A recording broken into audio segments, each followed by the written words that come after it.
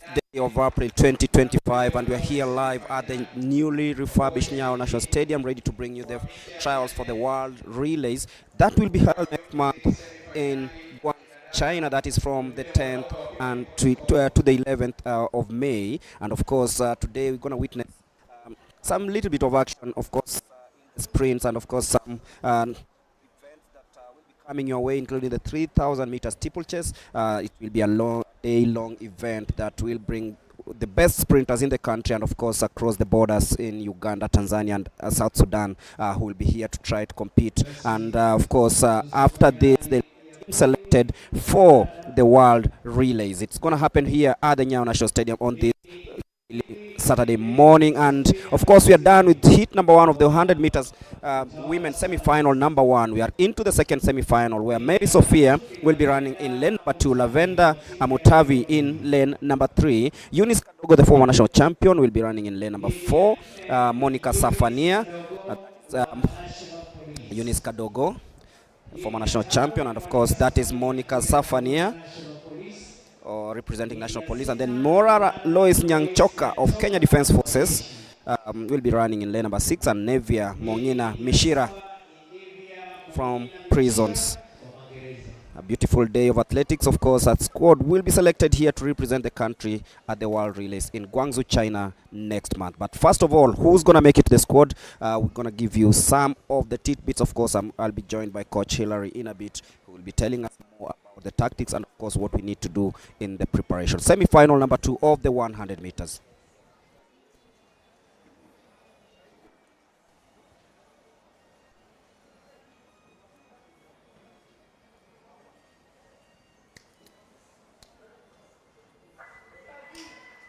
We'll have yet another restart for this one. Thank you very Hillary, much, Greg.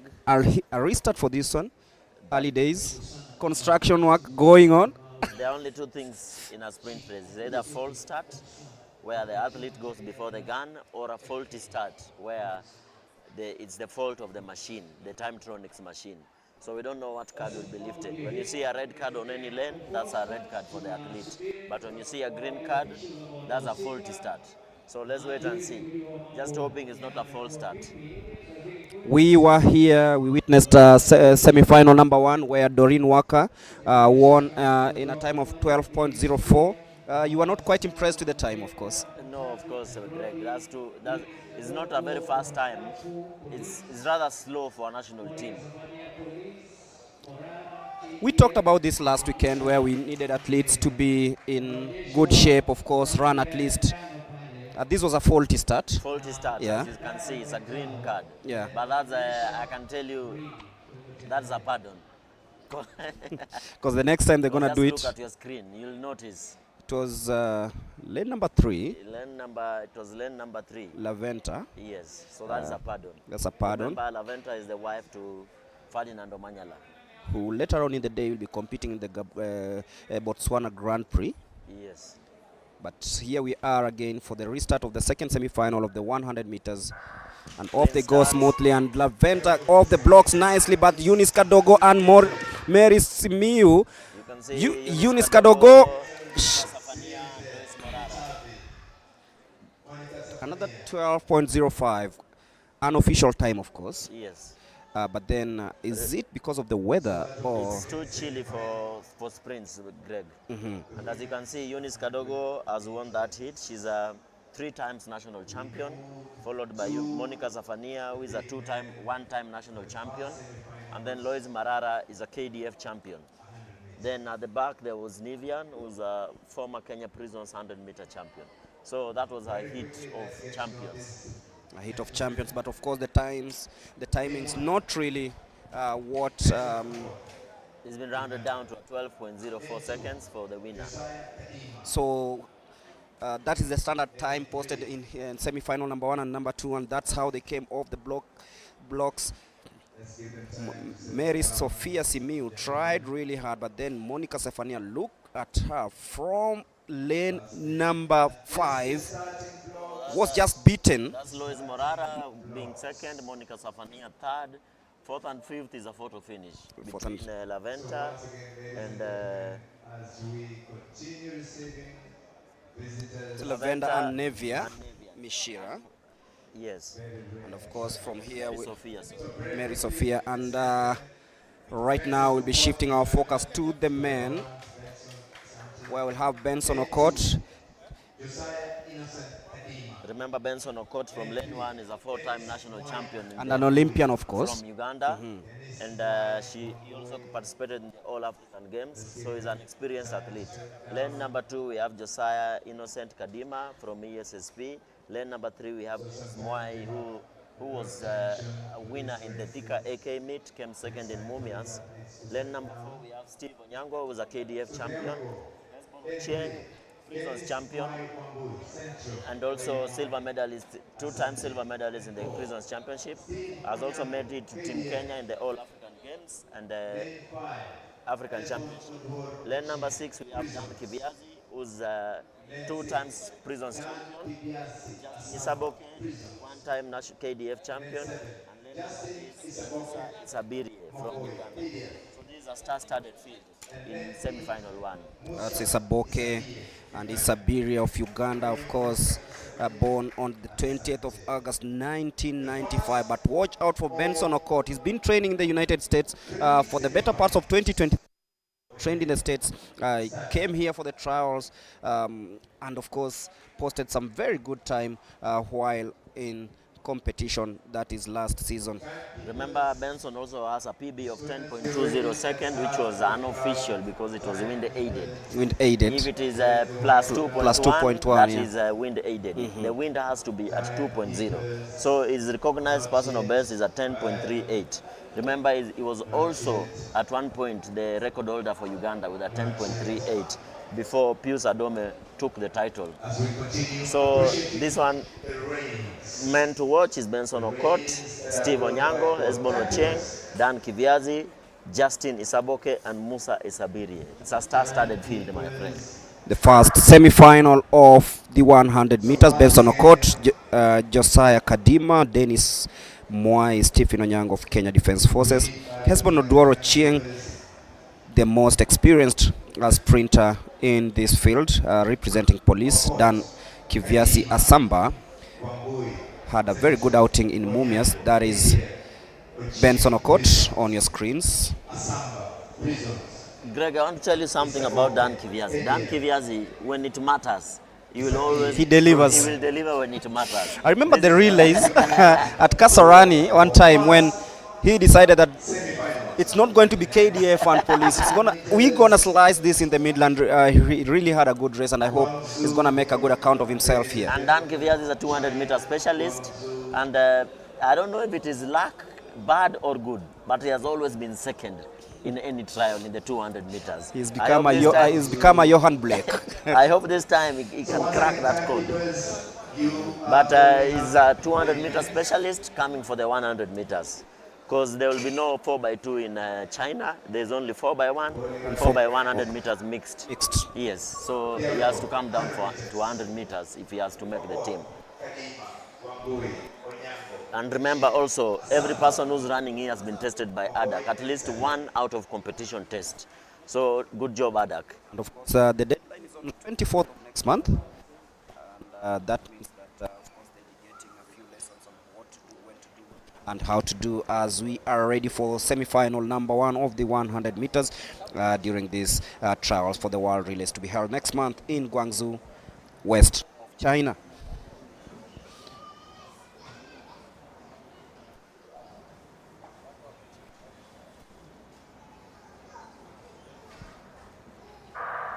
And off they go nicely, or caught off the blocks nicely, but then watch out for Stephen Onyango, who just about wins that one, 10.47.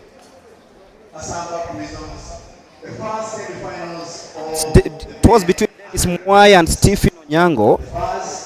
Oh my goodness, that was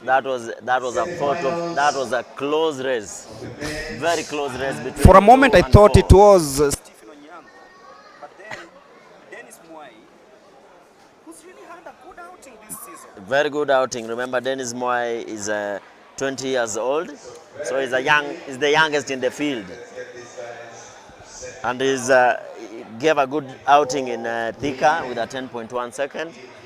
and he's coming up well.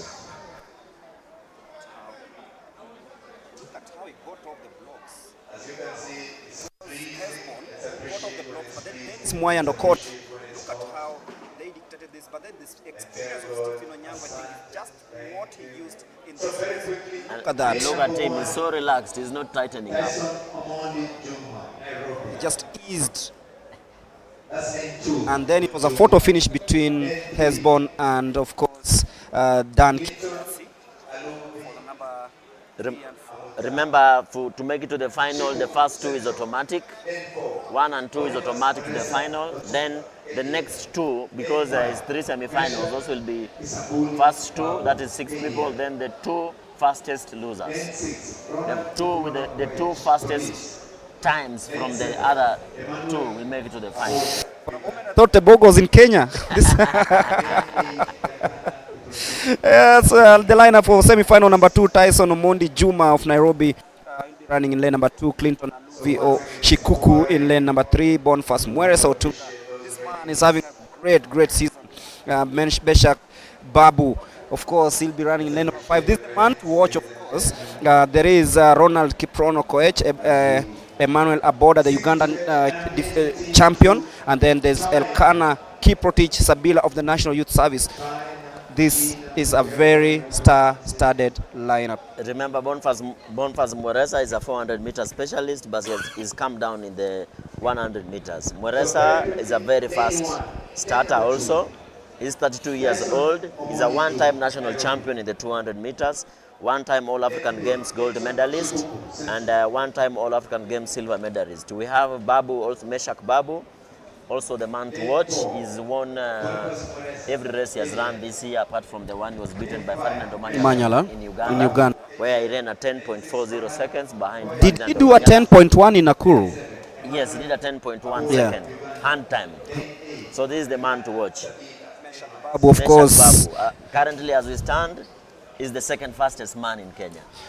And he chose not to go to Botswana, chose to run in the Nairobi Rains, and this is the second semi-final of the 100 meters. Pius Adom, of course, the Ugandan champion, will be running in lane number 7, so we are wait to see. But something that is unique is that from lane number 3, 4, 5, and 6, they are running in the same club.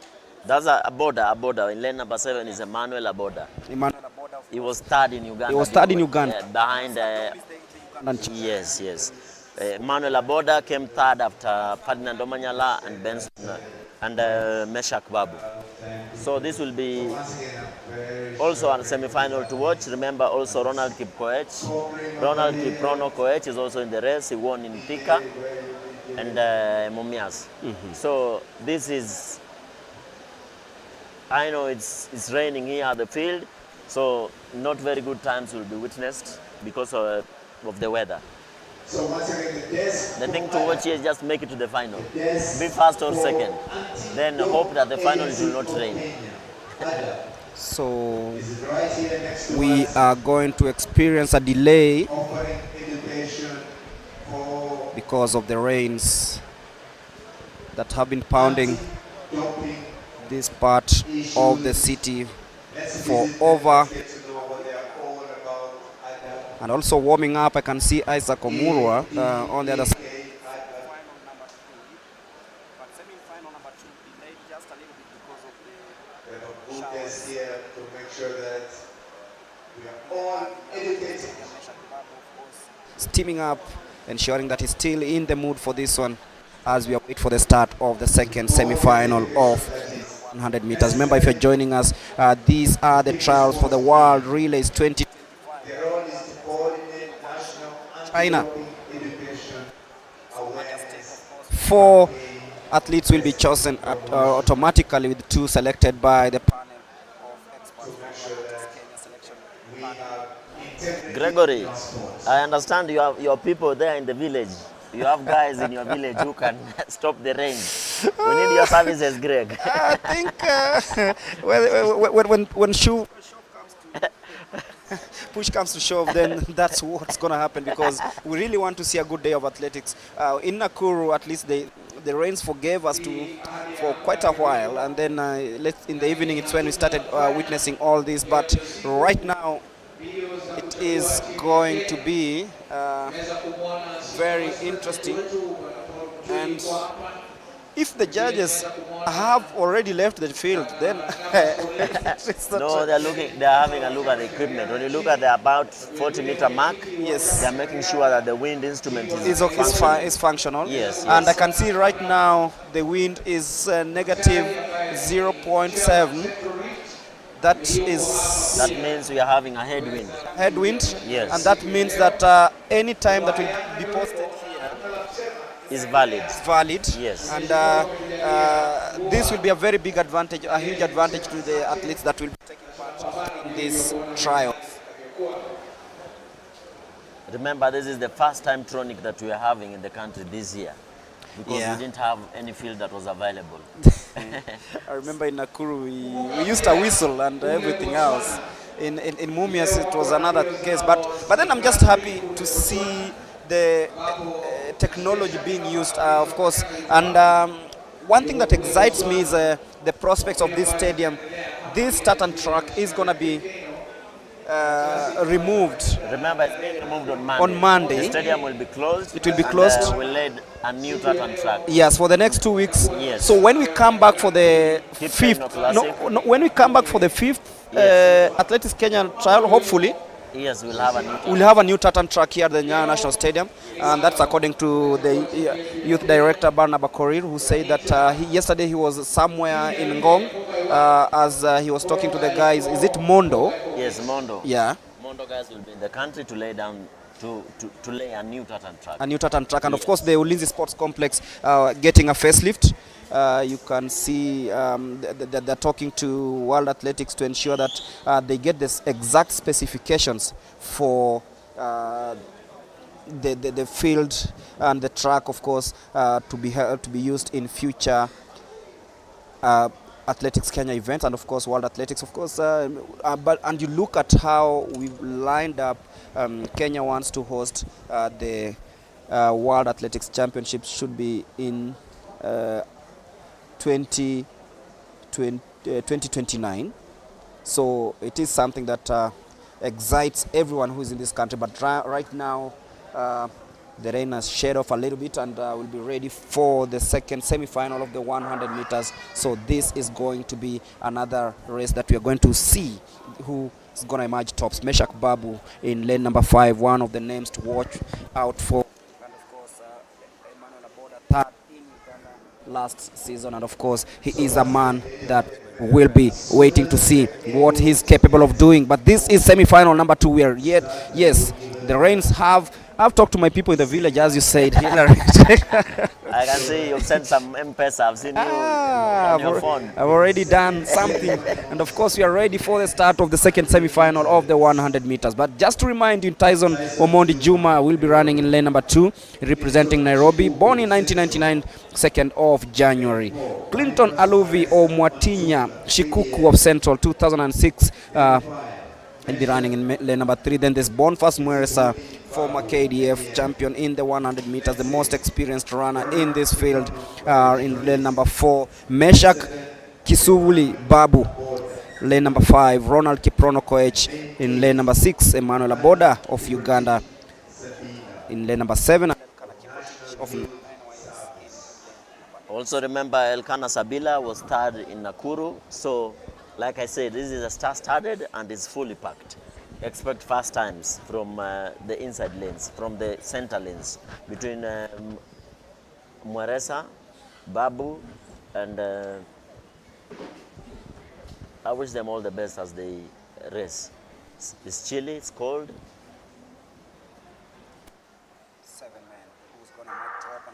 Clean start, and that's a bad start from Mweresa. He stumbled.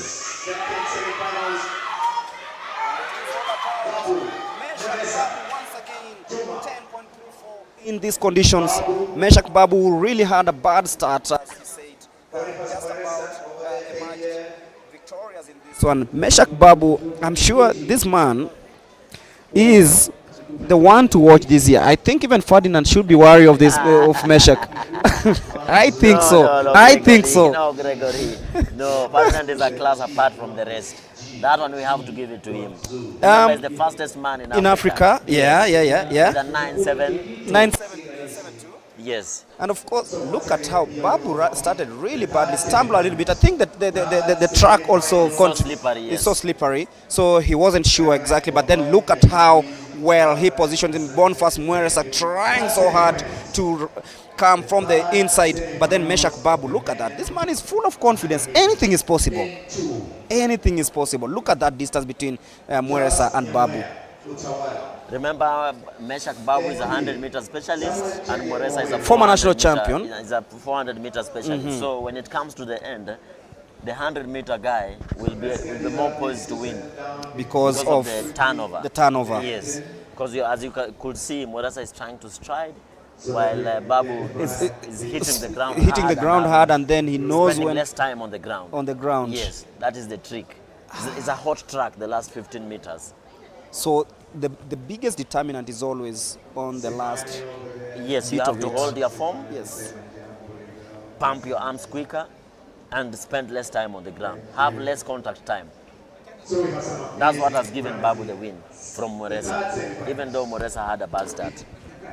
So we head to the third semi-final, where lane 1 is Nyamoya Charles, lane 2 is Samuel Chege, lane 3 Isaac Omurwa, lane 4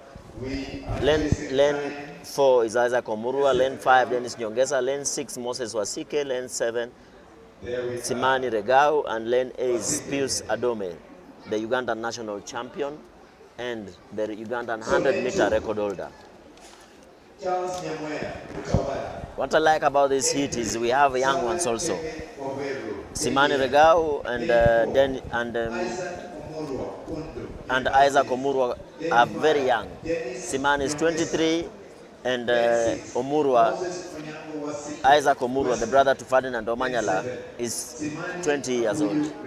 So those are two young men coming up. That's the future of Kenyan sprinting. And Pius Adome, the Ugandan champion, is the most experienced in this heat number 3 Also of the have semi-final. Samuel Chege, who is a 200-meter specialist but has a 10.39 personal best that he ran in 2019. Nyamoya Charles, Samuel Chege, Isaac Omurwa, Dennis Nyongesa, Moses Onyango Wasike, Simani Regau, Pius Adomes. Semi-final number 3 of the 100 meters. Just about to happen. And off they go nicely. Watch out for Samuel Chege of KDF, but then Isaac Omurwa. Watch out for this young man. He has what it takes. Just about edges out. 10.49. Not really as fast as it was in the second semi-final, but then Isaac Omurwa, he seems to have shaked off that hamstring injury he suffered in Mumias. He had a hamstring scare. It was just a twitch of the hamstring, and he pulled out of the race in Mumias.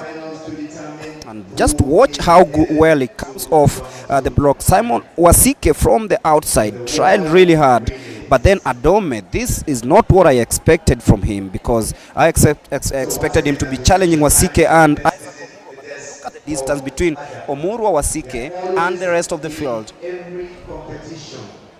Gregory, I think picking this team will become a hard task for the selectors, because as you can see, the third person there was Charles Nyamoya, and then Samuel Chege came in fourth. Remember, 1-2 make it direct to the finals. So Isaac Omurwa direct to the final, and Moses Wasike is into the final. Third and fourth, we are waiting. Did they hear the discussions that you guys had here just before the races? Because there was that fear that if the athletes from other countries dominate the field, then it was going to be very difficult to have a strong team for. Yes. Please. Since we invited Uganda to come to the trials, if any of them would have made it to the final, they will be in the final. So imagine having 4 Ugandans and 4 Kenyans in the team. Remember, 1 to 4 make it to the team, make it for Team Kenya. Team Kenya. That means whoever was making to the final in the men, if we had 4 Ugandans, would have made it to the team. And as we speak, Esbon and Dan Kiviazi are waiting for photo finish to determine who was third and who was fourth to make it to the final. So this year we might have a different face in the Kenyan team in the 4x100 meters. Remember also, Omanyala is running in Botswana today, so is Mark Otieno. So is Mark Otieno, Weissman Were, and Ekwem Zablon. And those are very experienced athletes. Those ones are already, if nothing happens, that's already, those are the names. Those ones are already in the team. So Yes. Let's wait and see. But then, what would be your preferred lineup for the 4x1? Oh, Gregory, you want to fix me, my friend. Let us wait for the final. I'll ask that question later on. But then we here again, there's the high jump, of course, that's going to happen later on, the men and women high jump, where we have the likes of Asbel Kiprop. Of course, they're also seeking for qualification for the World Athletics Championships to happen in September in Tokyo, Japan. But then after this, we are gearing up for the 400 meters hurdles. The national champion is not here today. Weissman Were is running in Botswana this evening. So is Zablon Ekwam, who's running in Botswana in the 200 meters today. So we are yet to see what the likes of Kiplagat Hillary, Nicholas Leparan, Edward Ngunjiri have to do in this one. And of course, we'll begin with the women final. No two ways about this. So if you finish in the top 4, then you are in. No, Greg, for the hurdles, remember in the 400 meters, the selection criteria is the top 6 in the top 6 in the 400 meters. Make it to the team. Then so the next 2 will be selected maybe from the hurdles. Oh. Yes. Oh. So we don't know if they'll pick 2 from the hurdles or they'll pick 1 from the hurdles. From the hurdles. Yes, it's determined on the times that they run. And of course, we are talking about Gladys Ngure of Prisons, and of course, Lydia Mawia Munyo, Valentine Mokaya, Veronica Chebet. Watch out for Anne Kandie in lane number 6 and Anne Muhanda of Western, the oldest in this field, born in 1992. So from this one, we'll know who will be joining the fastest 400 meters runners in the Team Kenya. Remember, Gladys Mudore from lane 2 is a Kenya Prisons champion. Also, Valentine Mokaya is a former African champion in the hurdles. Veronica Chebet is a 100-meter hurdle specialist, and Kandie is a 100-meter specialist, and we have Anne Muhanda from Western. Big names missing in the 400 meters hurdles because they are running in the 400 meters flat. The 400 meters flat will be coming up later on. It's one of the events that will be run here because after the hurdles, we'll have the 400 meters men and women semi-final before ushering in the 100 meters hurdles final and the 110 meters men final. We'll have the triple jump also coming up before having a health break, before heading into the PM or the afternoon session. But it's all happening here at the Nyayo National Stadium, and the rains have subsided a little bit, so it will allow these athletes to perform their art to their utmost best. It's the World Athletics Relay Trials, and we are just about to witness the 400 meters hurdles taking place.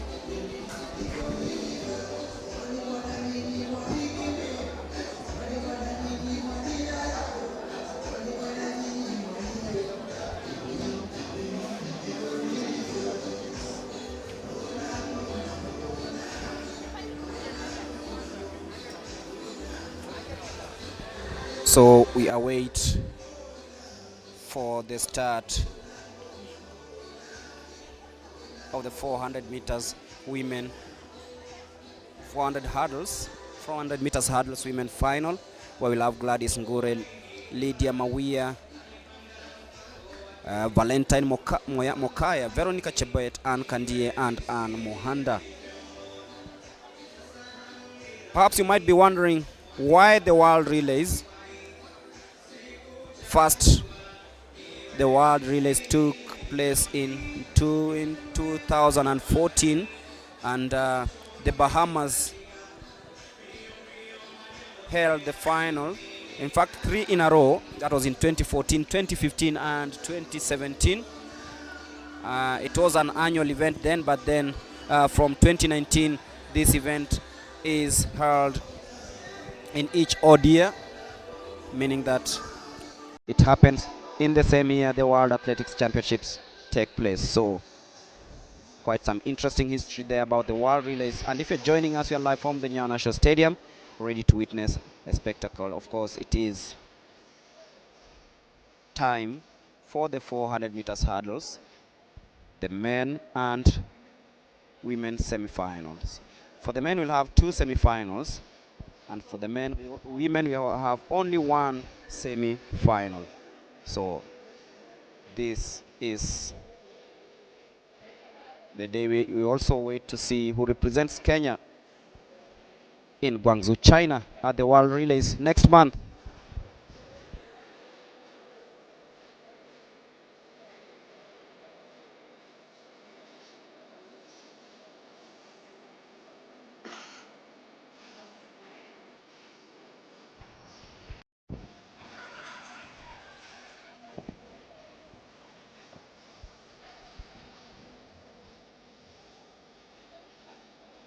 In the semi-final, men will have 3 hits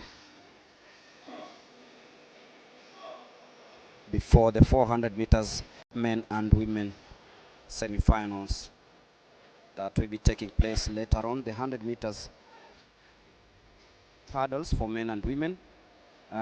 For the men, of course, will be the 110 meters hurdles as we await for the athletes to come out of the call room for the 400 meters hurdles women final.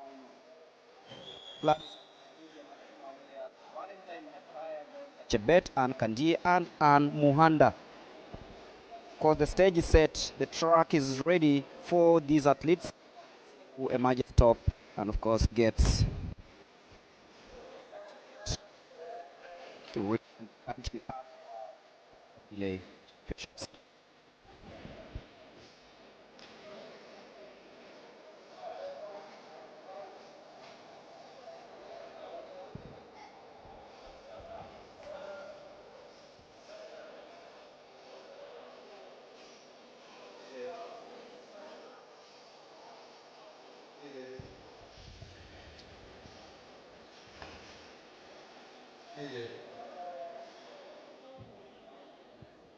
So very quickly, DJs, the next event, the women's 400 meters hurdles.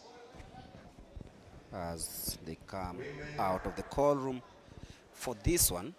400 meters hurdles finals. I remember on this day in 2021, Coach Hillary, Yes. sprinter Ferdinand Omanyala, who is now the national champion, pleaded to Athletics Kenya to allow him compete at in the Tokyo Olympics after attaining qualification of 20.01 at the Making of Champions Grand Prix Nigeria. Omanyala was then 25 and he'd gone there to try out and of course broke the national record there. So many things happened, but then credit to Athletics Kenya where they actually ensured that he got a chance. He reached the semi-finals of the Tokyo Games, and that was the beginning of a great story that we're still talking about it. Yes, Ferdinand has fought a lot of battles with the federation because of his previous records, doping, previous doping history. And by then, AK had put a rule that if you were caught to having violated any doping, the rules. It's not about even the doping, but the rules. Yes, then you will not wear the Kenyan flag again. But Omanyala challenged that in court, and we are where we are because of Omanyala. And of course, he's brought so many good memories to us. Remember him beating the likes of Freddie Curley here. And you look at that, when you tell athletes you have to follow the rules, it means that they must follow all the Anti-Doping Association of Kenya rules. And of course, right now we are talking about a deadline that has been set for 24th of May, whereby you have to do at least one out of competition test to ensure that you are in line to being considered for the World Athletics Championships to be held in Tokyo, Japan. But that's just something that, of course, you never know, because we also green. Everyone was green about the doping issues, whereby there was no sensitization. But then the Anti-Doping Association of Kenya has done really well to ensure that at least athletes are sensitized. They know what to do, when to do. And I can see from my left side there is an adduct tent, and of course on my right side, of course, where athletes are being taught on what to do and how to conduct themselves in order to be eligible to compete in these events. But right now it's all about the 400 meters hurdles women final, where we have Gladys Ngure.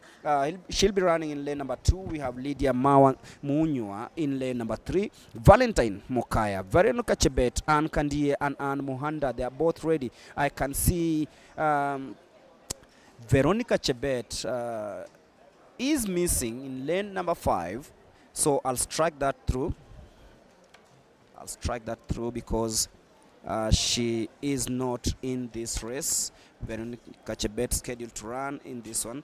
So in lane number 5, she represents police. So we are ready for the 400 meters hurdles women final. The sun has come out. Good signs for the day. Yes, great. You've done your thing by M-Pesa. Thank you for that. Please tell your guy not to disappear. And of course, this means that the fans can come to the stadium and witness the spectacle. Of course, a couple of races lined up for the day, including the finals that will be held in the afternoon session. But this is the 400 meters women hurdles final.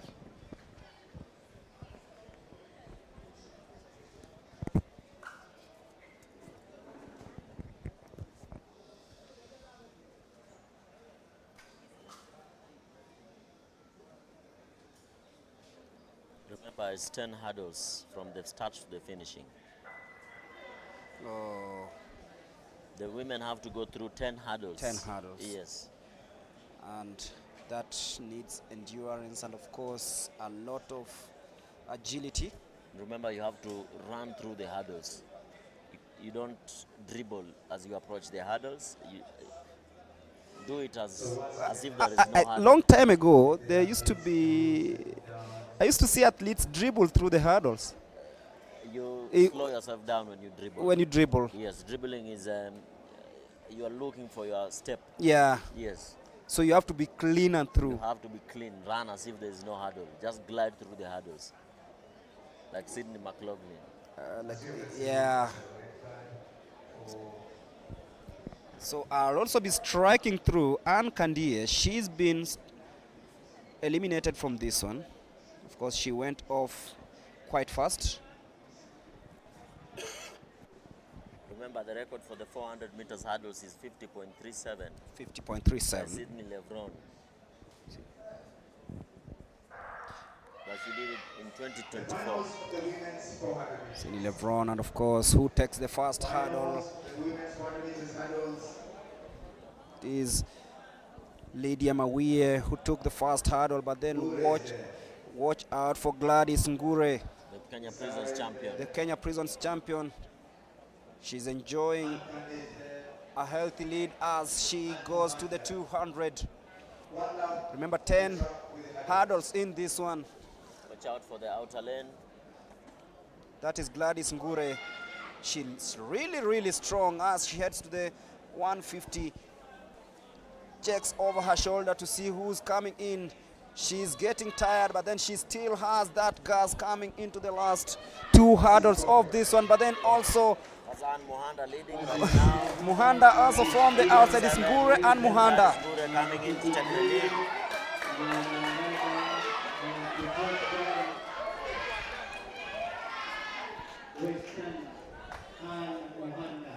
But then it is Muhanda.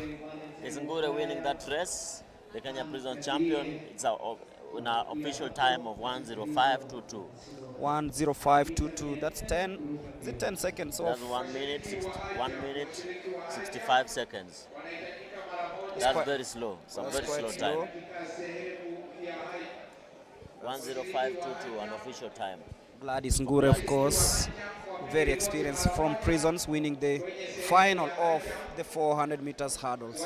Like I told you, Greg, top 6 to finish in the the 400 meters make it to the team. make it to the team. Then So the next two will from be selected from a selection panel. panel. We'll have to give a selection. But as we've seen in the 400 meters hurdle, I doubt they'll get anybody from this pack. So everything now goes back to the 400 meters flat. That will be happening later on today. Quite a tricky affair there.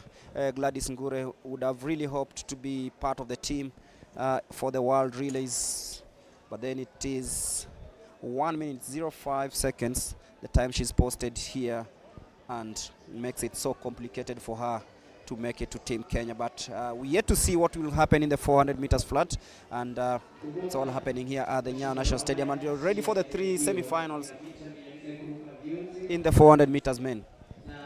It is the 400 meters hurdles men.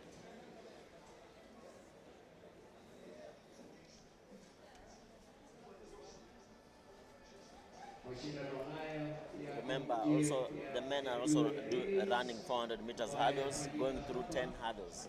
But the difference is their height is a little bit they're higher than the ladies, so they have to be readjusted. Yes.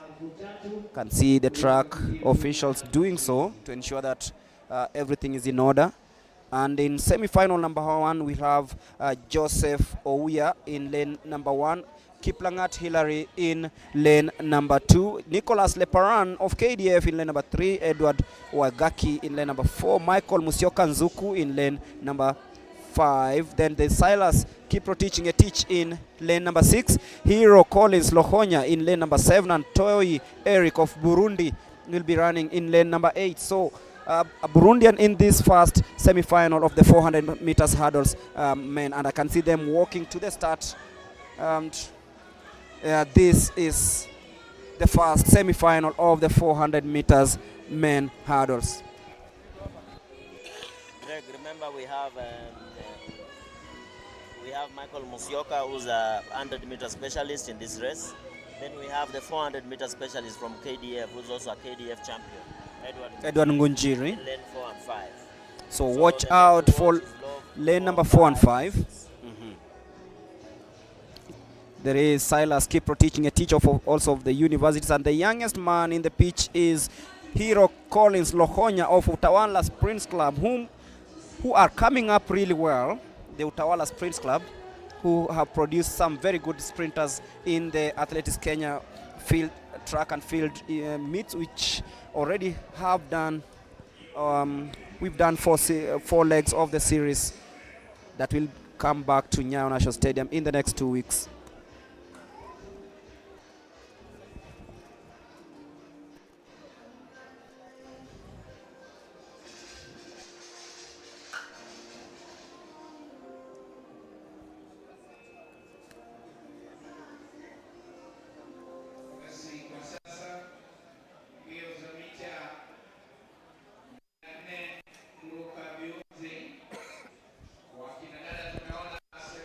Gladys Ngure, winner of the final of the 400 meters hurdles women, and right now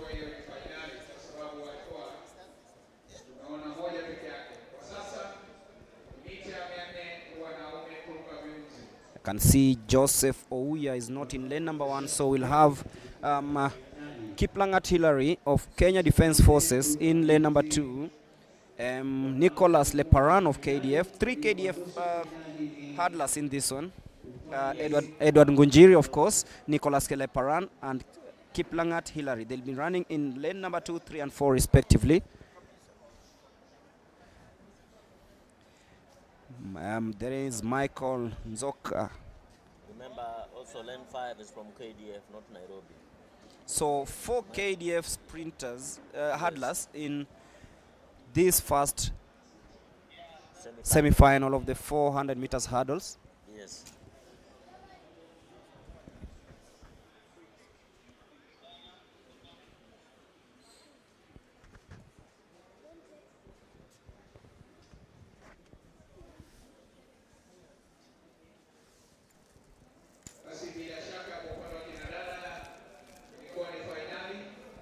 And the weather coming up a little bit.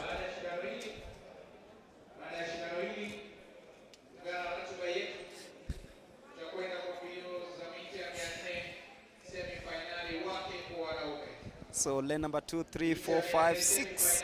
Also missing is lane number 7. That is Hero Lokonya. And lane number 8, Toya Eric. So it is Kiplangat Hillary, Nicholas Leparan, Edward Ngunjiri Wagaki, Michael Musyoka, and Silas Kiprotich. Remember, lane number 4, Edward Ngunjiri, and lane number 5 are KDF champions. One in the 100, another 110 hurdles, and another one in the 400 meters hurdles. So 110 meters hurdler.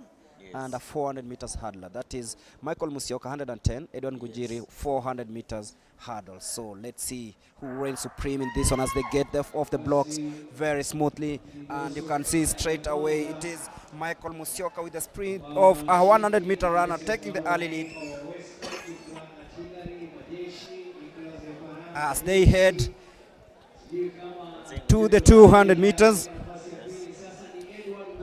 It is Edwin Ngunjiri and Michael Musyoka, the two, as we had predicted. Look at the physique, look at the agility, look at how well they are gliding over the hurdles. It is Ngunjiri and Musyoka who's going to reign supreme. The two Kenya Defense Forces into the third last hurdle as they head to the home stretch. Into that hurdle. One to go. It is Ngunjiri in the lead. Musyoka trying so hard, but then Ngunjiri using his experience, showing why he is the KDF champion in the 400 meters. Edwin Ngunjiri Wagaki winning the first semi-final of the 400 meters, just as you had predicted, Hillary. This was almost like a textbook, like a marking scheme. Yes. Ngunjiri is a 400 meter hurdle specialist, while Musyoka is a 100 meter specialist. As you could have seen, Musyoka started out so fast, you will imagine he was doing the 100 meters hurdles or the 110 meters hurdles. But Ngunjiri held up his form and knew where to get hold of him. And in the last two hurdles, that's when he came on to pass him.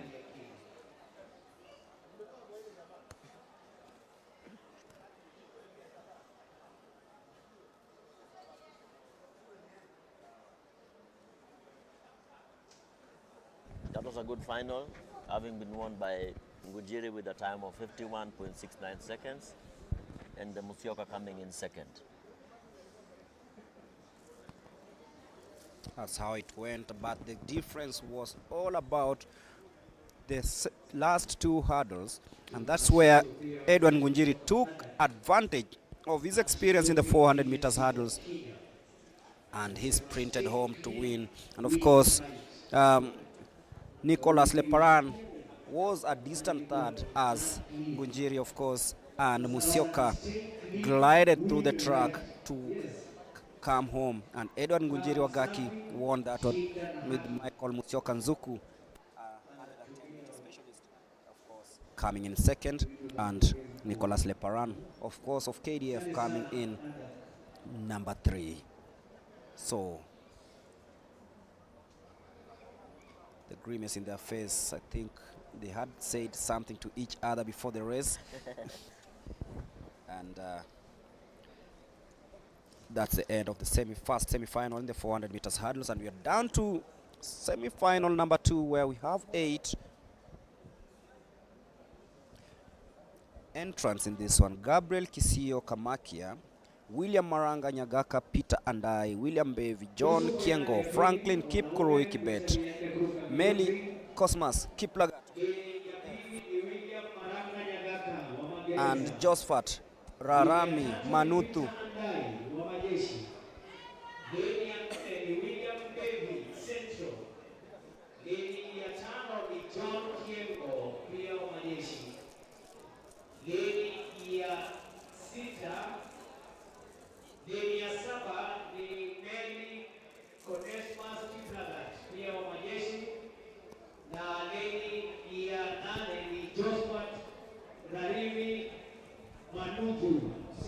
So missing is lane number 6, that's Franklin Kipkurui Kibet of Utawala Sports Club.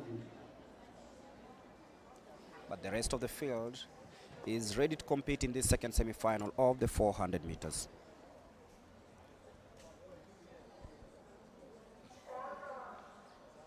And they are ready to rumble. 400 meters, and the weather has said, yes, this is what I want to give you guys. So the perfect conditions for the hurdlers, not as it was earlier on in the morning. The man to watch is lane number 4, William Bevy. William Bevy of Central. 3-time national champion and 4-time KDF champion. William Bevy. And also making a comeback is Cosmas Meli. Hopefully give a good account of himself. The oldest man in the field. The most experienced, of course, in this hurdle. So let's wait and see. And they go very smoothly, and you can see they're using their experience. Cosmas takes an early lead in this one. Will he actually get the tactics right? But then Bevy is a man also to watch in this one. Bevy just easing a little bit as they head towards the 200. It is getting very, very... William Bevy, of course, coming in as we had predicted. Is coming in really, really well. He seems to be enjoying himself as he heads to the third last hurdle. It is William Bevy.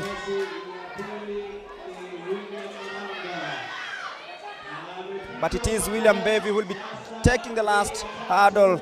William Bevy just about edging out Peter Ambavi to win this second semi-final of the 400 meters hurdles.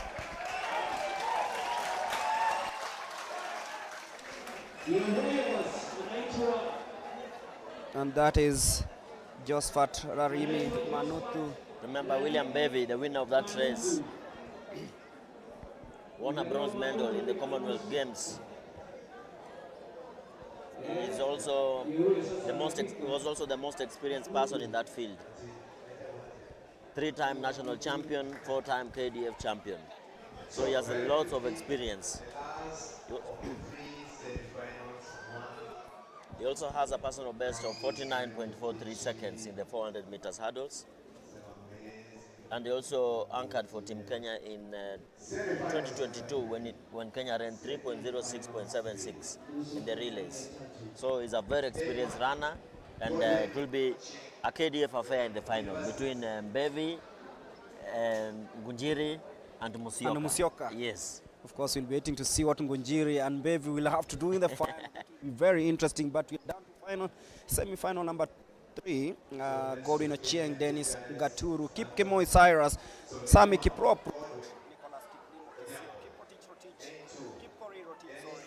Geoffrey Kipnget, and John Kamau. The man to watch here is Kipkori Rotich from lane 6, the guy from Kenya, the guy from Kenya Defense Forces. Also, we have Kipngetich Mutai from Kenya Prisons, and in lane number 4, we have the proper good from Kenya Prisons. So it's 4, 5, 6, and 7. Those are the men to watch. And number 4, 5, 6, and 7 as they warm up for the last time before taking on the hurdles.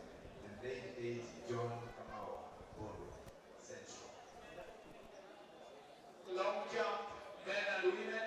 Long jump, men and women. Final call for long jump, men and women.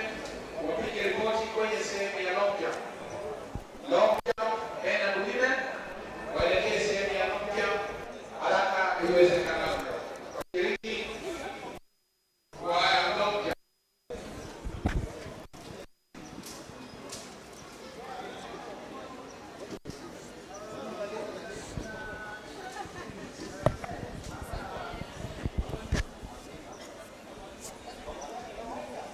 We're getting ready. It's a full house in this semi-final. All 8 are in attendance. So Godwin Ochieng, Dennis Ngero, Kipkemoi Cyrus, lane number 3, Sami Kiprop Krugut, Nicholas Kiplimo Kesio, Kipkori Rotich, Geoffrey Mutai, and John Kamau Mburu.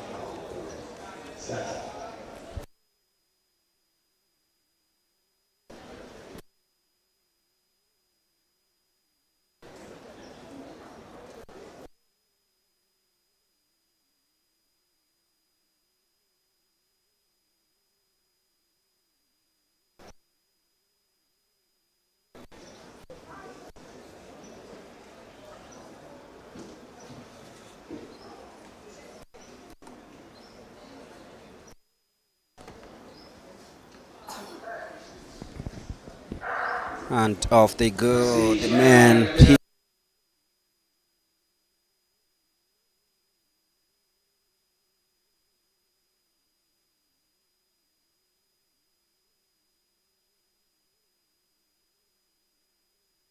Also in line for this one. So very quickly, ladies and gentlemen, police. As you can see, Korir is just gliding over the hurdles. Very good Gliding over the hurdles, and you can see the confidence that he has. This will be a very interesting final. And right ahead is Korir of National Police Services, really strong as he takes the last hurdle. Kesio coming in second, but then it is Kip Korir. Looking at the time, 51.01. Quite That's impressive. a very fast time. Very fast time.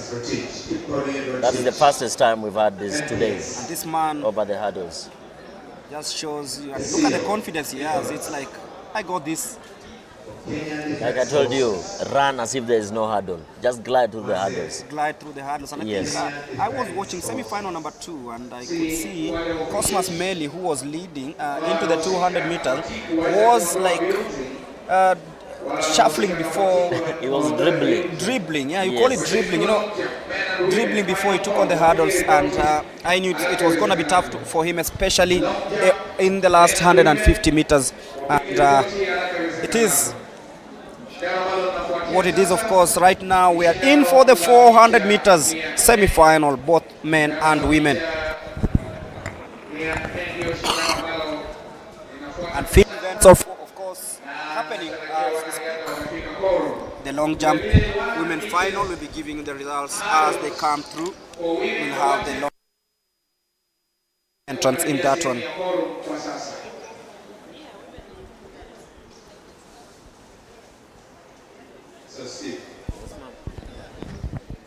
And some of the athletes will be taking part in this semi-final of the 400 meters. Women are already on the track exchanging niceties before the start of this race that is happening here at the Nyayo National Stadium.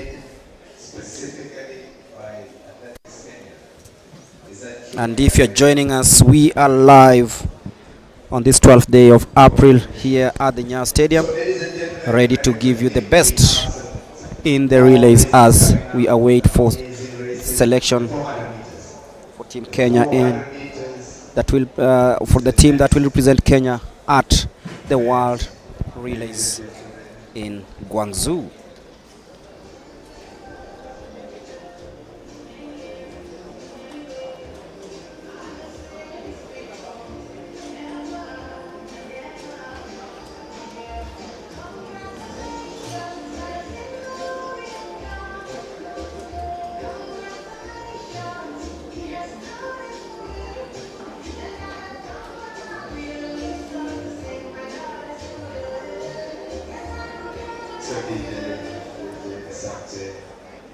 DJ 400 meters.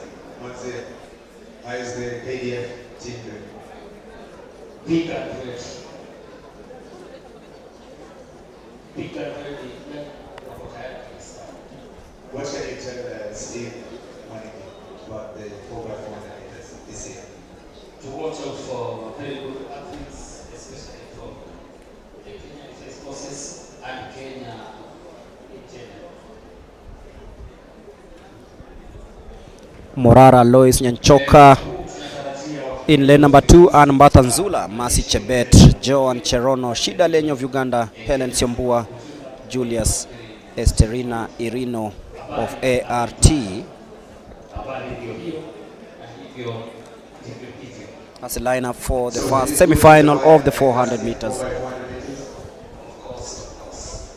Very quickly, 400 meters. Steve, 400 meters.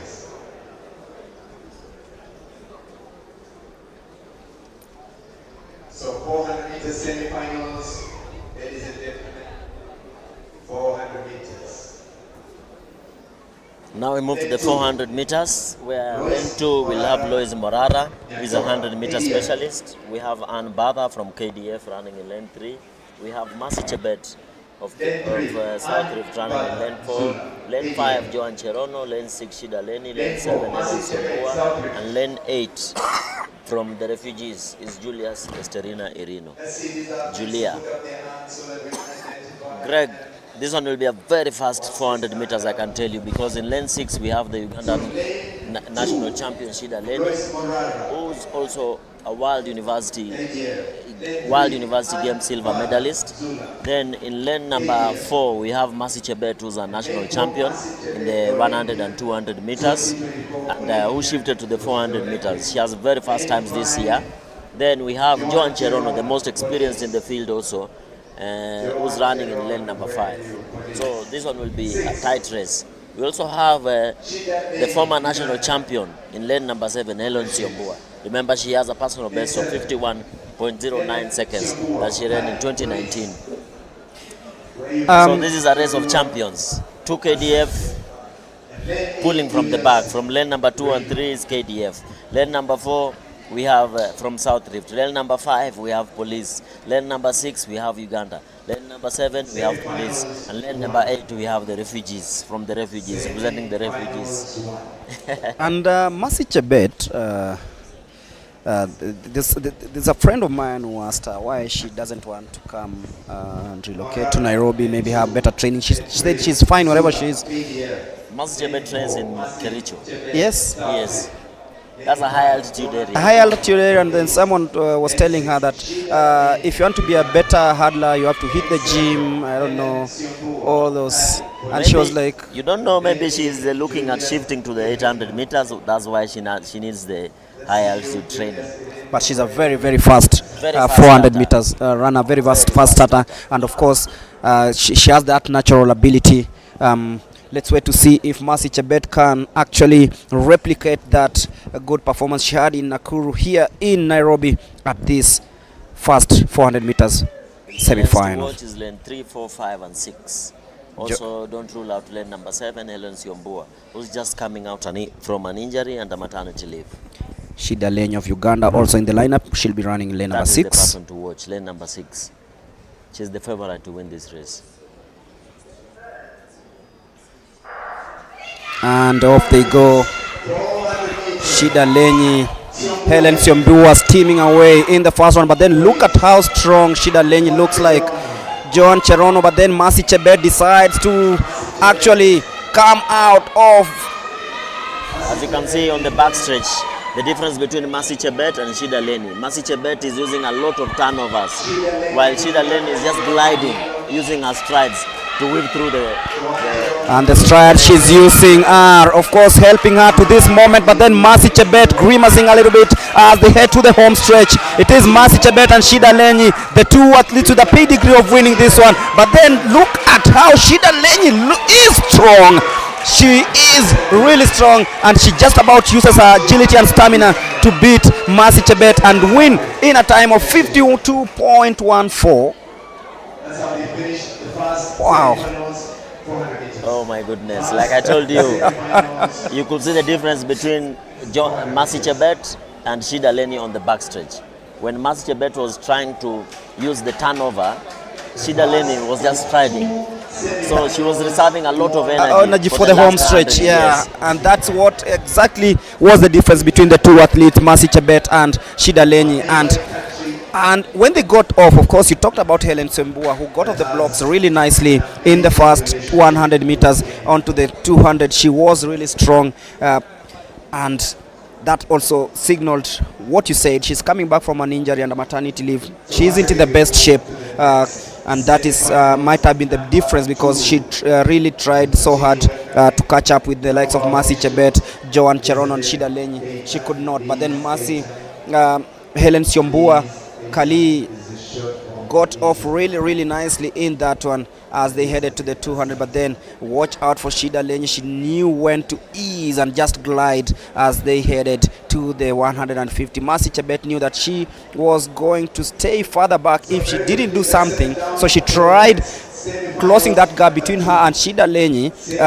Helen Siombua just about faded as they headed to the 150, but then look at Mercy Chebet coming in very strongly. She knew that she had a chance of catching up with Shida Leni, who look even at the body posture as she was running. The body frame also told you that she is a lady who knew exactly what to do. Mercy Chebet thought that she had a chance heading into the home stretch, the 100 meters, but then the turnover, as Coach Hilary said, was too much. And of course, this is the place where Shida Lenyi decided, this is my chance to pounce, and she pounced really nicely and gliding through, passing through, and of course beating Mercy Chebet in the last 50 meters with that huge mark. Of course, we're talking about 5 to 6 meters difference between Shida Lenyi and Mercy Chebet.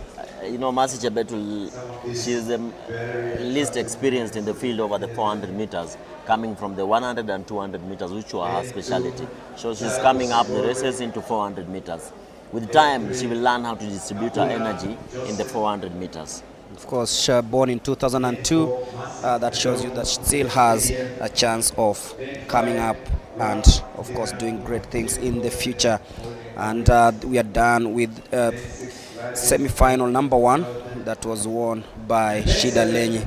Right now, we are into semi-final number 2. Sarah Bosibori, Zina Akulang, Mercy Adong, Rahab Ndirangu, Gladys Mumbe, and Sabino Siano Alma. 2 refugee athletes in this one. And the persons to watch is Mercy Okech, who was the fastest time this year in Kenya. Mercy Okech did Rahab Ndirangu, who is also a 400 meters hurdle champion. And then we have Gladys Mumbe David from Machakos running in lane number 6. So 4, 5, 6, the lanes to watch. Mercy Okech of KDF, of course, winner of the 400 meters during the 4th Athletics Kenya Field and Track in Nakuru. Quite a slow start. Mercy coming into that one. Rahab Ndirangu now in the lead, but then Mercy Okech, who's now taking the lead as they ease onto the 200 meter mark. Mercy Okech of KDF as they head towards that bend that is very gruesome. Rahab Ndirangu coming in, but then it is Mercy Okech who just shows the confidence she's had this season. Rahab Ndirangu just trying to come in, but then it is Mercy Okech. I'll just be looking at the time. She is 53.48. Mercy Okech, just as she did in Nakuru, has claimed victory in this 400 meters here. Semi-final number 2, and just finished ahead of Rahab Ndirangu of Central. Remember, this is a trials for to select the team that's going to the World Relays. So you have to save your energy for the final, because we have a final later on in the day. Unlike previous years where unlike the rules where it says a 400 meter athlete should only run once, they have to pick a team. This means you cannot just pick a team from the semis, the best of time. We have to put them in the final, and the first 6 to cross the line will make it to the team. That's why you could see them just reserving some energy for the final. Sylvia Chemutai, Claire Bog of Great Britain, Leonil Aoko Owino, Vanis Kerubo, Esther Mbagari Okanga. Did she hit the call to run in the 400 meters? Nakuru. Yeah. I'm really looking forward to Esther Mbagari running the 400 meters. The 400 meters in the trials. Could this be her year? I'm glad the coach is just in front of us, watching an athlete coming from the 100 meters, now shifting to the 400 meters. Esther Mbagari, the national champion over the 100 and 200 meters. She'll be trying out the 400 meters because you said her body frame actually suits the 400 meters. 100%. I don't know why she was not doing the 400 meters. Remember, she has 11.4 in the 100 meters. And then she has a 23.8 in the 200 meters. This means going to the 400 meters, those 2 times will she can easily do a 48. She can do a 48 in Yeah. the next 2 to 3 years. I don't see her. I don't see her why she wouldn't be doing a 48 or a 49 seconds. But it takes time, and she has to build on her endurance and speed endurance to be able to run those times. And that actually starts here. Watch out for Claire Louise Borg of Great Britain, a very experienced middle distance runner from the Great Britain. She'll be running in lane number 3, of course, alongside Esther Mbagari in lane number 6. The 25-year-old wants to make a mark here, and that is Claire Borg. And just behind her is Sylvia Chemutai Chesebe. Sylvia Chesebe is a 800-meter specialist. Very experienced. 37 years old. Now doing masters. She's doing the masters. Yes. She's been here quite a while. She's a very experienced athlete. Very experienced. Yes. Sylvia Chesebe, 38 years of age. Claire Borg,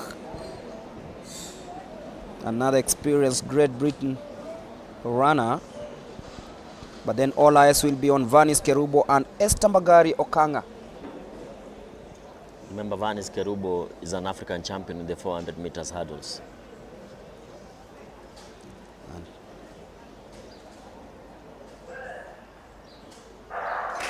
So once again, the last of the semi-final. So this is semi-final number 3 of the 400 meters women, and of course Esther Mbagari using her experience in the 200 and 100 meters, and she seems to be jogging all the way, and we'll be waiting to see if she has what it takes to finish in a very good time in this 400 meters race. She is leading the way, and of course just behind her is Vanis Kerubo, the 400 meters hurdle champion from in the African Athletics Championships. But Esther Mbagari, as they head there, and Vanis just closes that distance between her and Esther Mbagari, and now Vanis takes the lead for the first time. And of course, watch out for Leonel Aoko Owino, but then it is Esther Mbagari trying so hard to come from the outside. It is Vanis and Esther. This is going to be very interesting, but then it is Vanis Kerubo, 53.75. This is something that we didn't really expect. Linda Aoko, nobody talked about her. Wow. Lanolin Aoko from KDF coming in there. But then Esther Mbagari just faded off in the 150, and I think that's where the coach will really have to insist. Greg, remember this is the second race that She's Esther doing in the Mbagari is 400. 400 meters, and she's coming. This is how serious they get. It is Vanis Kerubo who won just ahead of Linda Aoko, but we are talking about Esther Mbagari. Yes. Esther Mbagari had a really good start in the first 200 meters. I think that's where she knew that I got this in control. But that might be a tactic that can be used And she to was closing in on the other athletes. yes. Remember, this is the second race that she's doing in the 400 meters. And she was that close with the African champion, with Vanis Kerubo and Lanolin Aoko, who are very experienced in the 400 meters. So for me, Esther Mbagari, that's a plus. look at the distance in after 200 meters. But then look at Kerubo. Look at how much distance she had to cover to come close to Esther Mbagari, and that could not happen until the last 150. And I think Kerubo just got her tactics right as they took that bend, which is always very, very tactical. But then look also at Aoko, where she came from. Very, very far Remember, away. she's running on the inside lane, so she can see the two athletes ahead of her. So she has a better chance of And the doing a strides, and mathematics right. she has very long strides, Aoko, and she also had a chance of this one. Esther Mbagari just fading off on the home stretch, but then deciding to use her power in the last 60 meters, and you see the power that she had almost helped her claim victory. But then Aoko and Kerubo, look at them. But then you look at Esther Mbagari's style of running. This promises something huge Yes, if she of course. continues doing what she's doing. Yes. That's the future of 400 meters hurdles in this country. Esther Mbagari. Esther Mbagari, of course, clutching her knees. But then the African champion, Vanis Kerubo. looked really relaxed coming into that one, and that signals the end of the 400 meters women semi-final, and we are into the women final. Helen Simbua, of course, didn't do really well in semi-final number 3, but it is down to the men's edition, the semi-final. 3 semi-finals in the 400 meters. And in this, we have lane 1, Kenneth Omuka from Uganda. Lane 2, James Romoilelo Chaluka from Refugee. Lane 3, we have Elkana Chemeli. Lane 4, we have Alan Kipiego. Lane 5, Kevin Kipkorir. Lane 6, Brian Tinega. Lane 7, Jared Momani. Lane 8, Nakoteni William from ART. Gregory, from this lineup, I can assure you the winners are coming from lane 3, 4, 5, and 6. You already predicted that. Chemelil, Kipiegon, Kevin Kipkorir, and Tinega Brian. Remember, Kevin Kipkorir has not lost any race this year, be it in Kenya, in Uganda, or in whatever place he has run. So he's a man beaming in confidence. Kelvin Kipkorir, who has a personal best of 45.25 seconds. Tinega with a 45.32 seconds personal best, and those are the guys to watch. The two guys with the 45. Brian Tinega and Kelvin Kipkorir.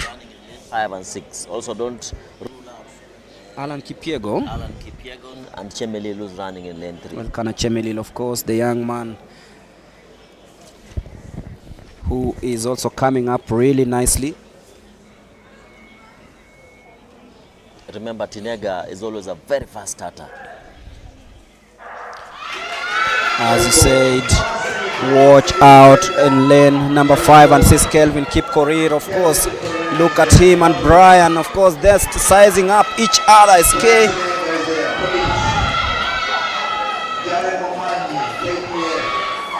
Brian Tinega. Gregory, these guys are going for 45 seconds from the pace. This is going to be a 45-second run. This is really interesting. Kelvin Kipkorir right now assuming the lead. Brian Tinega in second place as they head to the home stretch. This is very interesting. Look at Kelvin Kipkorir. He has no match in this field. The man from Uganda coming in from the outside, but then Brian Tinega, Alan Kipiego, but then it is Kelvin Kipkorir, 45.41. That is the fastest time in Kenya this year. And I told you, these guys are going for 45 seconds. And there we have it, a 45.41 second. You said he is unbeaten in East Africa. Not been beaten this year in whatever race he has run, either 100 meters, 200 meters, or 400 meters. That's Kevin Kipkorir, who was supposed to be in the Olympic team going to Paris. And they entered Kevin Kipkorir. Just because he had not done one out of competition test. Yeah. That is why he couldn't run in Paris. So this year he said, I'm not taking any chances. Kelvin Kipkorir, of course. And the time has been rounded down to 45.39 seconds. 45.39, the fastest time in Kenya this year. In Kenya this year, and very close to his personal best of 45.25 seconds.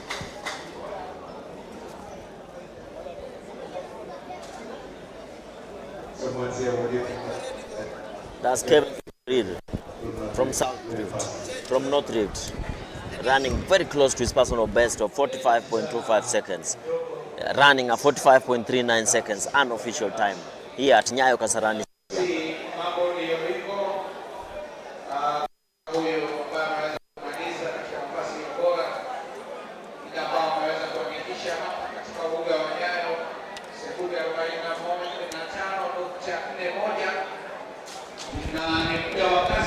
Look at the power Kelvin Kipkorir has in one of the most difficult places to navigate on track.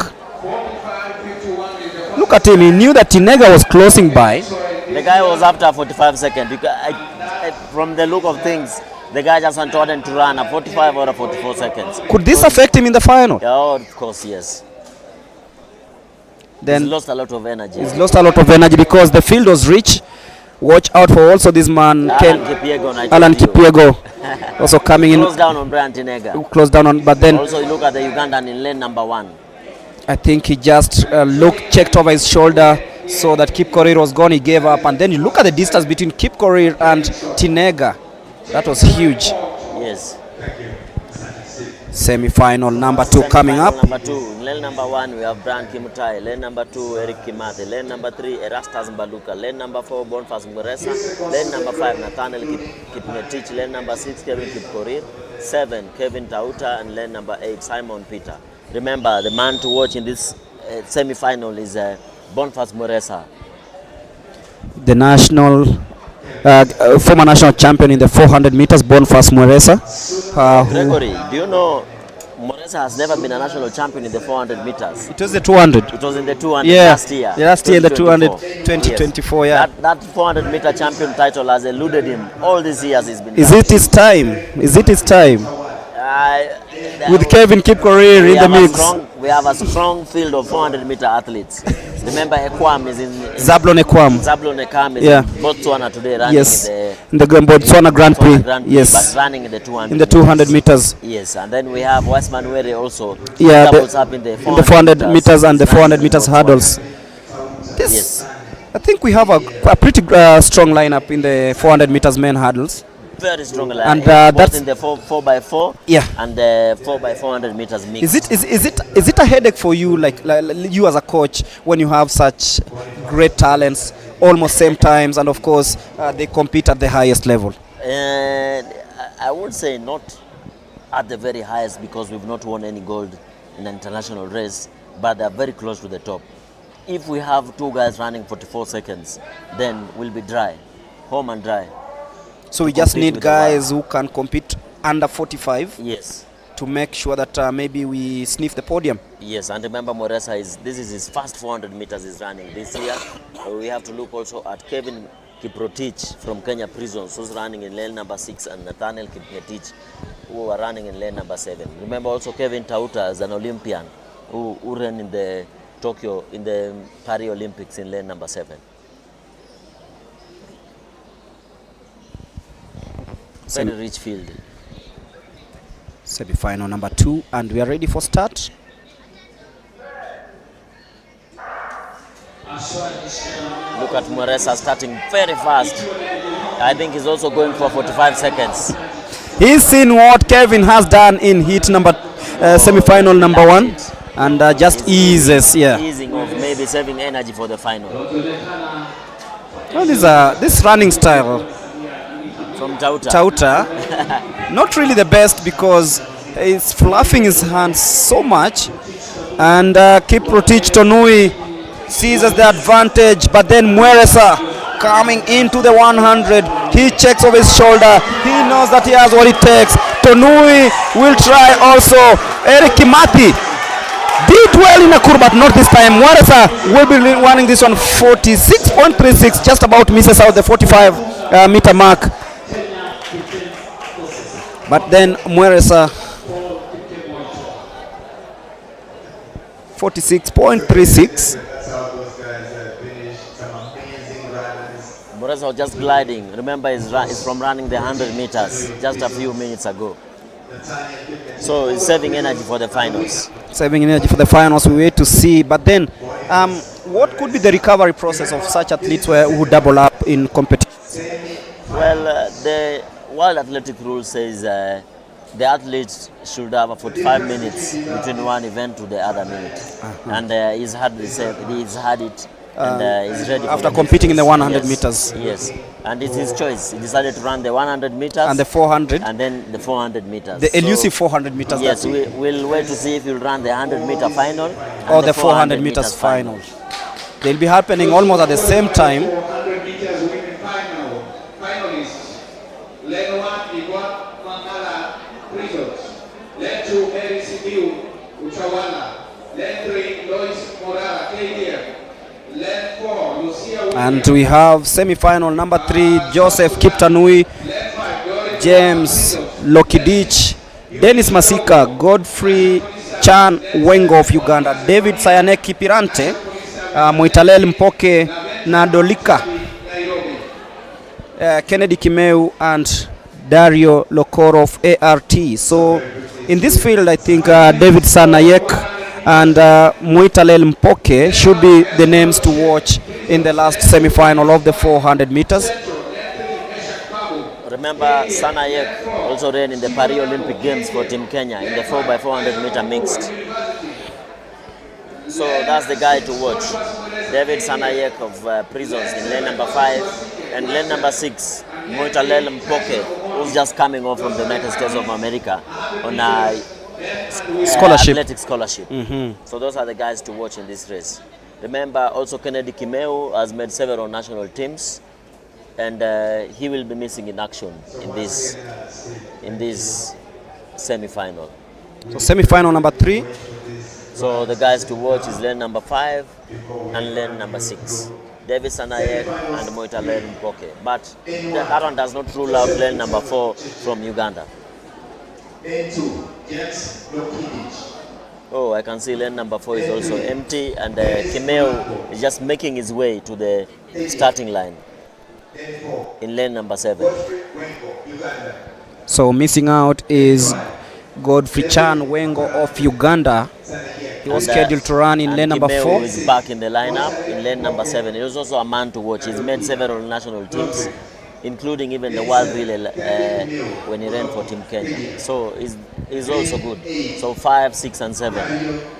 So watch out for lane 5, 6, and 7. That is David Sanayek, Moitalel Mpoke, and Kennedy Kimeu. Remember, lane number 1, we have Joseph Kipchirchir from the Paralympics and James Lokidich in lane number 2 from the refugees. So Joseph Kiptanui Kipchirchir of a Paralympian taking part in this third semi-final of the 400 meters men.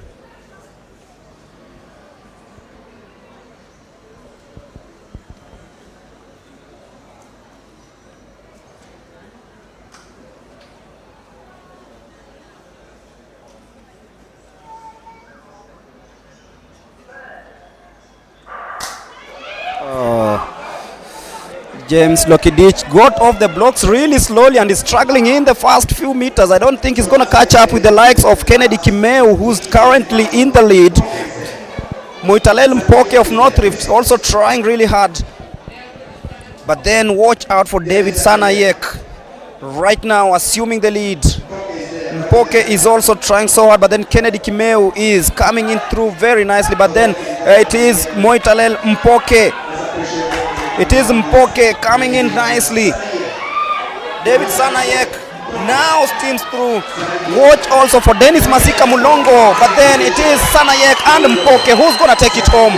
We're just looking at the time. But then it's Sanayek 46.80. Quite a slow semi-final. But then it was a battle as we expected between Sanayek and Moitalel Mpoke. Nador killer. Appreciate these guys from Prisons.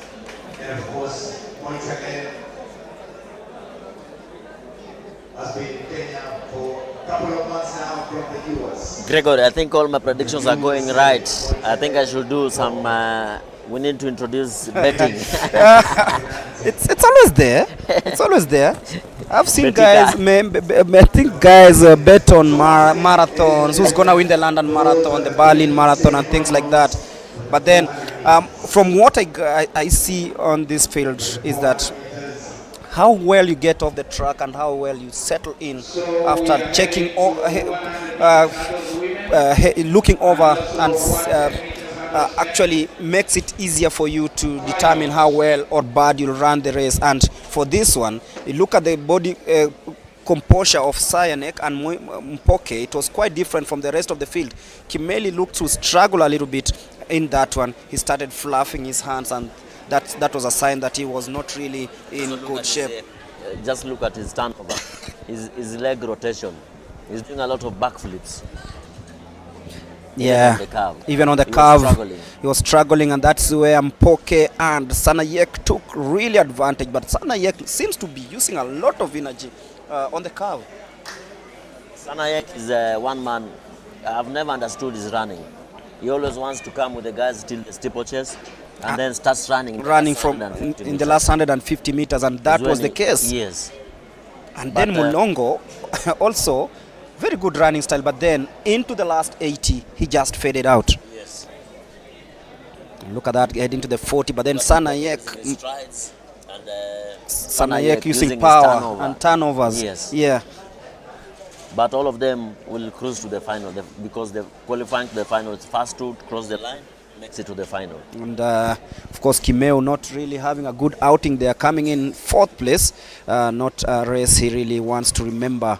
The man who has always given us very good moments in the 400 meters. But right now, we're done with the 400 meters. We're waiting for the finals that will be coming in the afternoon. We have the 100 meters hurdle semi-final for both men, and for the men, it's the 110 hurdles semi-finals, and of course for the women it's the 100 meters hurdles semi-finals. So 2 semi-finals for the women and 3 semi-finals for the men. It's all happening here at the Nyayo National Stadium on this day when we select a team to represent Team Kenya at the World Relay Championships to be held in Guangzhou next month.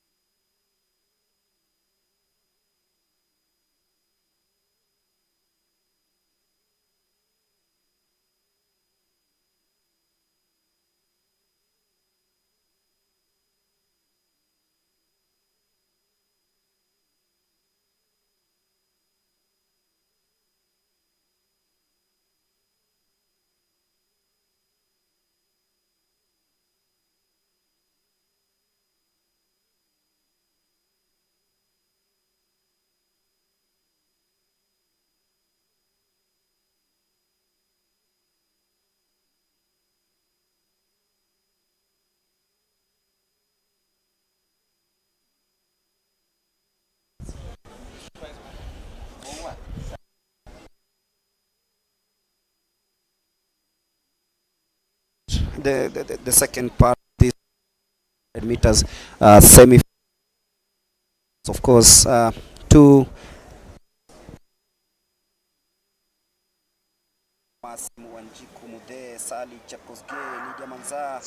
Veronica Chebet and Ann Kanji, and off they go. That is Ngure coming out really nicely. She knows exactly what it takes to go through this one. She's navigating, and Gladys Ngure of Prisons wins the first semi-final of these adults. So Gladys Mudoni Ngure of Prisons, just Valentine Gesare win this one, the first semi-final.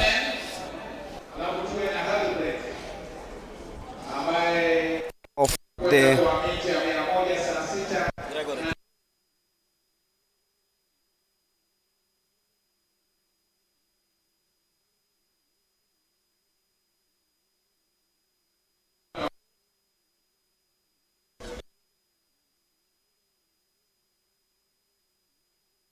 Veronica Chebet. Veronica Chebet, and of course, is there's only one race in this one. We'll be heading to the men category, and of course, a couple of interviews lined up on the track side. Charity, if you can please take it away. I think Charity will be speaking to the line of Gladys Ngure in this one. So, Charity, if you can hear us, please take it away. Of course, if you're joining us, we are live from the Nyayo.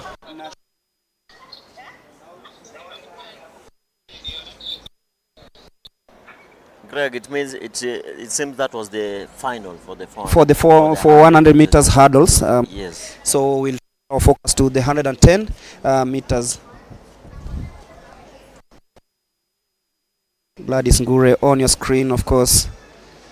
A battery of journalists checking some if the images they took are actually correct.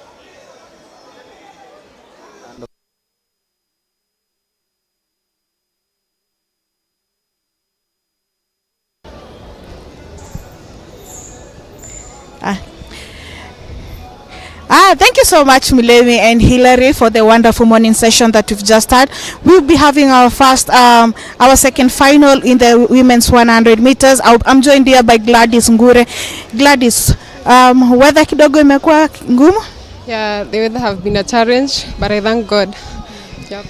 Na umeweza kuhit target yako ile ulikuwa unataka? Not yet, but I will work on it. Yeah. Ni hurdle gani pengine iko na issue ku clear? Hurdle number 1, because I haven't worked on speed yet, but I will work on it. Yeah. Okay. All the best and congratulations. Thank you so much. Okay. That was Gladys Ngure. She's just won the 100 meters hurdles. She's saying that she still has a challenge with the first hurdle because she's not done speed work first, but she'll be working on it as she progresses with the season. Later on, we're scheduled to have an interview with event director Kennedy Tanui, who will be talking to us about the next event where it will be held, and also give us an update about the Kip Keino Classic. Over to you, Mlemi, as we continue with a short break.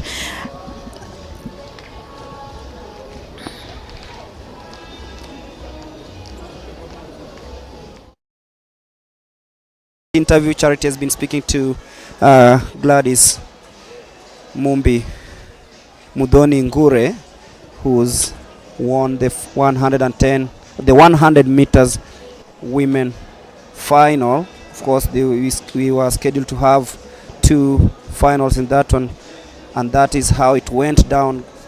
And she was running from lane number 5. That's how well she glided over the hurdles as she took control of this race, the 100 meters women hurdle.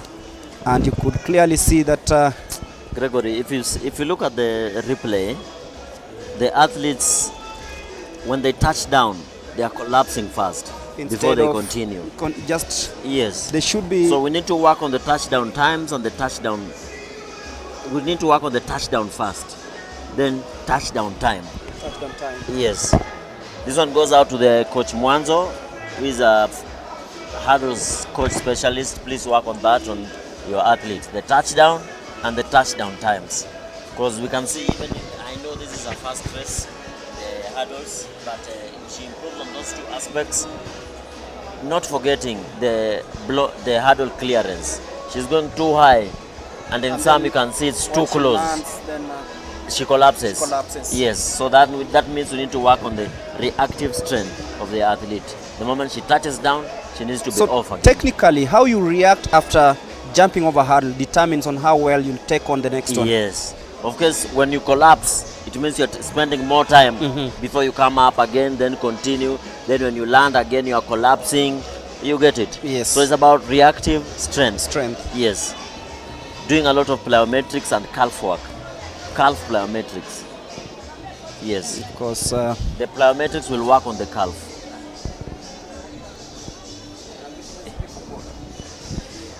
and as we await for the start of the 110 meters men semi-finals, two in this one: William Bevy, Elijah Cheruiyot Chesoen.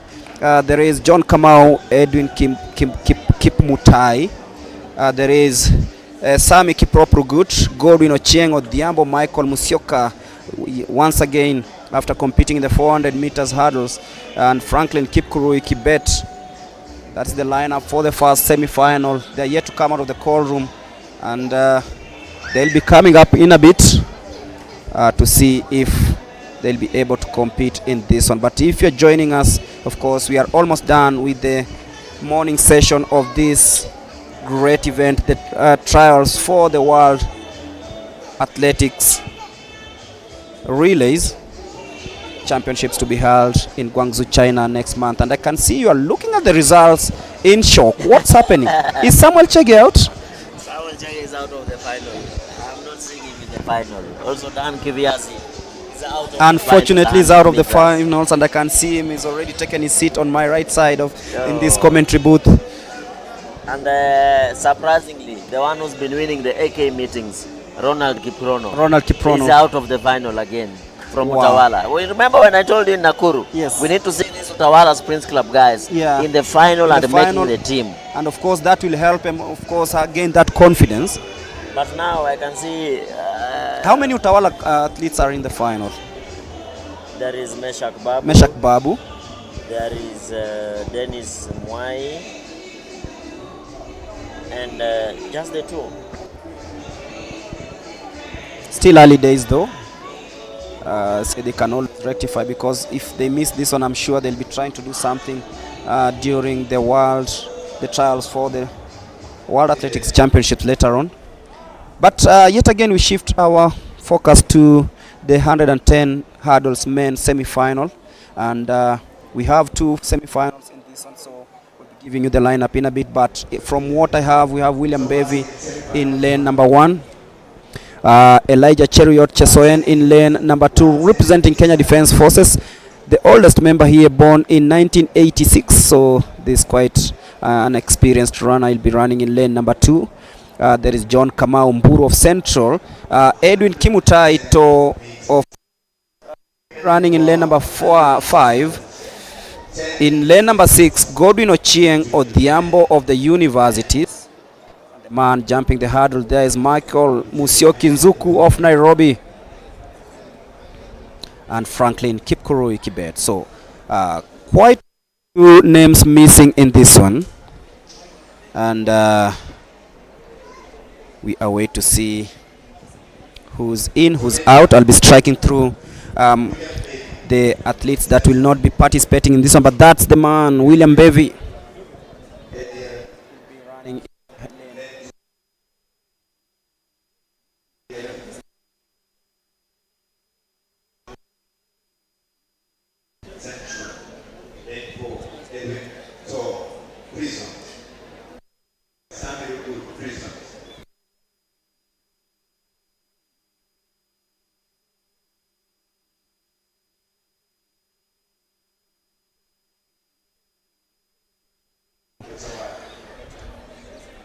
Behind Mueresa Bonfas. And missing out is Elijah Cheriot. Number 2, John Kamaumburu, also missing. And Franklin Kipkurui Kibet is also missing in this one. So the first semi-final of the 110 meters hurdles men begins in a bit with the man from the Masters, Elijah Cheriot. Keep up to pace with the lights of Musyoka. Is compared from the Kenya Defence Forces. And off the start, really, it's Mbevi, Musyoka. It is Mbevi and Musyoka. Let's see who wins. It is Michael Musyoka once again winning this one. Remember, he is the Kenya Defence Forces champion over the distance. He just about beats William Mbevi to win the first semi-final of this one. Of course, he's now back to his speciality. Him and Musyoka. Told you that 100 meter specialist guys. 110 meter specialist guy. 110 meter hurdle specialist. Michael Musyoka.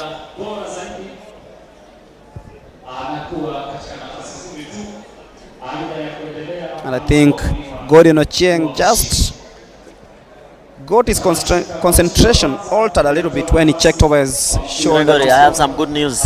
Yes. After speaking to some officials, I can see now Moresa will not be running the 100 meter finals. He'll be running the 400. He'll be running the 400 meter finals. That means Dan Asamba Kiviazi has a chance to run in the 100 meters. But if it were not for that, then Dan he was Asamba out. Kiviazi was out of the national team. It's not just being out of the final, but out of the national team. Because remember, top 4 straight into the team. Straight into the team. Then the next two, maybe they will look at the times that you've run here, or the panel. Remember, Omanyala is not running. This means he's directly in the team. In the team. So we only need one more person. To make that team. And that will also depend with the performances of the likes of Marco Tieno, yes. Who will be running today in the afternoon. In Botswana, I'm told the likes of Wiseman Were will be running at 3 p.m. in the 200 meters. Remember, Marco Tieno has a 10.35 today. This season. That is run this season in South Africa. He was just edged out. Yes, this means he's faster than most times that we've seen today. Yes, and so technically, 2 people are already in the team. Marco Tieno, Ferdinand Omanyala, and maybe Meshak Babu. Meshak Babu, if he doesn't get a false start, he's in the team. So we have two more slots. We don't know who's gonna get it, but once again we back to semi-final number 2 of the 110 meters hurdle. Number 1, Collins Kiengo, Hilary Collins Okonya, Brandon Maina Njoroge, Kipkorir Rotich, Michael. Of course, Michael has already run. It's a false start, and I think this is a false start. I don't think it will be a full start. I think I just saw someone who just took off quite early, and we are waiting to see if it's going to be a red or a green card for these athletes.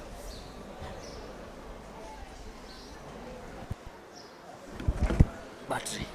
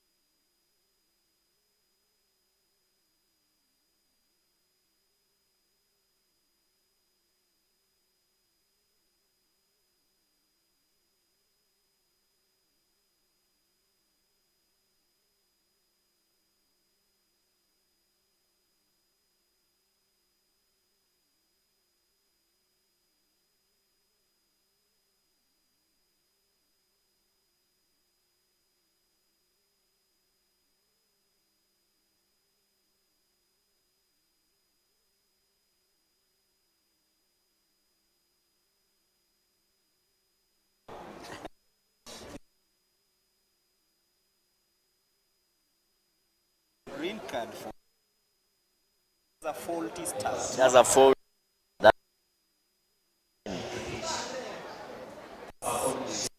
to be very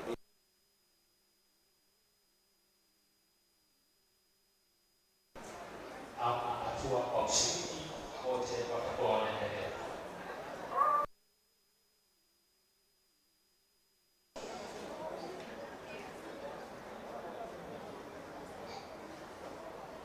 So we find the restart the third one.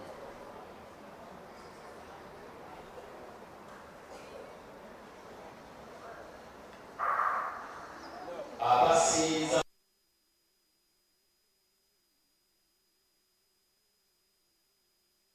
He should be easily winning this one. Looking at the time, 14.48. Still very slow time. Very slow time. Like I told you, Gregory, just look, when you look at the replay, the moment Kipkorir lands, his heel hits the ground first. Then he rises again. He rises again. Yes, so it is toe to heel. Moment he lands. He shouldn't be collapsing. That's what is slowing him So down. him is putting all the stride down. Yes. And then when he rises up, he wastes a few minutes. Yes, just look at that.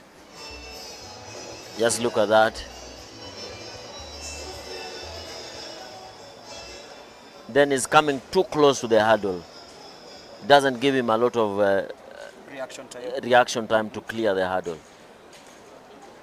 Very interesting, but he said, I'm sure his coach might be listening to this commentary and saying, I think I know where to rectify heading into the next one. But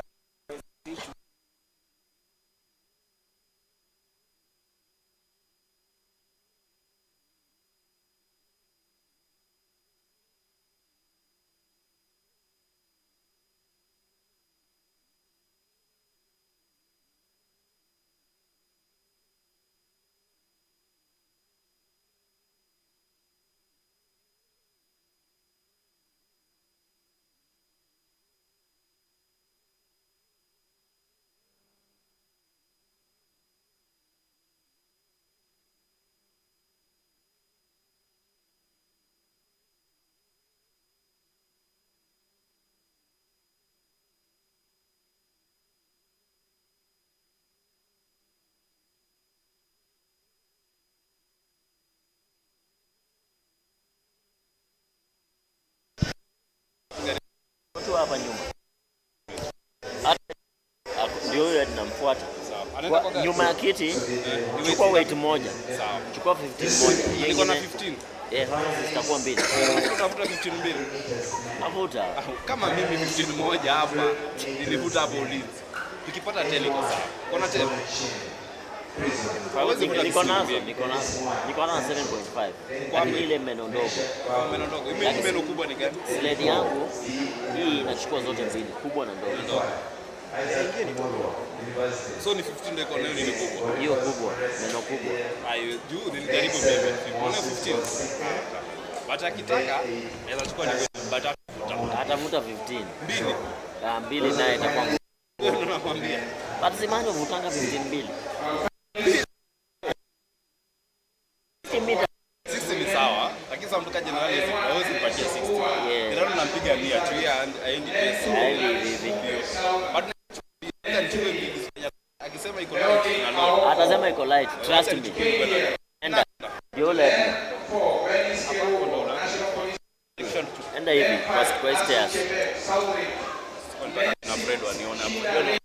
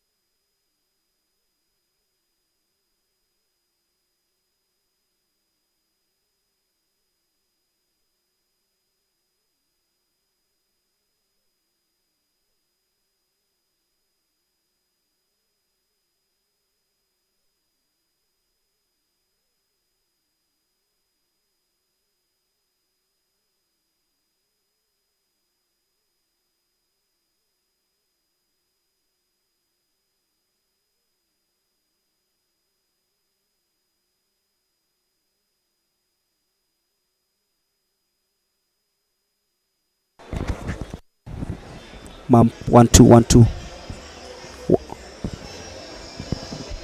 Because as we said, it is the health break, as of course we look at other events happening, of course field events also happening, and long jump semi-final number.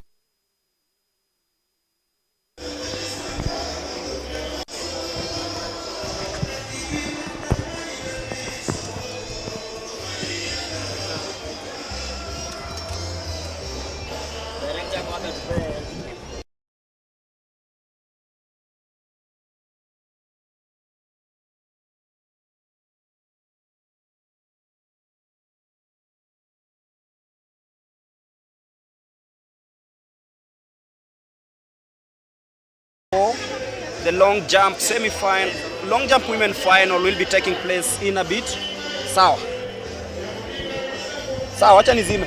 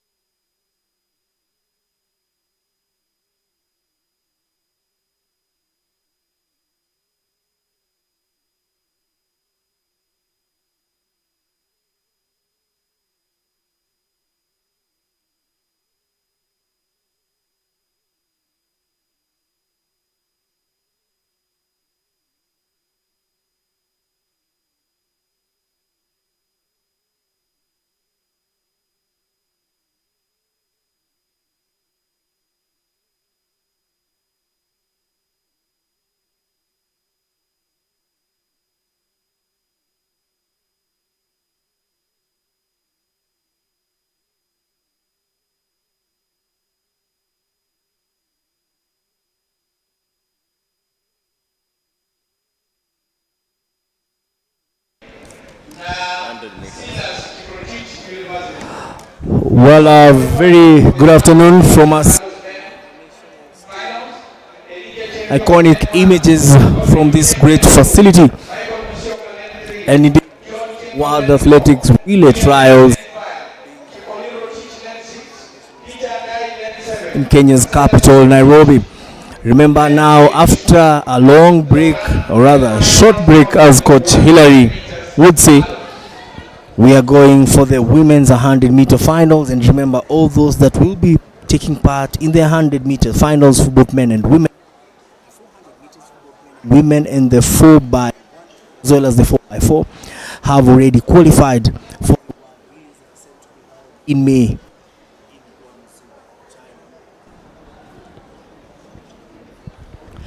As we wait for the athletes to come from the call room and assemble at the starting line, just want to say that the weather is very conducive. On the other side, on your screens, we have coaches and some of the athletes who are taking part in the men's high jump that has just ended. And on the other side of the pitch, I can see the female athletes walking. So in lane 1, we'll have Ivan Mwangala, Mary Simiyu lane 2, Lois Morara in lane 3 from KDF.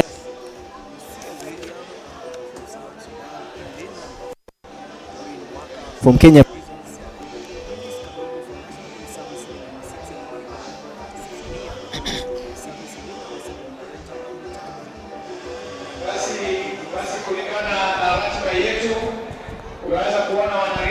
Victor, remember in this start list, Eunice Kadogo is the most experienced.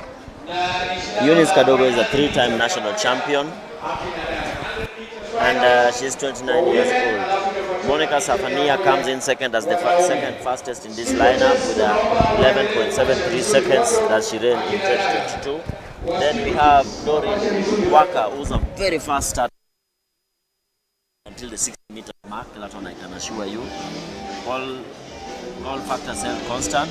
Then we have Lucia William, who's an Olympian from South Sudan, also there.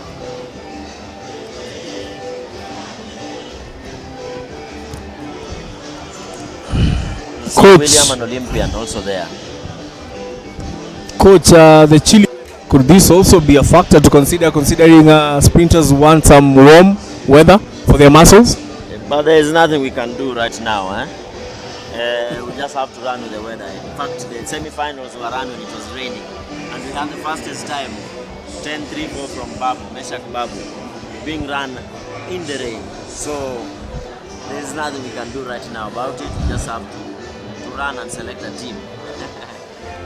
Talking of assistant in Nakuru all through the heats to the finals, and now we've seen what he's done here today.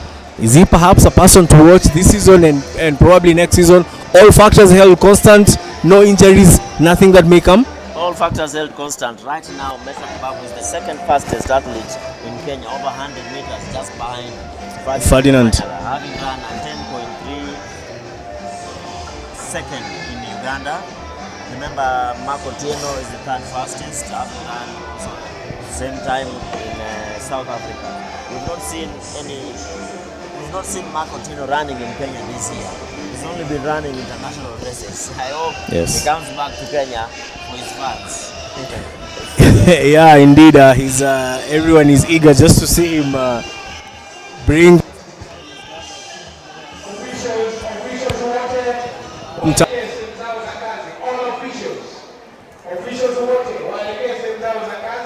While the athletes are setting their blocks at the starting lineup, as we wait for the start of women's 100 meters finals. Just a preview of the women in the final. Like I told you, Eunice Kadogo is a 3-time national champion. She has a personal best of 11.47 seconds that she ran in Congo in 2015. Monica Safania also has an 11, which is 11.73 that she ran in 2022. Lucia William, who is from South Sudan, an Olympian, also has an 11 seconds. She does 11.80 seconds. So I think this will be a very fast race for Nairobi. Don't forget, we also have Morara in that lineup from KDF. He's been in the podium in Thika, in Nakuru, and in Mumias. The lineup reminds me when we had the London 2012 Olympic Games 100 meters finals. For the men, we had Johan Blake, Gatlin, Safa Powell, Usain Bolt.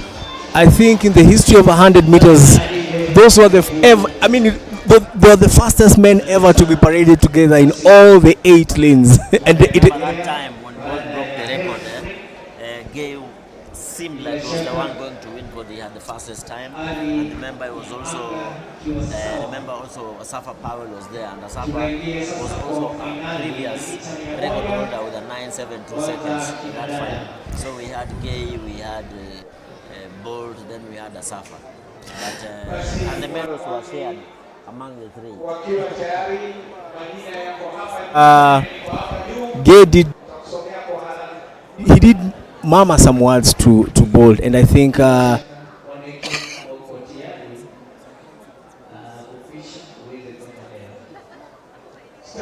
was a little.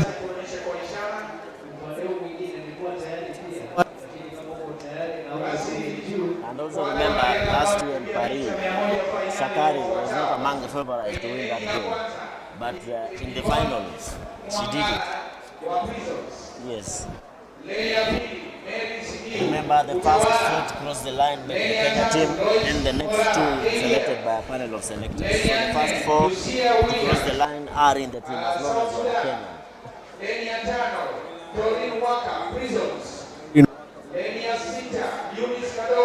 Eunice Kadogo, very experienced from National Police. Monica Zephania from National Police Service. Amutavi Lavender from Nairobi in lane number 8. First 4 to cross the line, as long as you're a Kenyan, you make the team. And if a non-Kenyan crosses the line before you, it means automatically you make the team if you are second or third.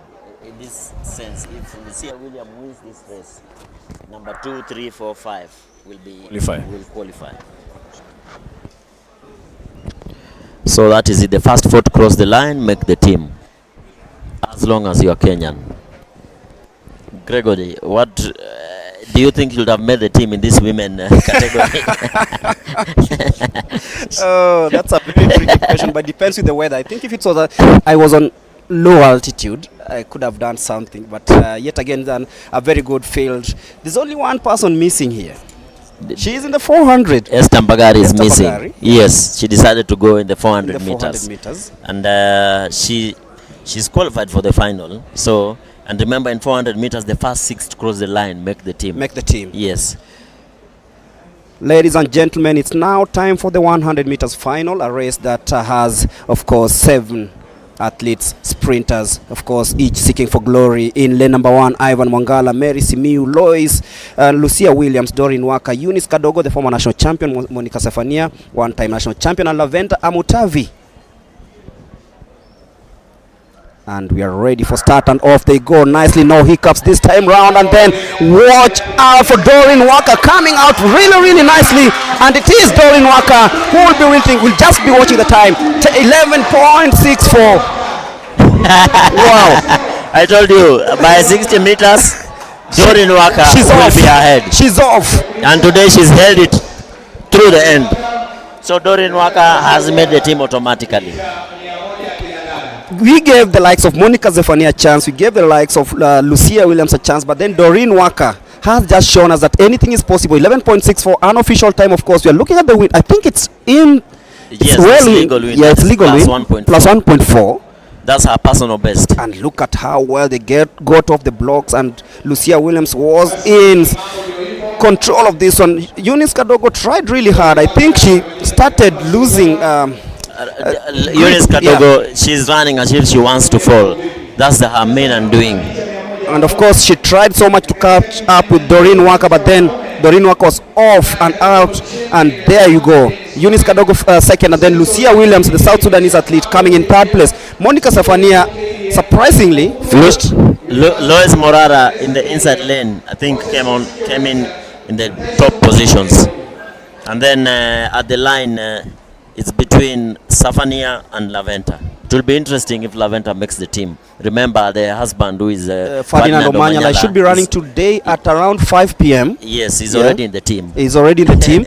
And talk about Ferdinand Omanyala, the brother is in the final of this one, and he'll be running in lane number 5. I'm talking about Isaac Omurwa, who right now is going to participate in the 100 meters final, which has Hesbon Ocheng in lane number 1, Dennis Mwai, Meshak Babu, Stephen Nyango, who won his semi-final hit number 3, Isaac Omurwa, of course, Boniface Mweresa, who didn't participate in the 400 meters, as you said. He wants to concentrate on this one. And then we have Moses Wasike and Tyson Omondi. What are your prospects on this one? What are your expectations? For me, the top favorite is Meshak Babu. I think he will win this race, Meshak Babu. If everything else is held constant, he should win. The man with the fastest time in the country The man with the fastest time in the country this year. On this lineup, then we have Steve Onyango, we have Kiviazi, Dennis Mwai. And of course, as we await for the start of the 100 meters, Charity is in the line, ready to speak to Doreen Waka, winner of the 100 meters women final. Over to you, Charity.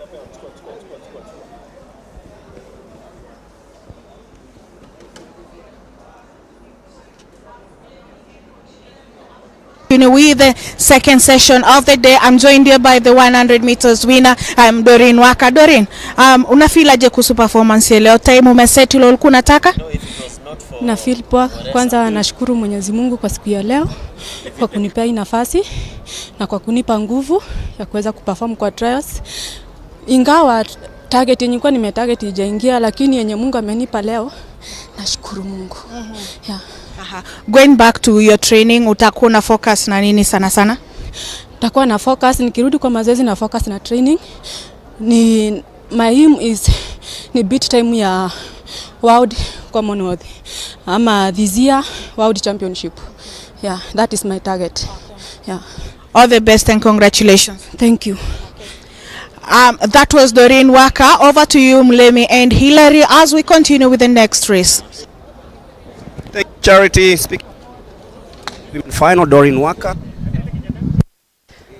6:34 is the time she posted. We'll be giving you the results as they come by. But right now it's time for the men to battle out in the 100 meters. The blocks being set, and of course everything being made to ensure that there are no hiccups in this one. It is the 100 meters men final.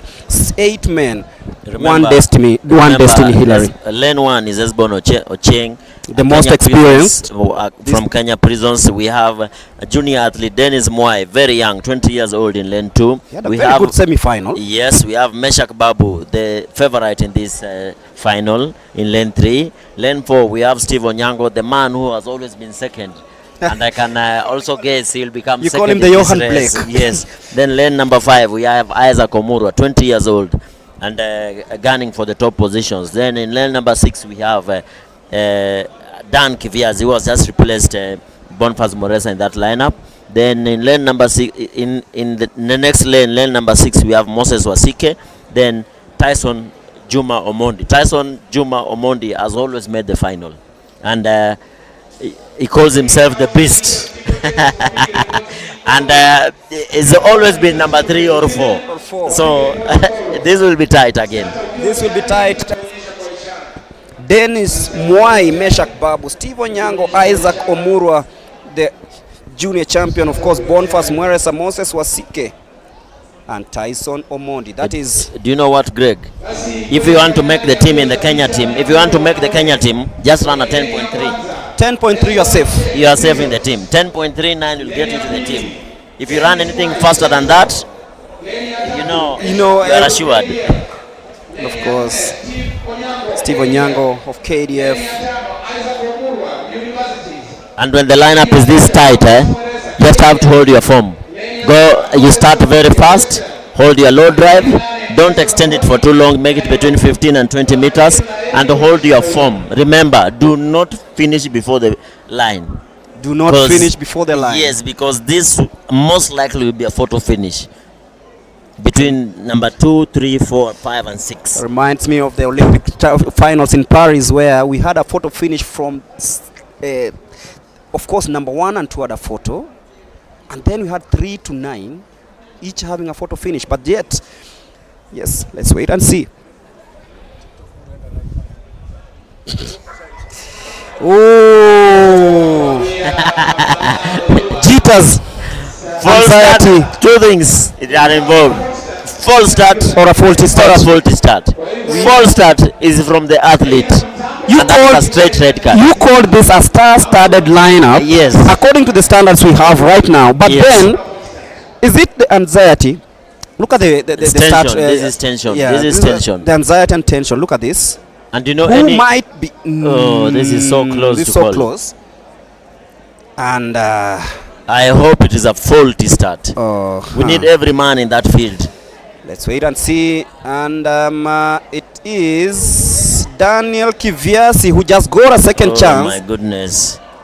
So disappointing. The 200-meter specialist, he came in this starting lineup after And Moresa I was... think he's begging for a review. You know you can run under protest, He eh? can run under protest. Yes, he can run under protest. It is Daniel Kiviasi, not Boniface Mueresa. Dan Kiviasi, Dan Dan Kiviasi. Asamba Kiviasi, the Who's, Kenya Prisons 2-time 100-meter champion. So when he leaves the field, it means there are remaining 7 of them. Yeah. Just have to be the top 4. And of course, it is under review. Top 4 to Might- top 4 make it to the team. But it's all about the time. You said that 10.3 will be so safe for each and every athlete participating in this one. So we head yet for a start of this 100 meters. And off they go smoothly. And then watch out for Hezbon Ochieng coming out nicely. But then it is this man, Meshak Babu, yet again. 10.40. I I told you this man is on fire. 10.3, you make the team automatically. It should be rounded off to This will 10.39. be 10.39. Yeah. And the wind is legal, minus 1.7. 2, 3, 4, and 5, like I told you, will be a photo finish. He didn't really have a good start. Look at that. But the person with the best start must have been the most experienced player. Hezbon Ochieng. Yes. Up to the 20, he was really on top of his game. Isaac Omuru grimaced a little bit, but then Stephen Ochieng didn't really have an answer. But then Meshak Babu realized that after the 40, he had something to prove to the world. You see, Stephen Ochieng is trying to fall down, then Wasike coming in second. Wasike second, Omuru third, then Tyson Juma and Steve Ochieng. All of them are looking at each other. If you look at The torso. Onyango, Steve Onyango, it's like he panics. As you said, you don't finish the race before crossing the line. So Yes, for sure. it is all about the 100 meters, and I'll be handing you over to Charity.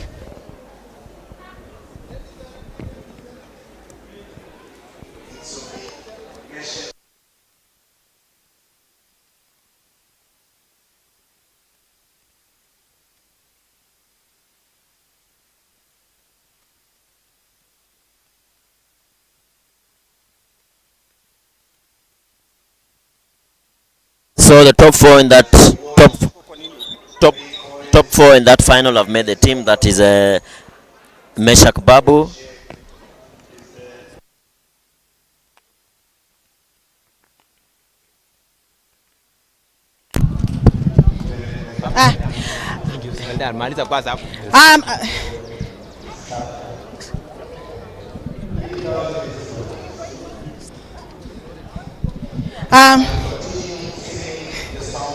Thank you so much. I'm joined here by Meshak Babu. He's just won the 100 meters final. Babu, was the performance imekuwa vile ulikuwa ukiexpect? Performance haijakuwa vile nilikuwa na expect because nilirun poa during the semis, but finally totally sijakuwa impressed na performance, but nimebuka mshindi. Yeah. Nini una feel inaweza kuwa ilikuwa affect? Maybe a false start yenye ilitokea. Once umepata false start kuna tension because next inaweza kuwa ni wewe. Yeah. All the best and congratulations. Thank you. So that was Meshak Babu. Meshak is saying that he's not gotten the performance that he really wanted. and he's saying that it has been attributed to the fact that there was a false start and he got a bit tense, but he's hoping that in the next performance that will be probably at the Ulinzi complex during the Easter weekend, he will be having a better performance. Over to you, Mulemi and Hilary, as we continue with the event.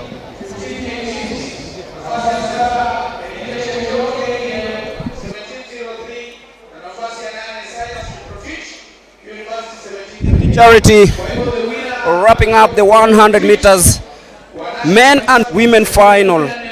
Meshak Babu, the 29-year-old, clinching the men's race with Doreen Waka clinching the women's race. Now to a competition that Kenya has dominated over the years, and everything that happens in this competition is all about the Kenyans, and of course it's the 3,000 meters women's steeplechase, of course the world record holder coming from this part of the world.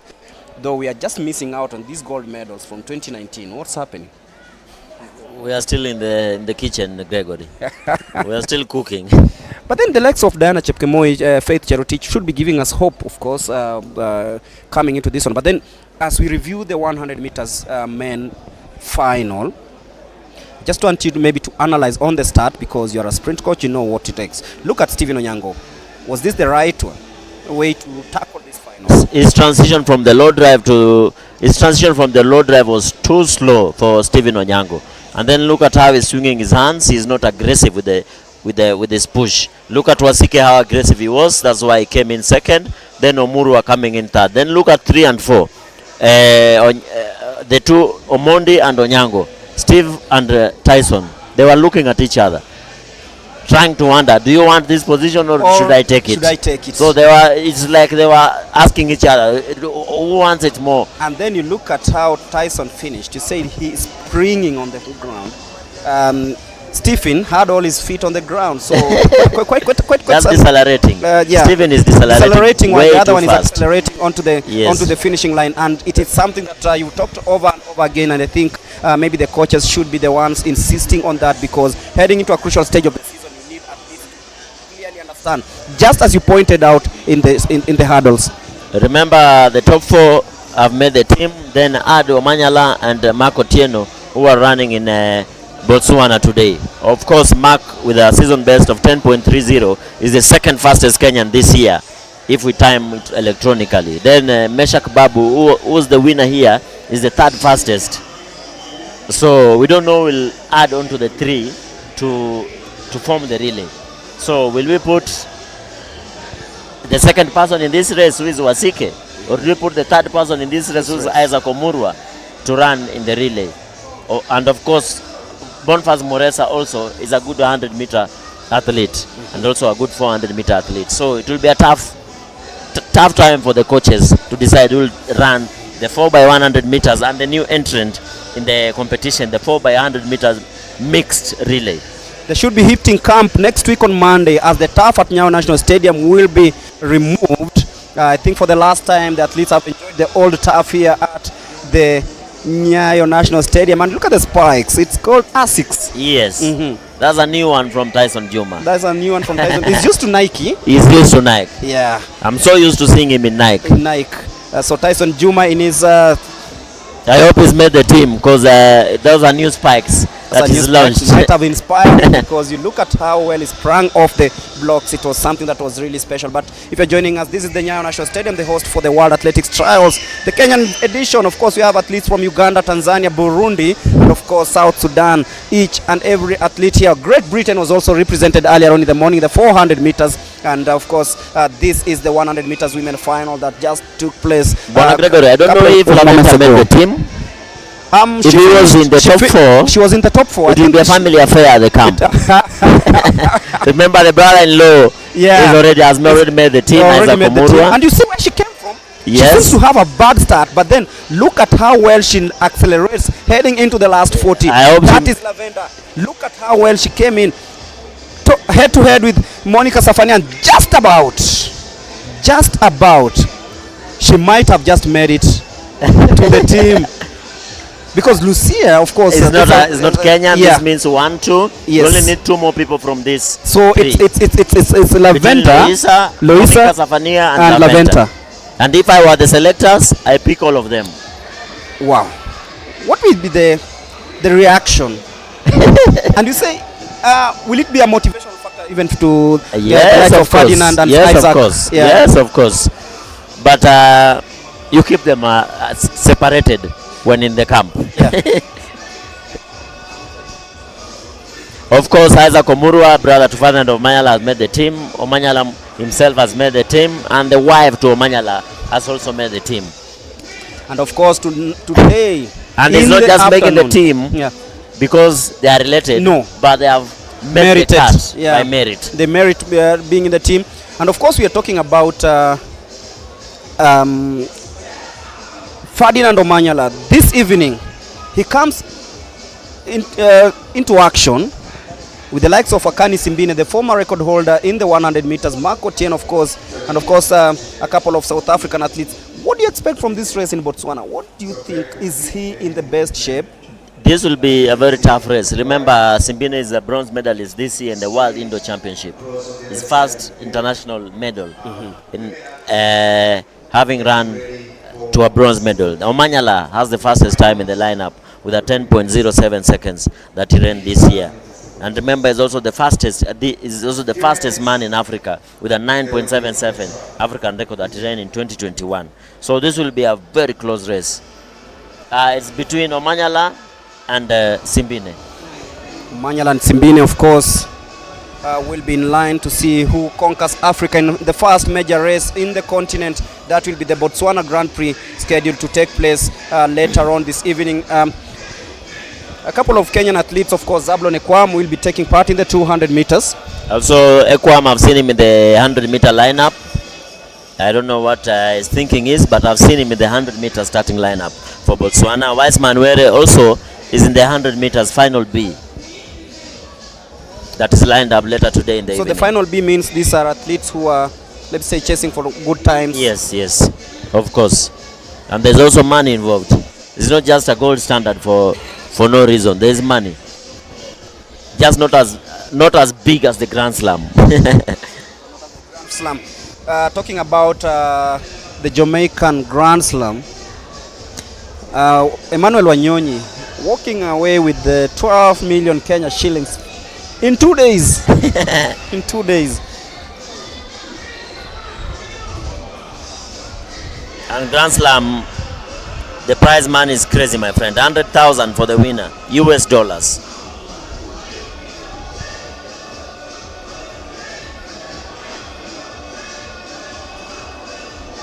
When you talk about Grand Slam, people will imagine it's tennis. No, this is not tennis.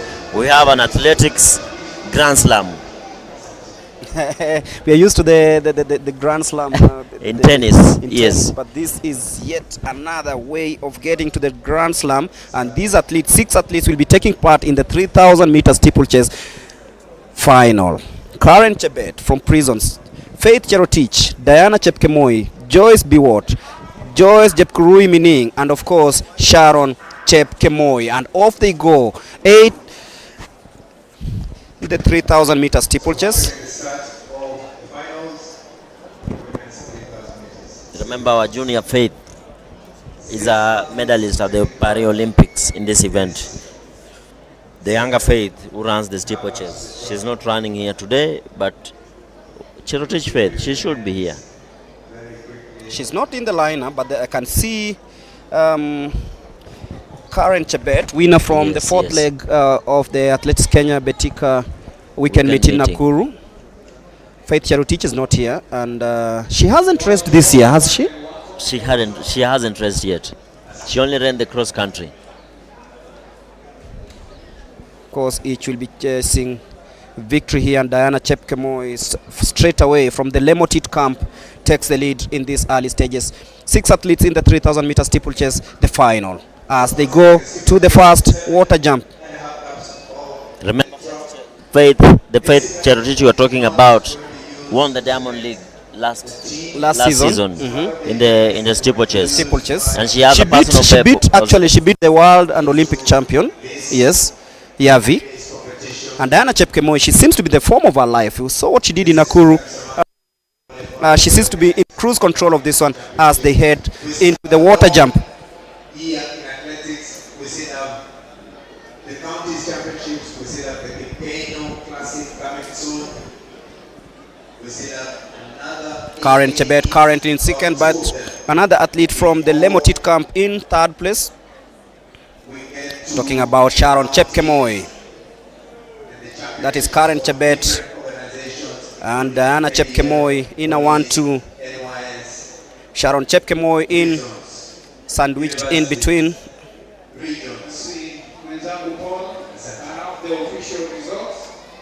With 6 laps to go in this one. Remember, this is always an 8.5 lap race. 4.5 miles if you like using the miles, but right now it is Karen Chebet, Diana Chepkemoi, and of course Sharon Chepkemoi in that order.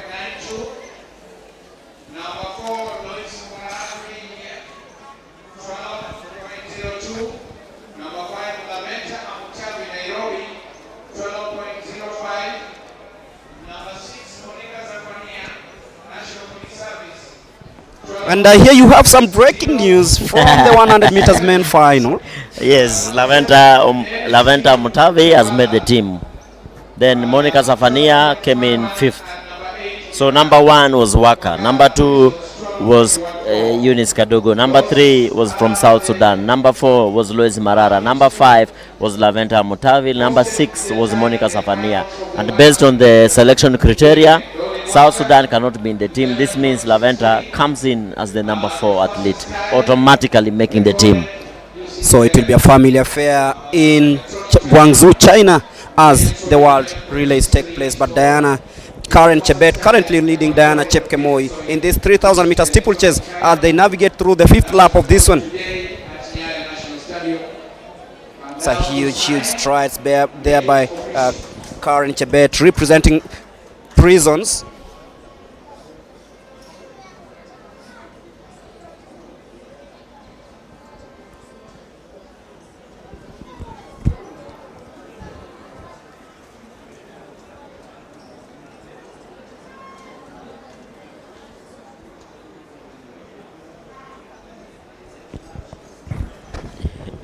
Gregory, I'm getting some exciting news reaction from the crowd, from our viewers. Vera Rurei, Kenyan long jump champion, former Kenyan long jump champion. She's saying great commentary from you too.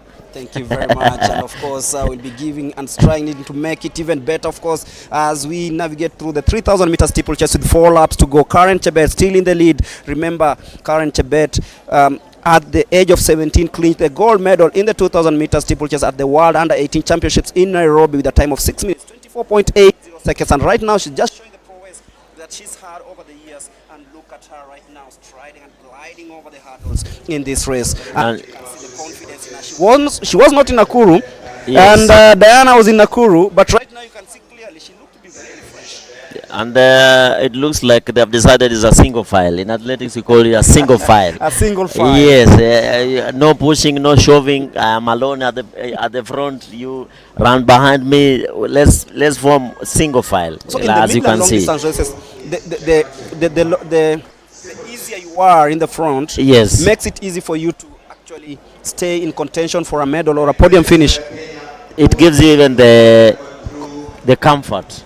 Like you can see, she's running without any worries that somebody will come to push her or what. Of course, that is the 2019 Africa Junior Champion, Karen Chebet, currently in the lead in this 3,000 meter steeplechase. She's enjoying a very healthy lead ahead of Diana Chepkemoi of Lemotit, winner of the 4th Athletics Kenya Betika weekend meet in Nakuru. Remember, Karen Chebet won silver in the 2019 Africa Junior Championships in the 3,000 meter steeplechase in a time of 9 minutes 51.41 seconds. So she has always been on the podium in the international events, and this year being the year when Kenya wants to clinch gold at the World Athletics Championships in Tokyo, this is the perfect time and the perfect conditions to begin her preparations. Yes, it's true. And remember, this time will also attract other races in the Diamond League. So it's not just a trial or a race. The time here will make one run in the Diamond League. And reminds me, Diana Chepkemoi, she's had a pretty good record. You look at her in 2022, she won bronze at the Africa Championships in Port Louis in a time of 9 minutes 43.64, just finishing behind Getachew Weruka of Ethiopia and Zerfe Wardmargen. That is Diana Chepkemoi. 2.5 laps to go. World Under 20 bronze medalist and also top 8 at the World Cross Country Championship, Diana Chepkemoi. And there she goes. Born 25th January 2007. Very young athlete. As this is the future. This is the Gregory. future of steeplechase, of course. Faith should have been here. I would really love to have seen Faith in action this afternoon. It's too early for her. Diana, of course, 25 years of age, representing Kenya Prisons with 1.5 laps to go in this 3,000 meter steeplechase. She's just torn the field apart. Diana Chepkemoi, on the other hand, in second. Karen Chebet, is in the lead. The distance between her and Diana is just enormous. I'm counting around 20-30 meters between the two athletes as they head towards the bell in just about 300 meters. You remember Karen Chebet, bronze medalist at the African Championship and also World Under 20 and World Under 18 Championship. Born 24th May 2000. There she goes. And has a personal best of 9:30.42 in the steeplechase that she ran in 2022. Of course, with 500 meters to go, Karen Chebet, as she heads to the bell at 8:13, do you feel that she's going to post something below 9:50? If she runs under 1 minute. As she hit the bell, that is Karen Chebet. Into that hurdle, Diana Chepkemoi in second at the moment. I'm trying to locate the third athlete. They're just way behind. And as you said, it's all about preparation, agility, and how well you glide over the hurdles. That is Karen Chebet on her way to victory. She is confident. She knows she has it. She's not losing her concentration, and you can see as she takes that hurdle. It's Karen Chebet, an athlete who's conquered Africa, conquered the world.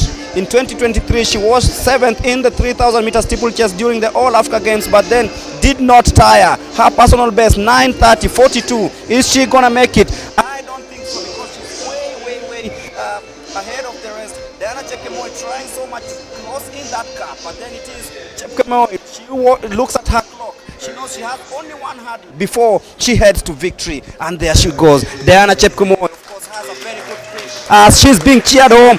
That is Karen Chebet, winner 3,000 meters steeplechase, 9:36.29, just seconds shy of her personal best. Yes, her personal best is 9:30.42 that she ran in 2022.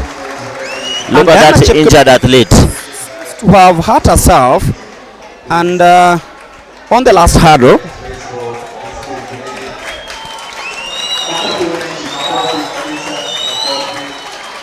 as she's being cheered home, winner in Nakuru, and of course being cheered on because she's tried her best, hurt herself on the last hurdle, but then she's walked home.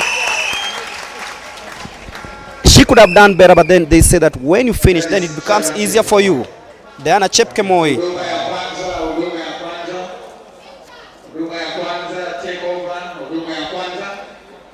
of the Lemotit camp, but it is all about Karen Chebet, who's won this 3,000 meter steeplechase. Of course, there she is going to check out on her compatriot.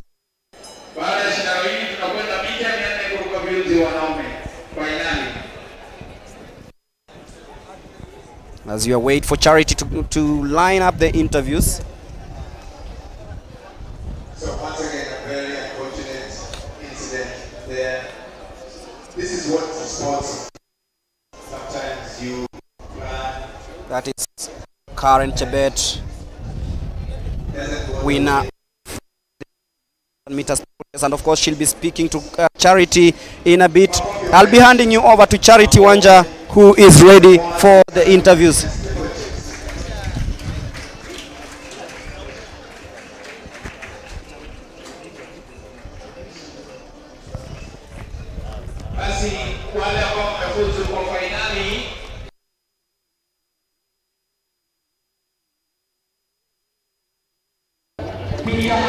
Thank you so much. I'm joined here by Chairman Barnabas Koril, who is also vying for the position of the Vice President in the office of the National Olympics Committee of Kenya. Mr. Koril, so far, how is the going and the preparation for Team Kenya as we head for the World Relays? You have seen the competition that we have with the athletes. It has been going on very well, although it rained a little bit this morning, and we were hoping that it is warmer so that the sprinters can also put their foot the best they can now. But I think so far, with the training they have had, I think they are ready to be selected.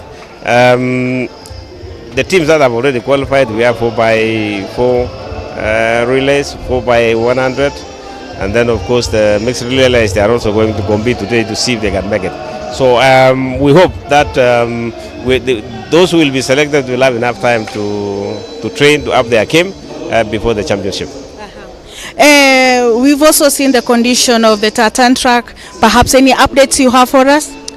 Yes, Athletics Kenya has been following up with the ministry concerning the tartan. You know, Kipkeino Classic is fast coming in, and it is going to be on the 1st of May in about 1 month's time. So far, the government have confirmed the payment of the fee for the tartan and the clue. My understanding is that sports stadium management will start on Monday removing the tartan in readiness for the laying down of the new tartan. I am very confident that we are going to get the new tartan before the Kipkeino Classic, and it will be ready on time for our athletes to prepare before the competition starts. Very wonderful news. Now, how is the going with the campaign for NOC? The last time we spoke, you announced your bid for the vice presidency. So far, how is it for you? It's going very well, and you know, the team led by Maluki also are here.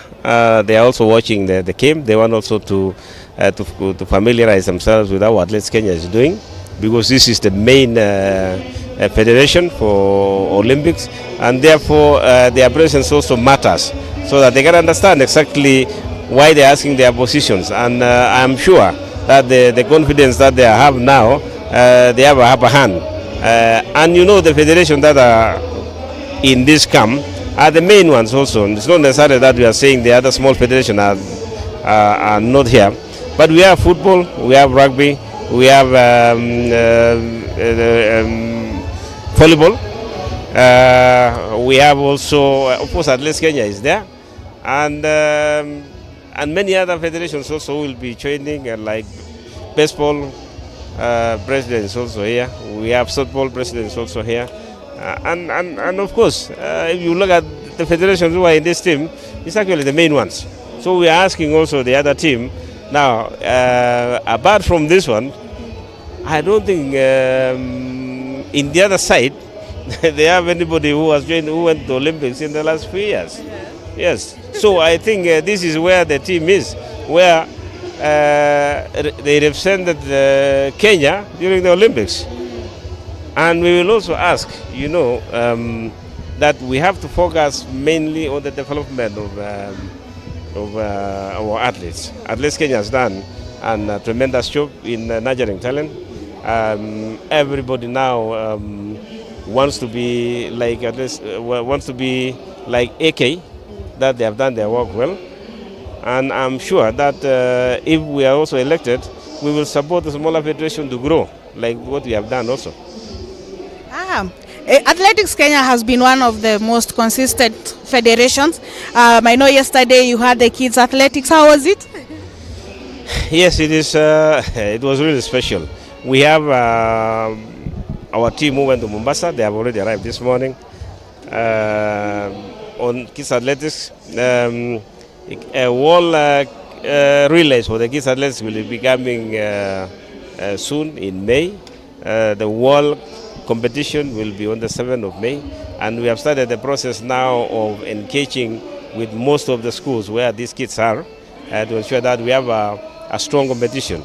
We have more than 100 countries all over the world having the same process, and we want to see which country has got the best program preparation for these kids. So it is something very nice, and the one in Mombasa, which was held in the last 1 week has been very, very successful. And our team from kids department have done a tremendous job working very closely with the Ministry of Education. And that is what we wanted, partnership with the Ministry of Education. We train their coaches, we train their teachers so that they can handle this. The idea of kids athletics is to encourage now kids to embrace sports. And it's different, it's actually not competition. It is part of the playing when they are young, so that now they can develop an interest in one of the sports they are having. It actually involves draws, running and jumping. I'm taking you back on your vision for your manifesto. Perhaps for the person who is tuning in for the first time, what are you bringing to the table for NOC? As I said before, you know, the president who is vying for that position, that is Mr. Maluki. He has developed the manifesto that also encompasses our own. And what at least Kenya will bring on board if we are elected is to support the NOC Federation to ensure that all the programs that have already been implemented in AK can also be replicated in other federations. And all of them, if you talk to every federation, they are really happy about what at least Kenya has done. If that is the case, and then we have to give them that opportunity to see if they can also implement what we have. And Mr. Maluki also embraces that in his manifesto, which really is similar to what we have, or what I have, the understanding. And remember, it's not the first time I've worked with Maluki. We worked during the Commonwealth Games as I was the chief de mission. He was my deputy. And during Paris Olympics, I was his deputy, he was the chief de mission, and I was his deputy. So it shows the relationship is very good, and we understand each other with the other also members who are vying for various seats, and of course the Secretary General, who is also a veteran of sports administration. So this team is very impressive. We have also doctors, we have professors who are going to be on board. These are people now who can come up with new ideas on how we can manage sports, and especially when it comes to medicine, sports medicine, they will assist a lot. Thank you so much, Chairman. I'll release you. You continue. I know you have your friends over there, your teammates for the New Dawn. I wish you all the best. And for the ones who are watching us at home, even for other federation bosses, we are asking you, we join to the winning team. Yes, by the way, this is the winning team. Just come on board. You have seen the number of federations who are in this team. Those are the major federations. We want to bring the small ones so that to come on board, so that we can move together to the future. All the best and congratulations. That was the Athletics Kenya Youth Chairman, the Chairman in the Youth Development Program, Barnaba Korin. He's spoken about He's spoken about their NOC elections and what they're hoping to bring in on board. Remember, AK is one of the most consistent federation. It's having it has a kids event, which was done also yesterday in Mombasa, where we had the officials also being supported over there, and they did also a capacity building. From there, we have the youth program, where the athletes from the kids event, some who take interest and want to specialize in a particular event, they go to the youth program, where they are trained on the basics as they go on to the elite. In the elite is where now they go and compete competitively before, and they can also be able to move in other departments, maybe coaching. Later on, they can also be administrators, like Barnaba Korin, who was also a former runner and now is in the sports governance. And then from there, we have the masters team. So all the athletes, young to the senior ones, they are well taken care of in this federation. And Mr. Korili is hoping that the other federations will be able to emulate. We are also graced by the presence of Shadrach Maluki, who is vying for the position of the president of NOC. Is hoping to replace our Paul Terragat, who was also from athletics. And also we have the likes of, we also have Andrew Modibo, who is vying for the SD position, and also we have Sasha and other guys from the New Dawn team who are here watching the athletics to familiarize themselves with how they run and also do some benchmarking. Over to you, Mulemi and Hillary, as we continue with the next final. Greg, something interesting about this race. Look at the curve. We have two athletes who did not finish. We have Ngunjiri and William Bevy. Both from KDF. I told you this will be a KDF affair. But Kip Korir decided to just team away from the Kenya rest, prisons, especially after from the Kenya curve police. from Kenya Police. And you could see he beat also the race favorite Musyoka, and it was so close into the curve. But then Kip Korir just knew exactly what to do when it came to the crucial moment. No, Greg, the two race favorites finished the race at the curve, at the steeplechase. Bevy and Ngunjiri. Yes. Of course, they dominated, and we talked about the dangers of using so much power in the semi-finals. You could see Ngunjiri started hitting the hurdles from the first hurdle to the second hurdle. And you said that's a millisecond lost. Look at how they got off. Just look at Ngunjiri with the Kenyan jazz in lane number 5. He hit the first hurdle with the trail leg, then decided I will not use the trail this time, maybe I use the lead leg. You see, he's hit it with the lead leg. He changed tactics in between the races. Yes, then in the third hurdle, he went to dribble, then hit it with the trail leg. So he decided to, well, if I'm hitting with the lead leg, the next time I'm hitting with the trail leg. So he kept changing until the 200-meter point. Charity, if you're ready, please take it away.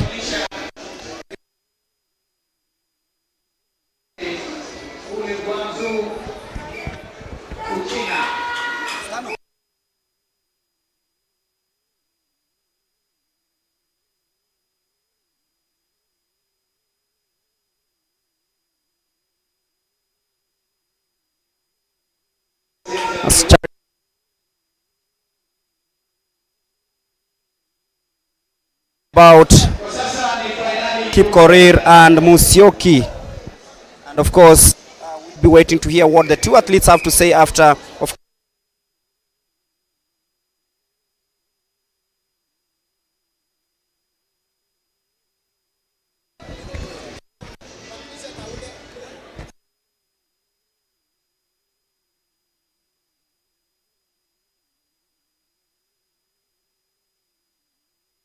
Either 100 meters hurdles, 400 meters hurdles. Race imekuwa vipi kwako? Race haijakuwa mbaya vile, but nashukuru Mungu kwa sababu ameniwezesha tangu asubuhi, kwa sababu nimekimbia semis asubuhi, of which I ran well. Nimekimbia 59, then nikaenda 110 meters hurdles, nikakimbia 14.4. So sahi nimekimbia final pia, na nashukuru Mungu kwa sababu sijakimbia kama asubuhi, kwa sababu nimekuwa na fatigue mingi, sijakuwa na enough recovery. But I hope next time when I concentrate with one event, I believe that I will going to make it to 49 and 48, because we still have a good time to train. And I believe in God that will going to help me to attain that time for World Championship. Yeah. So utataka kudouble kwa 110 meters na pia 400? No, sita double kwa sababu I have to concentrate in 400 meters hurdles, because it is easy to qualify in 400 meters hurdles. It needs persistency and also focus and believe yourself and trust God. All will be well. Yeah. All the best and congratulations. Thank you. Over to you, Victor and Hillary, as we continue with the next final. Speaking to Kip Korir over the last after winning the 400 meters hurdles, and we are now down to the 400 meters women final. Helen Sombua, Gladys Mumbe, Lanula Coach, Vanis Kerubo, Masi Chebet, Shida Lenye of Uganda, Masi Okech, and Esther Mbagari, the 100 and 200 meters national champion. 3, 4, 5, 6, 7, 8. This is It's Hard to intense. predict, but Very the hard to favorite is Shida Leni from Uganda. Shida Lenyi has a very good stride, especially on the home stretch. And the lane 7 also Marcia Kecha, our Kenyan champion. Marcia Kech, Esther Mbagari, Shida Lenyi, Siombua, who's gonna make it fast, and of course, as usual, Esther Mbagari from the outside, taking those strides. Marcia Kech coming in, steaming into the last 200 meters. Look at Marcia Kech, Shida Lenyi closing by, and this is going to be very interesting. Marcia Chebet, of course, in lane number 5. She's trying really hard, she's grimacing, but then Shida Lenyi looks really composed, but then Marcia Kech into the home stretch, onto the curve. Marcia Kech still in the lead. Shida Lenyi now closes in by, and it is very interesting. Is it Marcia Kech or Shida Lenyi? Esther Mbagari in third place at the moment as they take the home stretch. It is Marcia Kech. Esther Mbagari trying really hard, but then it is between Marcia Kech and Shida Lenyi. It is Shida Lenyi from Uganda. She's gonna win the 400 meters final. Marcia Chebet, weak link parent, Esther Mbagari finishes 4th. Greg, you know, my eyes were on Esther Mbagari. Does she make the team or not? by right or by placement? And she's made the team by right, not by placement. Her third race in the 400 Third race in the 400, fourth race in the 400 Fourth meters. race in the 400 because she ran 2 times in Nakuru, and now this is 2 times. And remember, for today, she's run the second 400 meters. in her Today, life. today. I mean, she's done 2 400 meters. races. The first one, and she's made the team by right as a number 4. Marcia Kech. Marcia Kech made the team last year, Kenyan team, so she's experienced. Shida Leni is more experienced than anybody in the lineup with 30 years. Remember, her personal best is 51.47, which is also the national record. And from the times that I'm seeing here of 51.25, it means that is a new Ugandan national record in the 400 meters. That is the new Ugandan national record. So she has set a national record. She's smashed her previous record of 51.47 in 2019, running a 51.25 this year. 51.25 in Yes. the 400 meters. Shida Lenyi of Uganda, of course, clinching that 400 meters women final. Esther Mbagari was way back. And just look, and Not just the home stretch. I just wish the cameraman would zoom into the finishing line, because everybody is lying down. Everybody's lying down. The 400 meters has been tiresome, and of course, Shida Lenyi just about 51.27, and then Marcia Chebet did just about beat Esther Mbagari on the poop. On the tape, and then you see, remember, Esther Mbagari is running from lane 8, so everybody was chasing after her. Everybody was chasing after, and of course, the curve is wider Yes. in lane number 8. In lane number 8. Making it so difficult for her to actually navigate through. And by then, Shida Lenyi will be talking to us, and of course, those are the results of the 100 meters women final. Doreen Walker winning in a time of 11.63 ahead of former national champion Eunice Kadogo, 11.74. So those are just some of the results. But right now, I'll be handing you over to Charity, who is on the other side, speaking to the new champion, and of course, the national record holder of the 400 meters in Uganda, Shida Lenyi. Over to you, Charity.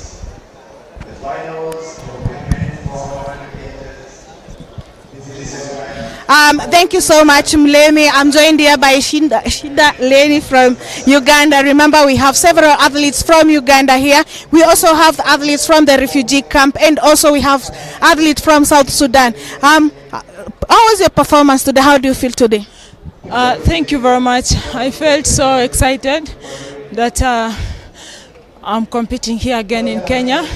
And if I'm not mistaken, if it's 50, I don't know the official time, but I'm hoping for a national record. So, because I was the national record holder with 51.47, so I don't know what I ran today. If it's a national record, I'll be the greatest here. So, going back, what will you be focusing on? Maybe which curve is a bit hard for you to negotiate? It's tricky because at the moment, I've been running more of 800. So, this is like my, I think, second 400 so far. So, yeah, and concerning the training, it's going on well. So my coaches will see what I did today, and they will correct where necessary.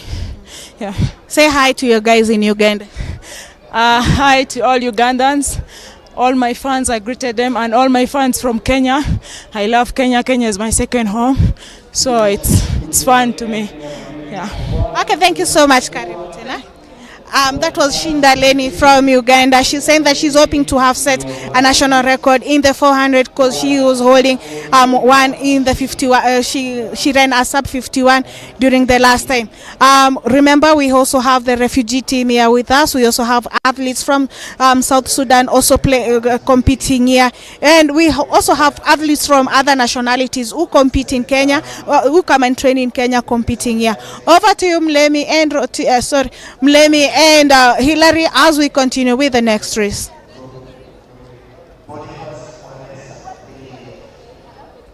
Thank you very much, Charity, and we are ready for the 400 meters men final. Of course, a couple of names here to watch out for. We said number 5, Kevin Kipkorir, a man who's unbeaten in 2025. Yes, of course. He's not been beaten over the distance.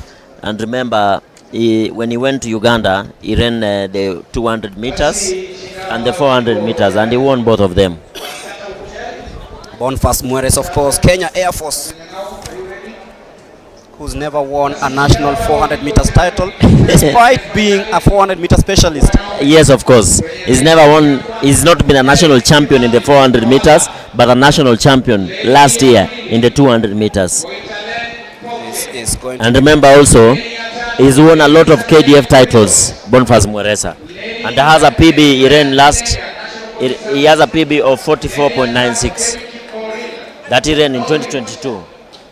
Remember, he's also a gold medalist in the All African Games and also a silver medalist in the same distance.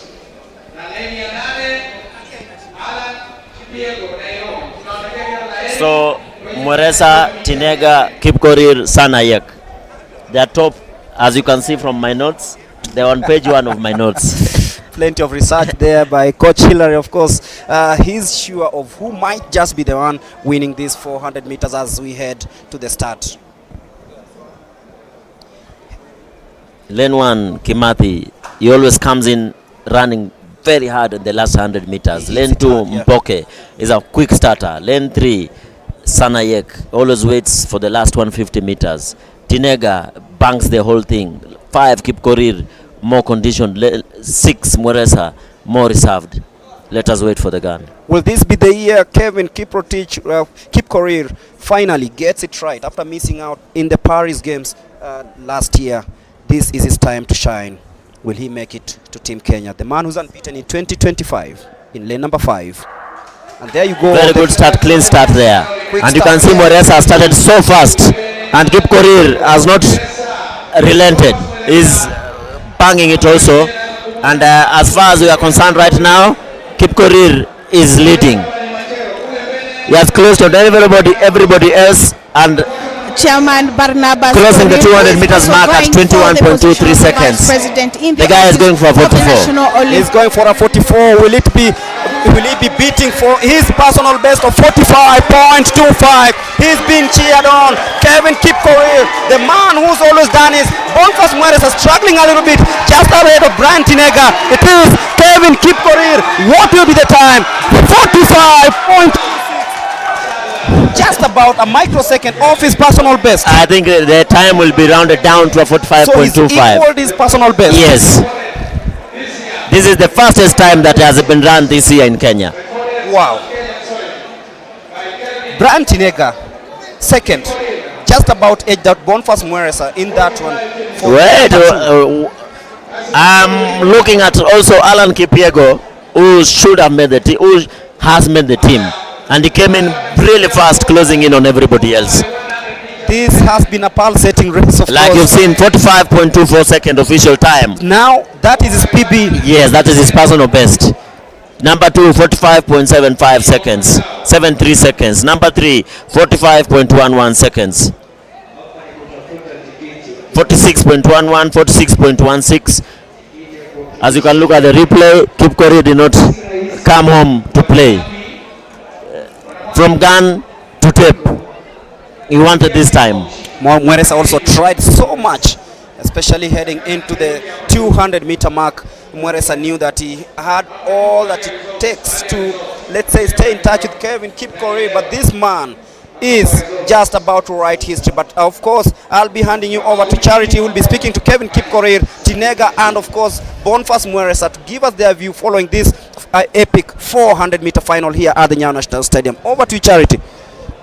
Yeah, very quickly, ladies and gentlemen. So this is the races going, as you can see, with me and Kevin.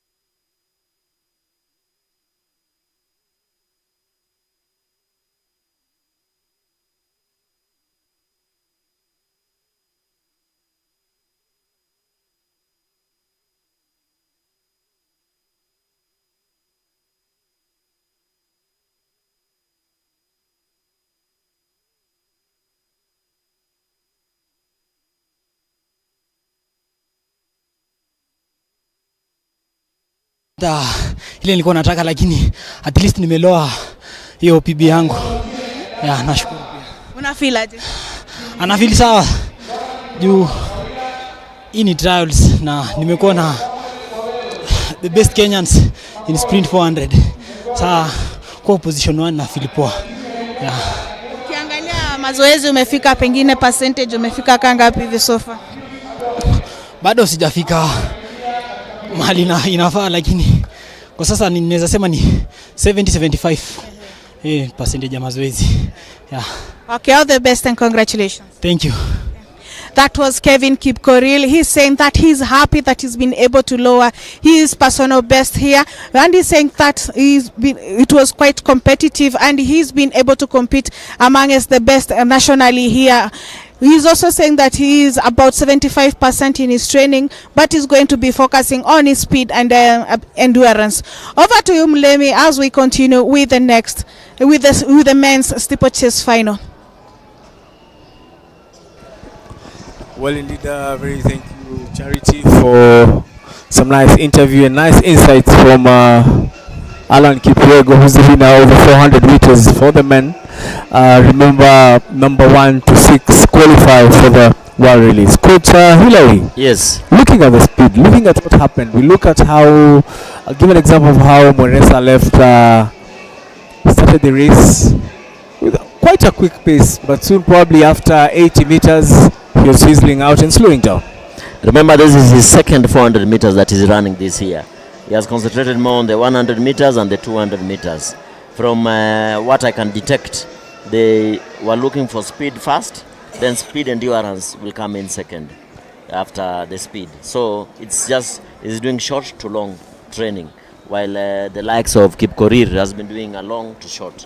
So it's a training strategy, but he'll come in clean. Remember, he always picks up when it matters. Well, while you wait for the start of the 3,000 meters men's steeplechase race to begin, as they get ready. Remember, you're still coming to you live from the Nyayo National Stadium. This is the World Athletics Relay Trials that are being held here. And the team that will be selected here will take part at the World Relays that will be held in Guangzhou, China. Soon after the steeplechase, we'll have the relays, that is the 4x1 and the 4x4. Coach, the times that have been posted today, did you expect it?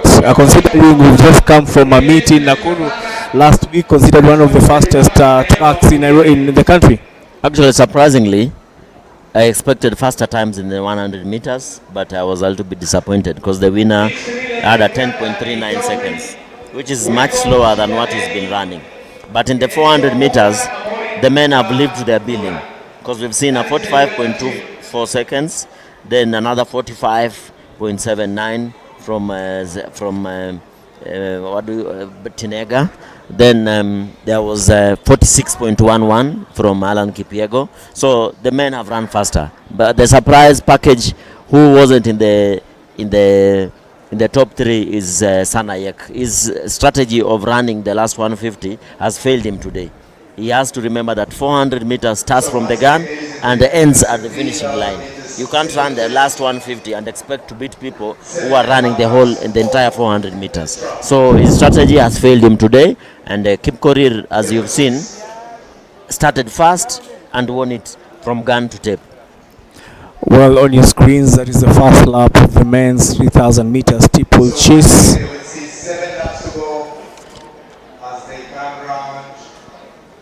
Up they go, the first hurdle of the race, and soon after we're going to see the separation of the wheat from the chaff, the boys from the men. The second hurdle is just a few meters away, and there they go.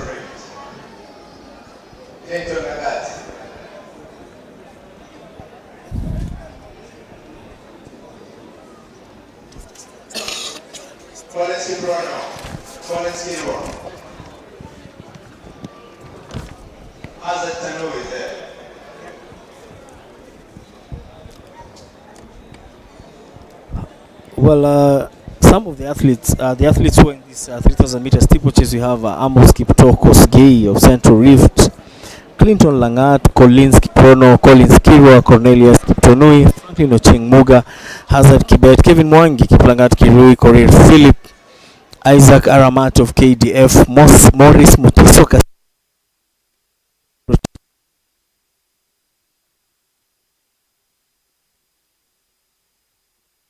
of the universities category. Remember, chase is one of the races that Kenya has dominated over the years. In Nakuru, we're having a chat with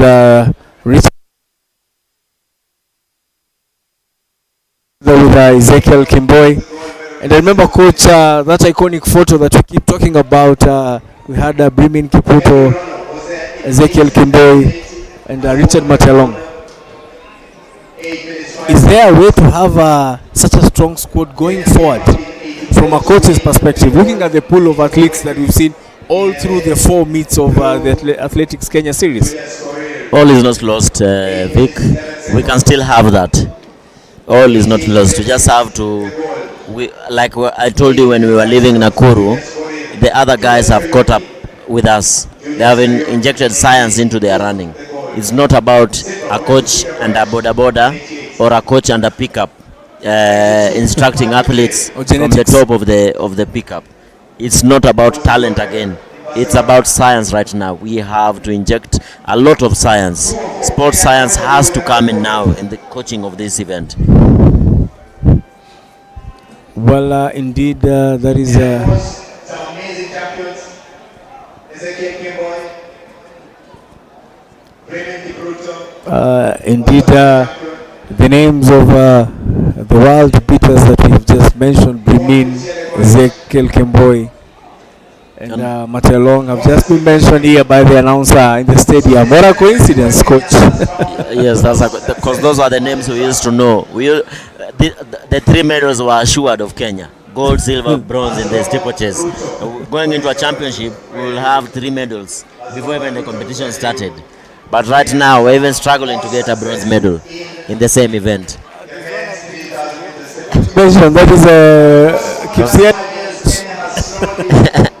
And also Conseslus. When you write the history of 3,000 meter steeplechase in Kenya, we won't fail to mention Conseslus Kipruto.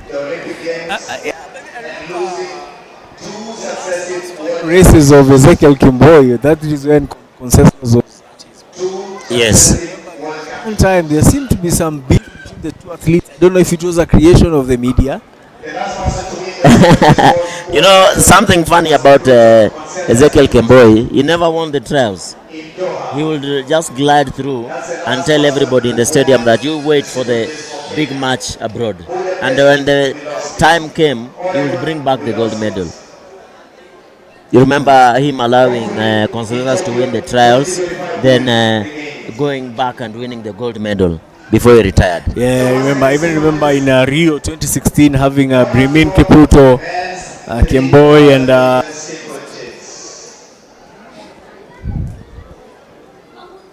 if you go to the city of champions, Eldoret, you will find a lot of Ezekiel Kimboy still holds the national record, the world championship record at 8.0043 seconds.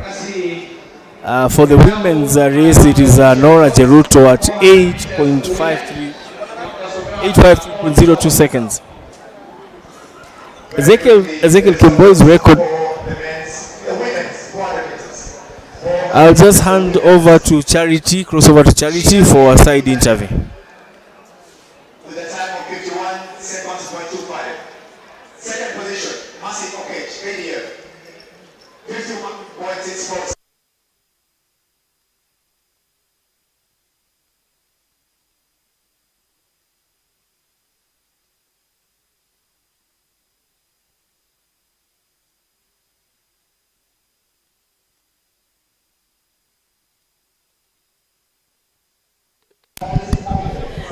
Thank you so much. I'm joined here by the event coordinator, event organizer.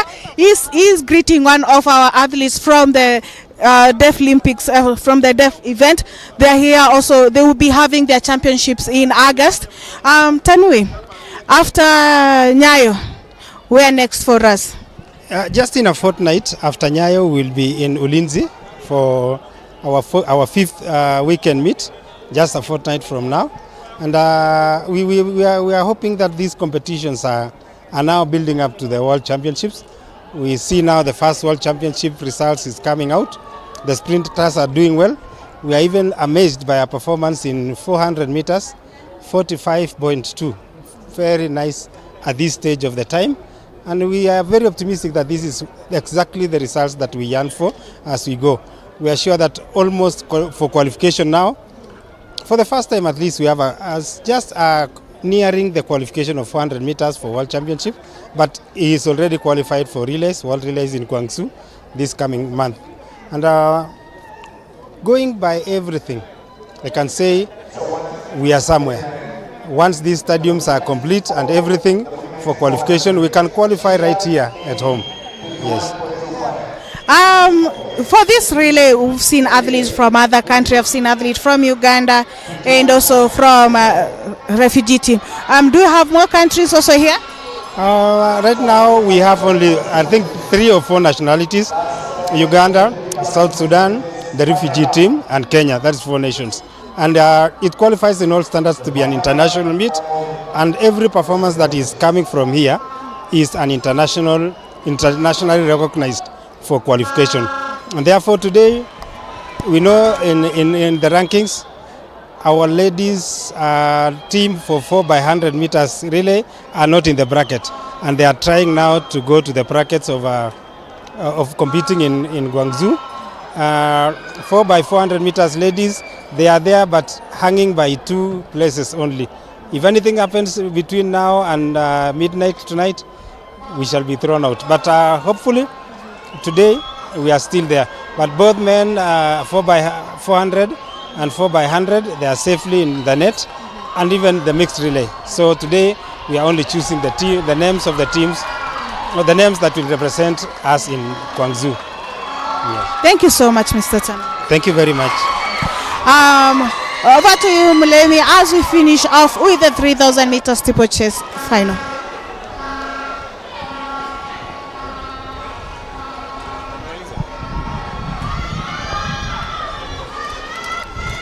Well, that was the men's 3,000 meter steeplechase that has just ended. And we have Corey.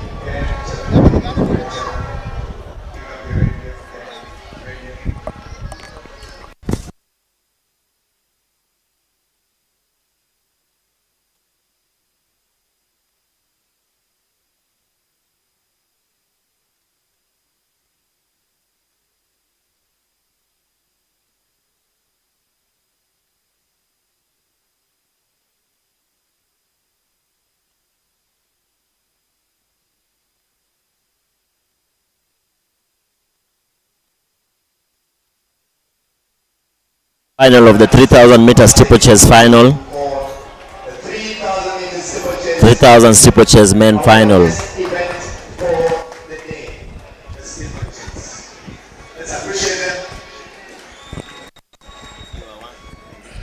Why we have the steeplechase final in this relay series? That is not a event that is going to happen in China. This was just a build-up for the athletes. Well, indeed, the winner of the race was Korir Philip of Kenya National Police Service, born 1993. As we await for an interview, side interview by a colleague Charity in a few.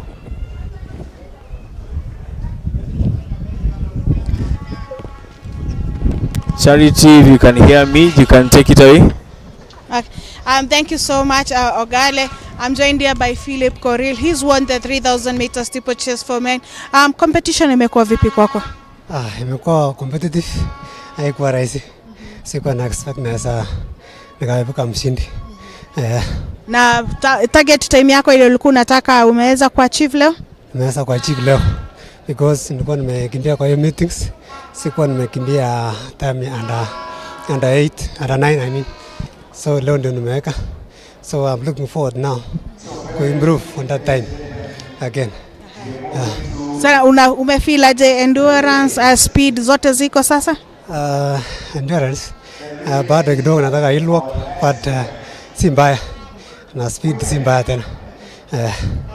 Okay. Congratulations and all the best. Thank you. That was Philip Koril. He's won the 3,000 meter steeplechase for men. He's saying that he's happy with his performance. He was hoping to run sub-9, which he's been able to achieve here. And he's saying that he's feeling that he is not yet where he wants to be with his endurance and speed. He'll still go and tweak it up so that he can be able to be at par with the rest of the world. Over to you, Ogale, as we continue with the next event. A very composed Philip Korir there from the National Police Service. Next on the track we'll be having the relays. Remember, coach. Remember, in this relays we have a new entrant 4 by 100 meters mixed. Then we have 4 by 100 meters. Then we have 4 by 400 meters. Then 4 by 400 meters mixed. Remember, the top 14 teams at the World Relay Championship makes it to in the World Relays, make it to the World Championship. So it's not just a trip, but go make the final. Then you will be at the World Championship this year. Off the track, coach, but still inside the Nyayo National Stadium, you can just see the body language, people murmuring, perhaps wanting to see the teams, and also the competition and the adrenaline that will be there, that will be emitted in the race. Coach, sprints more or less will bring some level of enthusiasm, and you see fans jostling, and the cheering goes higher and higher compared to other races. Coach, why is it so? Just adrenaline, big. Just adrenaline. Then sprinters love themselves, and they love to show off. That's why. I mean, talking up like that, I remember the likes of Usain Bolt, Tyson Gay, Gatlin. The list is endless. As the fatigue team gets ready with the blocks, setting the blocks and ensuring that everything is ready before the start of the release. Remember, as at right now, Kenya is ranked number 20th in the world in the 4 by 100 meters. We have qualified by top list going into the world relays. So, like I said, the first 4 to cross the line have made the team. This is for men, 4 by 100 meters. Kenya is ranked number 20 behind Belgium, Switzerland, Trinidad, Ghana, Liberia, Brazil, Germany, Netherlands, Jamaica, Nigeria, Australia, United States, France, Japan, Italy, GB, South Africa, Canada, and of course China as the host country is being ranked number 1. You've given us the ranking from behind. From Kenya's ranking going up. I hope you haven't confused some of our listeners and viewers.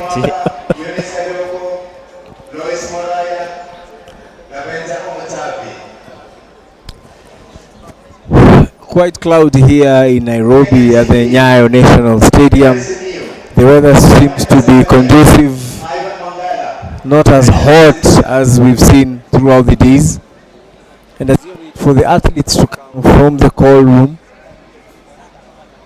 on the other side of the pitch we have the long jump for the girls, for the women, that is already continuing, as well as the long jump for the... Talking of long jump, former national champion Vera Ray is watching from the golf course. Nowadays she went to the golf, so she's watching from the golf course and giving her comments saying, "Good job, coach," and "Good job, Victor and Greg." Well, thank you. I told you, coach, when it comes to the sprints, you can just see the numbers are increasing. People are moving from this particular stand to the other particular stand, so they can probably cheer one of their own, be it the KDF team, be the National Police Service. I mean, this is where you're going to see people emit emotions.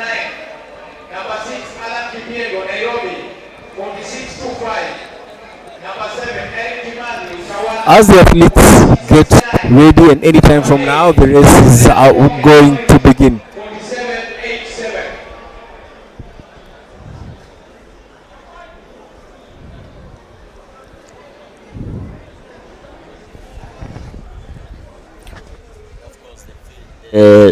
VIP stand is packed. Now we're coming to the end of this competition, and everybody wants to be named in the team. Everybody is eager to see their person being named in the team. That's why you can see we have a lot of people seated just below us. Very, very eager. Yes, and at the finishing line, the media guys are doing a very good job. Everybody, cameras, with their cameras, wanting to capture a bit of the relays. Those are brilliant and professional shots from the Athletics Kenya media team, and also just want to recognize the presence of ADAC, the Anti-Doping Association of Kenya, who have been a great partner not only for athletics but also in other sporting events, to ensure that the sport people take part or rather participate in sports in a clean manner. Coach, last weekend Nakuru, what were your highlights from Nakuru? For me, it was Meshak Babu. I like what he did, the times that he posted, even running through the finals. What was your take home, coach? My highlight was Esther Mbagari coming in second after Mercy Akech, beating the likes of Mercy Chebet, who've been seasoned in that distance. But today, you could see Mbagari qualifying by right. It means that is a future prospect in the 400 meters. So for me, it's Esther Mbagari coming from 100, 200 meters and going into the final, in the 400 meters final, and being at the podium. So for me, it was Esther Mbagari. And for the men, of course, it was Meshak Babu, still running 10-3 throughout the season. Yes. Another takeout, coach, was also the tartan track that was late in Nakuru, and people, I know there are so many people there who are probably in their 50s and they'd never set foot on a tartan track or even seeing it as close, and they had a chance to see it at the stadium. And I remember, coach, at some point in one of the social media forums, it was a topic, it was a trending topic. What are you people talking? What is tartan? What is tartan? Why is everyone why do people keep mentioning tartan? Of course, and it's very different from what we have right here at Nyayo, because that one is a blue tartan track. One, yeah. Yes, and this one is a maroon tartan track. So it's very different. And most of the people who live around Nakuru and have never come to Nairobi have never seen a tartan track. So it was good to see fans coming out just to look at the tartan, not even the race. Actually, the Machako Stadium has a blue track as well. Yes. But I don't know why the Nakuru one is trending more than that's a new one. It's like a new bride. It is the in thing. Yes. It is what is trending now. And of course, from Monday, Nyayo National Stadium will be closed down as a new tartan track will be laid. So the Nyayo one will be the newest tartan track in the country. Ready for Kipkeino Classic. But that is also a wake-up call to the county governments as they seek or rather plan to invest in sports infrastructure.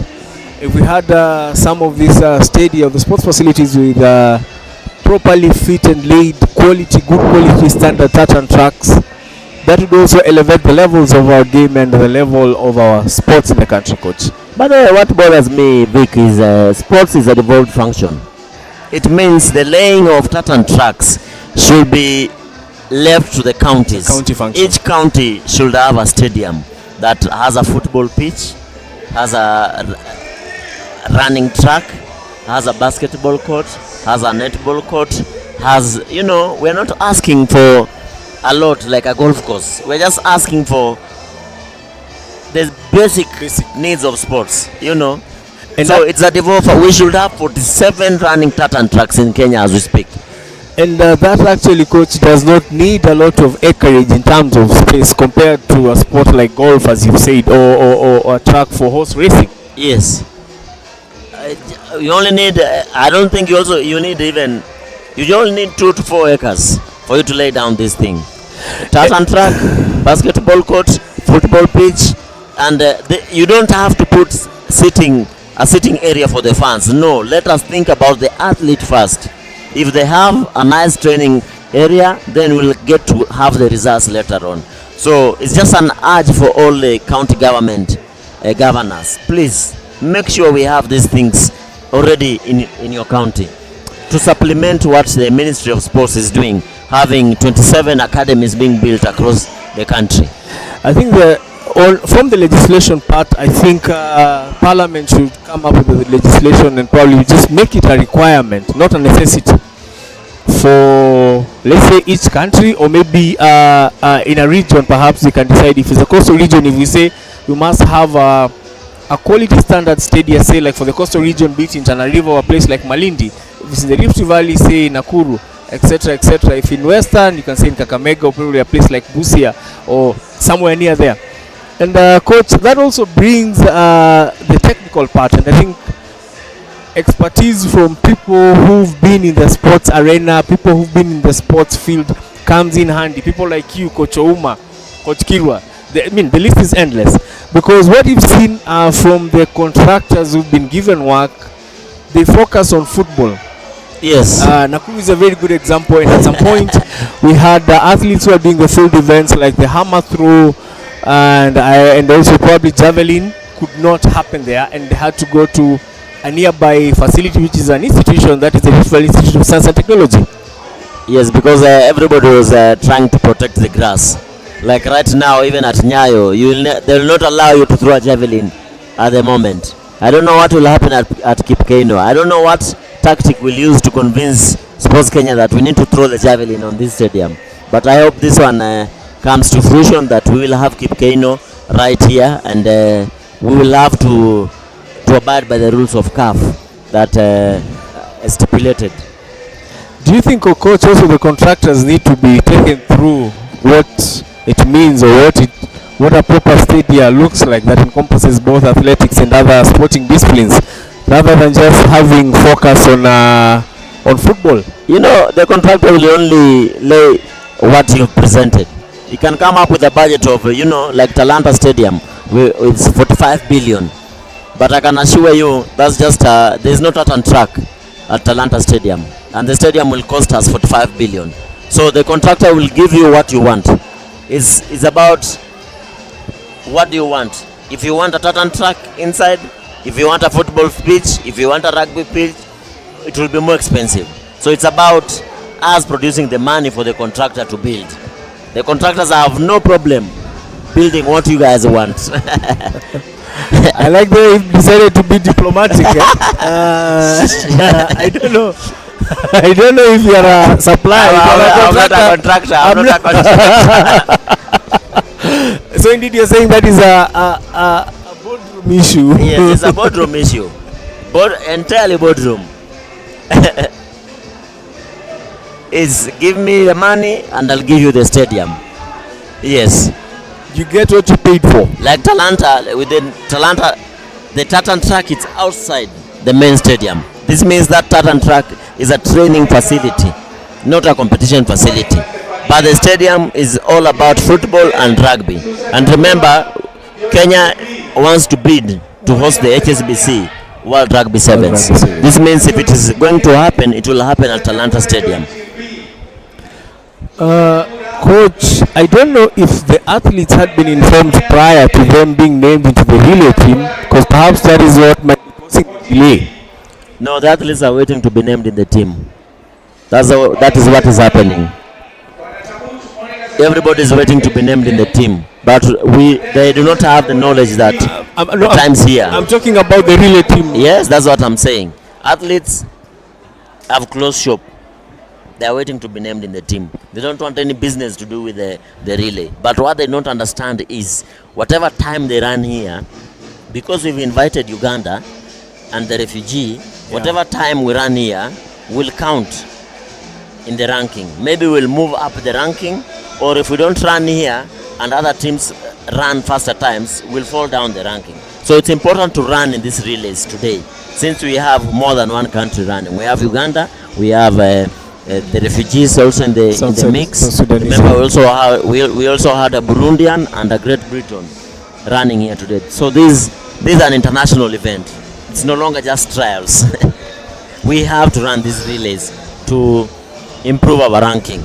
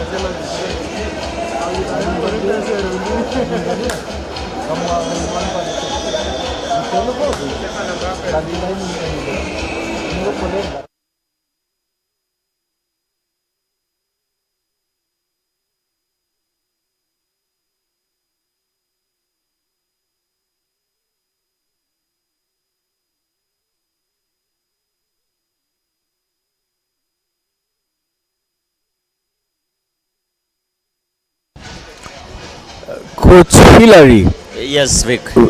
Looking at the start, I'll give an example of Usain Bolt. He's an athlete who was known, a sprinter was known to be very slow from the blocks, but he catches up midway. Yes. Does that technique help, or is it a disadvantage to some athletes, or it applies both ways? But extend it perhaps to looking at what we've seen here, the likes of Esther and other athletes, Moresa. Is it a point for coaches and the technical guys to note going forward in Kenya? Remember, Bolt was not too slow. Bolt was just a few microseconds behind at the start. But during championships, that he got it right at the start. So he produced when it mattered.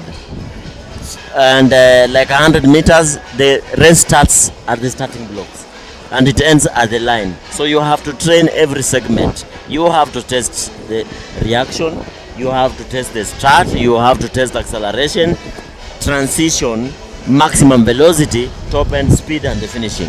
So it's a whole sequence that we have to train. Same goes to 400 meters. You can't wait for the last 200 meters and believe you'll win that race. The race starts at the starting blocks.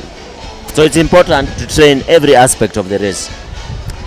Well, indeed, we are coming to you live from the Nyayo National Stadium. This is the World Athletics Relay Trials that are being held here. Remember, these are also being used as a sprint trials for the World Relays that will be held in Guangzhou, China. Most of the athletes taking part here did take part in the previous Boutique Athletics Kenya meets. We had the first one in Mumias, then Kapsabet, then Thika, then the final one, the last one that was in Nakuru, which was held last weekend. Remember, next weekend we are going for the Betika finals in Siaya, Jaramogi Oginga Odinga. Then we come back to Ulinzi for the 5th AK track and field meeting. Well, for most of the athletes, they've been through the legs. They know each other. They know each other's weakness, each other's strong points.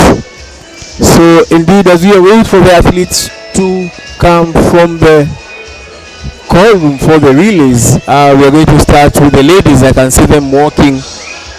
That's the 4x100 meters. Yes, the 4x1. And anytime from now, the 4x1 is going to begin. Senior colleague there, Oliver Amanda, with his big lens,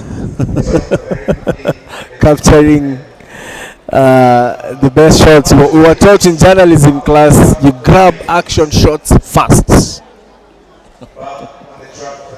I can see coach teasing him. The athletes there getting ready, just preparing, others jogging, psyching up their bodies just to ensure that once the gun goes, it is all systems go. Am I seeing only 2 teams on the track? On the other side of the pitch, I can see other athletes that are coming into. Others are getting ready, perhaps just tightening their spikes, last minute preparations.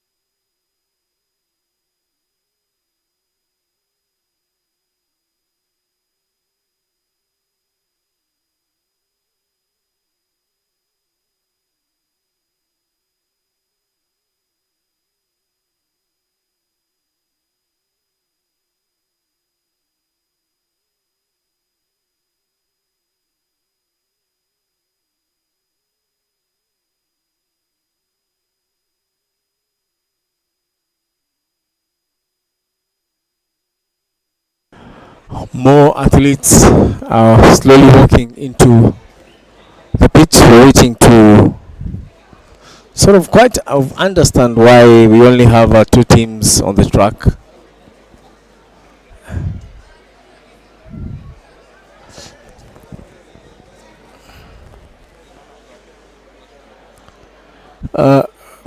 Coach, as I mentioned earlier, perhaps when it came to the formation of the team, maybe that is where the delay came from. I don't know. Maybe the athletes that felt they don't want to run in this. I don't know why the delay. I don't know if you heard them announcing that if you don't run the relay, then you'll not be selected in the team. So the athletes had to come out from their seats. and go run. Because who wants to be left behind when he's just running? They could just run. So they have come here shingo upande. Having been a sprinter, I understand how sprinters function.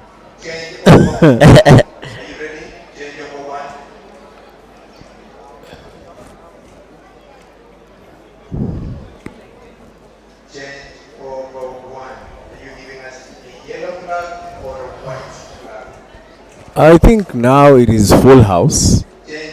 No, just two teams, still two teams.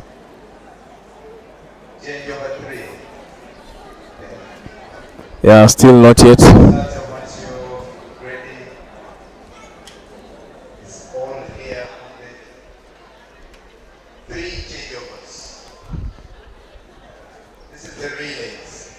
Our view from the VIP dais, from the announcers box here at the Nyayo National Stadium, is a clear skyline of Nairobi, a little bit cloudy.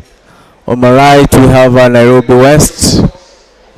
On my front I have a little bit of South B going into industrial area, and on my left I can view part of the central business district of Nairobi, a city in the sun.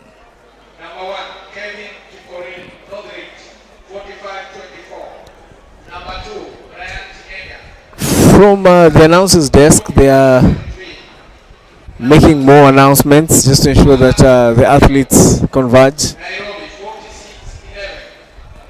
and also others are being given their time so that they know the times that they posted in the previous races.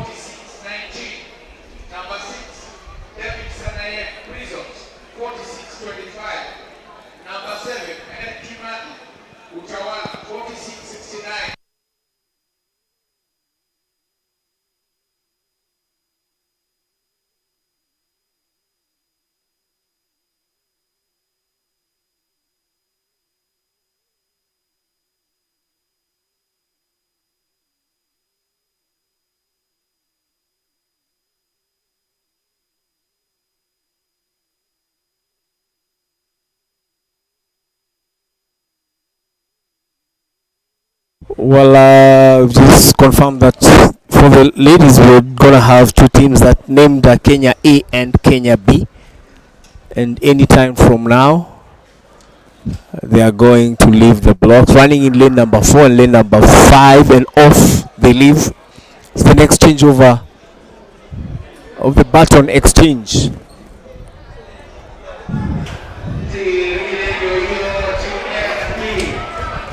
There we go, the athlete from Kenya Prisons. Team B is on the lead, Team B, Kenya B is on the lead. The third change over, but seems Team A is still on the lead, but Team B is slowly catching up. That's very good exchange between Waka and Morara. Well, Team A is leading and the gap seems to be very big, and Team A is sprinting to the finish.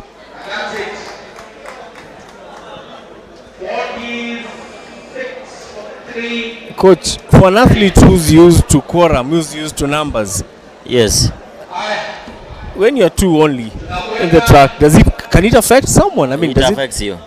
How? Because you are used to pressure, but you don't get that pressure. Or even competition, let's say competition, because if I have Omanyala running on my left, I'll also try and catch up. Yes, yes.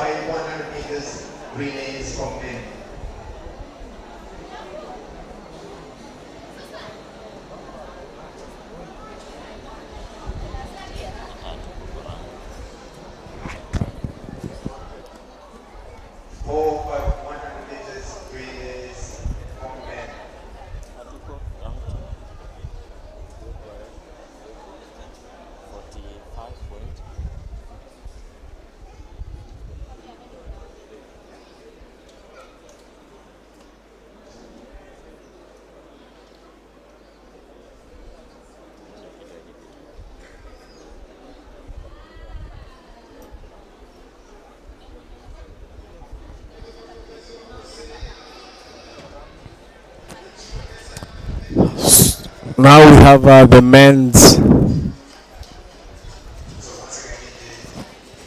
4x1. They're getting ready. It will not be full house as well. Only 4 athletes.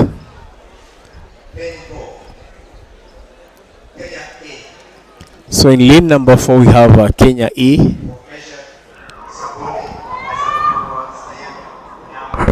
And then Kenya A, we have Tyson Juma, we have Dennis Mwai, we have Esbon Ochieng, and then we have... 5, we have Uganda. Very mouthful name, Isabirie. Isabirie. Very experienced runner from Uganda. Lane 6 will have Kenya B. So we have Kenya A, B, C, A, B, and C. You have Kenya A and B and Uganda, and Kenya C is lane 7.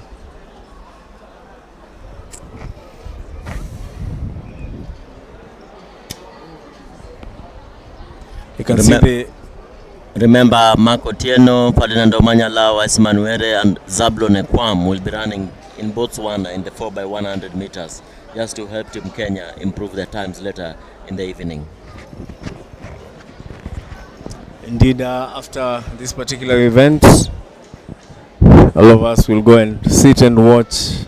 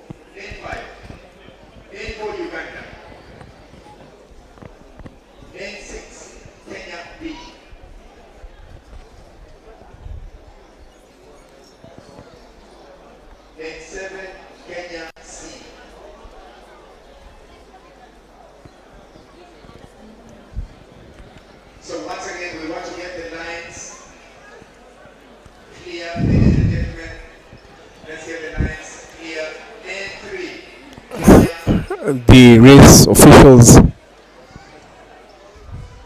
are ensuring that everything is ready for the athletes before the starting of the race, before the baton changeover.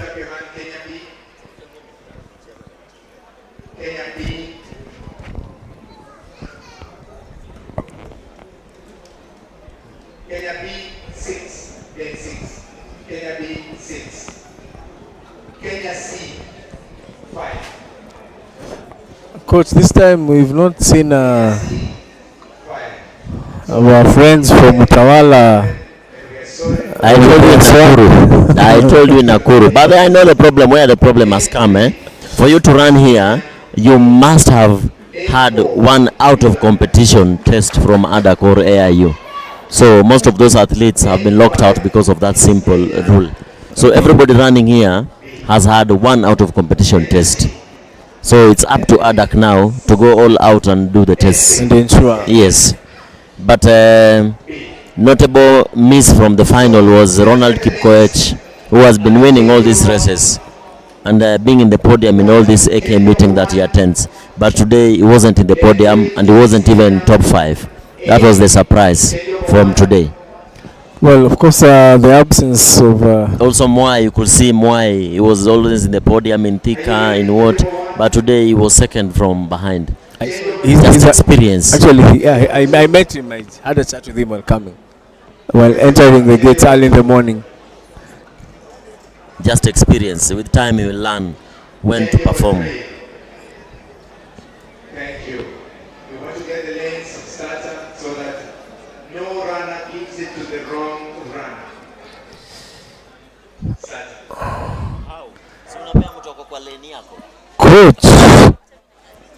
Coach, I mean, I don't know. I'll go back to how this team was formed. Would there be confusion? There won't be confusion. The rules say top 4 in the individual races make the Kenya team. Okay, we have Kenya A, Kenya B, and what if Kenya A gives Kenya B the baton? No, they can't. You give the person who is inside your lane. There they go. Very good start from Tyson Juma. Very fast start. And you can see Meshak Bab closing in the on fast changeover of the baton. On Isaboke. I like that. Look at the Ugandan. Look at his physique. His stature. The third changeover.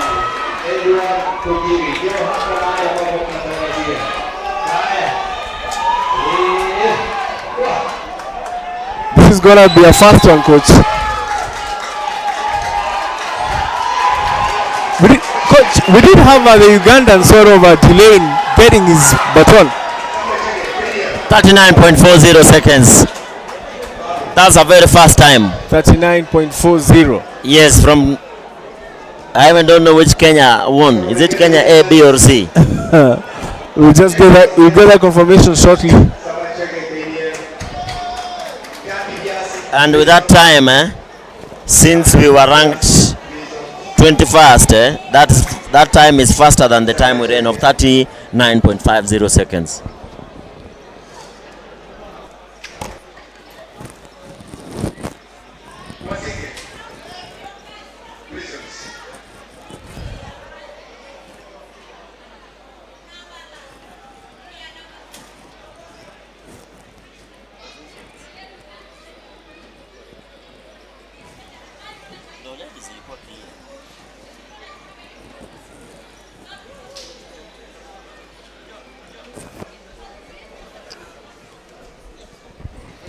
There we have the replay, and you can look at the changeover. I really like how the Ugandan sprinter just took off and got the baton.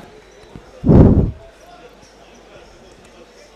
is a border being given the baton on the backstretch, then taking it to Benson Okot.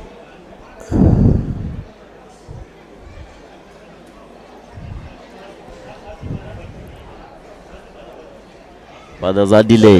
Yeah, there seemed to be a delay. Even for the Ugandan, the last changeover, the last handing over of the baton, that is where they lost it. Look at Resbon on the inside lane. Taking the corner, very tactical, sprinting.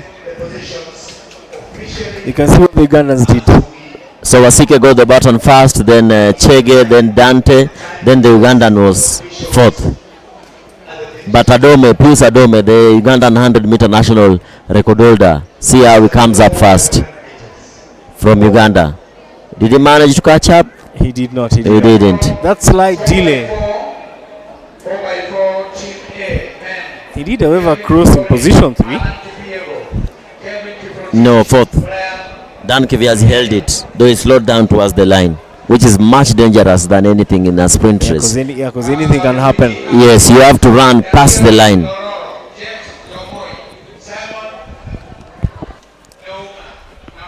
So next we'll have the 4x4 for both the men and the women. And the athletes are getting ready. You can see them from here. And as usual, we have Team A and Team B.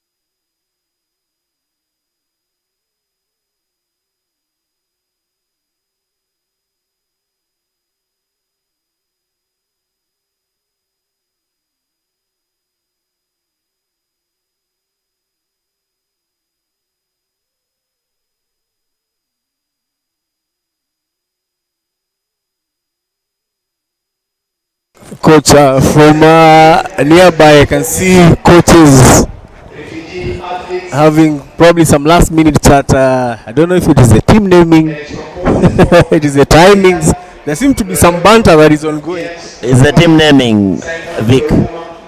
We are so packed behind here. Everybody wants their person in the team. You know, 4 people to cross the line, automatic. Then these other 2, who do you select? That is where the... So that is where the contention is. Yes, the quagmire is with these 2. Please put my athlete. He ran Thika Meet, he ran this, he was position 2. In Nakuru, he was position 1. In Mumias, you have to argue. They are arguing that. To lobby. Yes, they argue a lot of political seat. Yes. Sometimes people ask me, why don't you go? You've been asking me before we went live. Why don't you go there to lobby? I don't need to do that. When the right time comes, you know, I'm still very young. And as you can see, the other side is not as, you know, as young as we are. So when the right time comes, we'll be there. From a coach's perspective, are you probably predicting or foreseeing a deficit of coaches in the next 5-10 years? Not wanting to sound biased or No. prejudiced, but is there a need perhaps for more programs to rather nurture or bring up more young coaches? Actually, we need more programs to nurture the young coaches, because a lot of athletes have retired and they're going into coaching. So we need AK to do a lot of mentorship and doing a lot of technical training for these young coaches, upcoming coaches, not just the online one. The last time this was done is when Isaiah Kiplagat was in office. So it's something that delayed Isaiah. So we need to have these trainings, and the Regional Development Center headed by Hussein needs to take this up, you know, because he's the one in charge of all these coaches training and what. We need to have a lot of this training for short, middle and long distance coaches. Nurture the upcoming ones. But we have a lot of upcoming coaches, not to mention Perpetual Mbutu, who is in Budapest right now under the NOC program, you know, doing strength and conditioning. We have Dennis Mwanzo also in the mix. We have Peter Gatana. We have a lot of upcoming young coaches in the line. And not forgetting Msani. But we have a lot of them. You know, previously coaching was as a product of sports also. At some point in my life, was either out of passion or maybe the fact that I'm a retired athlete, I'll just become a coach automatically, or even genetics because I come from a particular place. In the modern world, what is the case? Is science and also papers and education, and also your personal sharpness and your mind as well? No. Is it something to apply? Right now, it's not just about apprentice where you learn from your father, or you learn from your mother, or you learn from somebody. You have to go to school, to class, and answer these questions. There is a lot of science, it's a lot of learning. We've come away from this apprentice thing. Now it's professional. It's 100% professional. I remember there's a time we're being told one coach was asked to touch the gluteus medius. He started touching his head, went to the ear, he touched every body part as part from the gluteus medius. So you can imagine if you take somebody who has not gone to school to learn about the gluteus medius, gluteus maximus, you know, those are scientific terms. What will they do? So it's not just about picking it up where somebody else left. Is you have to go to class. Because the scientific terms there are too heavy for somebody who has not gone to school. VO2 max, you know. When we look at Africa, I'll just give an example of what we saw in the Paris Olympic Games. Yes. That is the last edition. Can we say there are countries that did go back to the boardroom and applied what you've just explained, unlike we here, and we saw what they produced? Botswana is an example, perhaps? I can say as Kenya, we have been taken back to the drawing board. Like I said before, in the steeplechase, even in the 100 meters, not just steeplechase, even when you look at 100 meters, there's a big gap between our first person, who is Omanyala, who's running sub 10, and the second person, who is running 10.30. The third person is running 10.35. Fourth person is 10.4. And like I predicted even in the final, you run a 10:39, you make the team. And that 10:39 was what was won, the time that took the winner today to be at the top. So we have a lot of work to do, not just in sprints, but even in the other races. Look at 800 meters. Wanyonyi, after Wanyonyi, who next? Let's go to 1500 meters. Timothy Cheriot is almost moving up the races. After Timothy Cheriot, we have Reynolds, but Reynolds did not even make the final at the Olympics. You know, we have a gap. We have the past person, but we don't have the next people. You get it? So we have a lot of work to do. We've been taken back to the drawing board as a country. We hope the concerned parties are listening. We know they are listening, and we know they are going to take it up seriously. And just on that aspect of 1500 meters, that title, that 1500 meter World Olympic and what has come from one training camp. The records show that. All those medals we're looking at since Elijah Manangoi, Timothy Cheriot, look at Vincent Keter in the junior, look at George Manangoi. They are coming from Rongai Athletics Club. But do we have an hair apart from the names I've mentioned? We are looking at Reynolds, we are looking at now Wanyonyi moving up to 1500 meters. You know? And so it's something that we need to look keenly. We have a gap. We need to fill this gap. What of coaches giving coaches secrets? Does it happen? Pardon?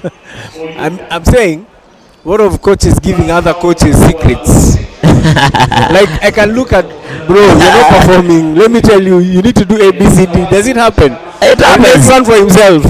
Remember, I talked about Doreen Waka in Thika, and I asked the coach, Julius Migwi. I told him, please work on Doreen Waka's the last 30 meters. In Nakuru, Doreen Waka improved a little bit. I saw. Then today, she's won it. Talked to Dennis Mwanzo about his athletes. When they land from the hurdle, they are sinking fast. That means there's a problem of reactive strength. They are collapsing before continuing. We have coaches who give tips to the other coaches. It is there. Just that it is not as evident as you might imagine. I remember there's some coach who was training in the dark because he didn't want others to get what he was doing. But for me, why should I hide information? A big shout out to Coach Migwi, who passed by the announcing booth here a while ago. Maybe we can ask him if he got the cue for Doreen Waka. Coach, yes. Coach Hillary, during the last meet, did mention about Doreen. Did the tips help? Yes, the tips help. The tips help because I've worked for it for 1 month, and you can see the results. Thank you, Coach Hillary. What you say in Swahili is kama utarudisha mkono because especially today being a Saturday, this one deserves some nyama choma. And you know, Doreen Waka has made the team. Hila is my friend. Choma utapata ukitaka. Tupatane huko Kaha West over. Well, as we await other. I don't know why this 4x4 is taking too long, eh? It's taking too long. Maybe the athletes are at the closed shop waiting to be named in the team. You know, 4x4 is among the sprint races.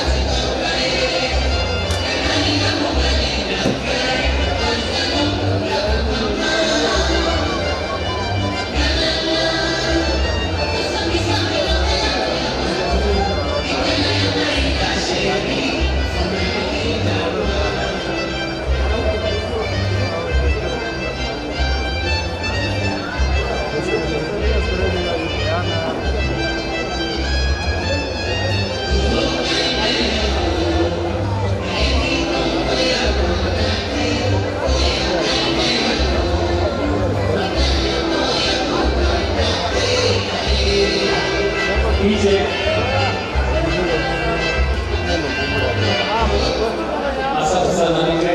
Basi wapenzi watazamaji, wapenzi wenza wa mchezo wa riadha, tunaposubiria shindano la mita 400 kwa wanapokeza na Nyayo hapa na takazo mahali, kuna mwanariadha ambaye amepoteza viatu vya kukimbilia. You know, I carry a lot of hats. I'm a personal trainer. I train VIP clients. I train sprinters and middle distance athletes, and I'm also a trained journalist. So it's just work.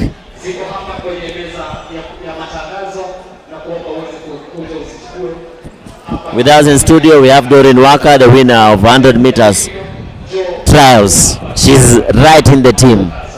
Doreen has just passed by here. And you know, Doreen Waka is like you. She speaks Luo and fluent Kikuyu.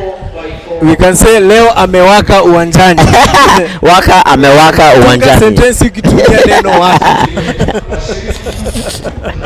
Maybe just a comment from her. Tuambie one or two things, how the race was and how does she feel? Waka, how was the race today and what made you win the race today? Race ilikuwa poa na pia nashukuru Mungu. Mwenye amefanya nikawini race ni my coach, kunipea pressure. Yeah. Ukisema coach alikupea pressure, unamaanisha nini? Pressure gani hiyo? Alinipea pressure since season ianze, akaniambia Doreen, you can make it. Juu si kwa jiamini kama naweza win. Yeah. And remember Doreen Waka has won this trial at a very good time. She's not employed and she's running for Kenya prisons. This means the people recruiting the sportsmen and women are in for a hot challenge today. Doreen Waka trains with the Kenya prisons. Esther Mbagari trains with Kenya prisons. Brenda Matitsa with the Kenya prisons. And all those three athletes, lady athletes, have performed. And so it's up to them to give these three women athletes the recruitment letters. Well, that is presenting your CV when there is no vacancy, but the employer has to consider you. They don't have an option. No, she's just won the trials with 11.63 seconds. Very fast time. Yeah. In fact, one of the fastest times in the country, and the fastest time in this country electronically. This means it's up to the selectors from Kenya prisons to do what they do best. Remember, also Kenya Police is recruiting this year, and KDF is recruiting this year. So it's a matter of what future do you want for your team. I'm very sure they're listening. Some of them are here. I know she's gonna get something. I'm hoping also. She's a very good friend of mine, and we interact a lot with most of these sprinters.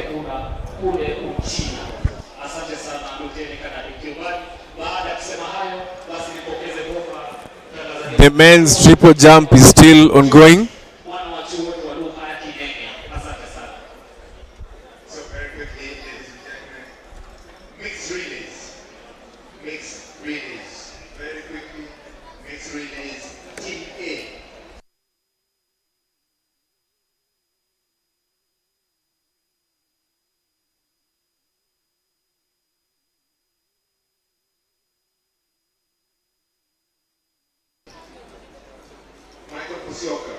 Team B,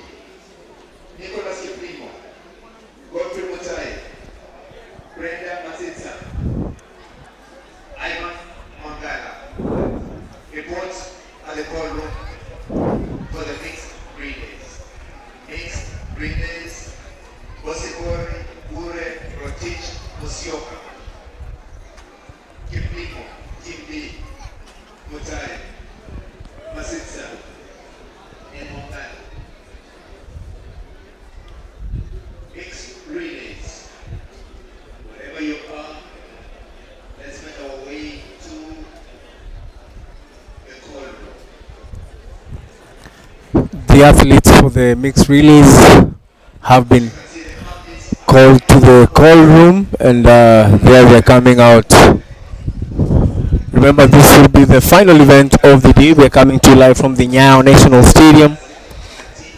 This is the World Athletics Relay Trials being held here. Remember also, this event is being used for the team naming, rather the team selection of the World Relays that will be held in Guangzhou, China in May.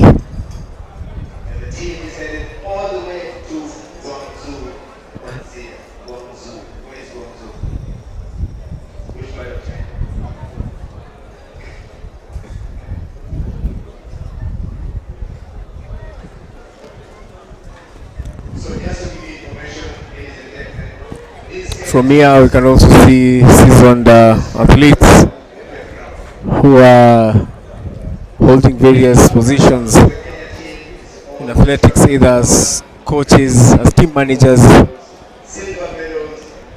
Others are journalists, an array of journalists here on the right side of the pitch. From here where we're seated, seasoned photographer Stafford Ondego, Michelle Katavi is also here, Celestine Carone, so senior colleague.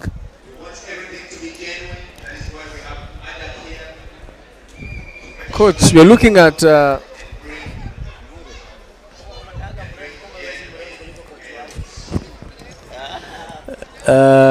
seems after Doreen Walker came to the booth, seems other athletes also seeing it also an opportunity to speak to the world. I can see Ngure also here. The winner of the 400 meters hurdles. She's good. Coach, I'm also looking at the economic aspect of this, some of these events, going from the athletics meets that we had the 4. Yes. And also here you can see people doing business, selling snacks here and there. Others are even selling sports gear. We've seen people sell shoes, spikes. What do you have to say about that, Coach? Well, these meets are not just about running, but also opening doors for vendors to come and sell their products. I've always bought a shoe at every meet I go. So for how many years? I want to count how many pairs you have. Vic, I have a wardrobe full of sporting shoes, more than even official shoes. And as I live here today, I also buy another one. Yes, I have to pick a pair. And when I run with it for 1 year, I give it out. And sometimes I also, when somebody comes to my house, an athlete, you donate. I donate some of them. So it's not just about running; it's about business and interactions too. If I may quote you, it's not only about running. You can see even people making friendships. Perhaps we may see I want to be diplomatic like you are a couple of minutes ago. You might see families being Yes, people come here for picnics. They came here to watch. Others came here to scout as well. Somebody came here to scout. Maybe somebody will live here with a wife or a husband today. Just make sure you don't live with somebody's. And others will live here with records as well. Yes, of course.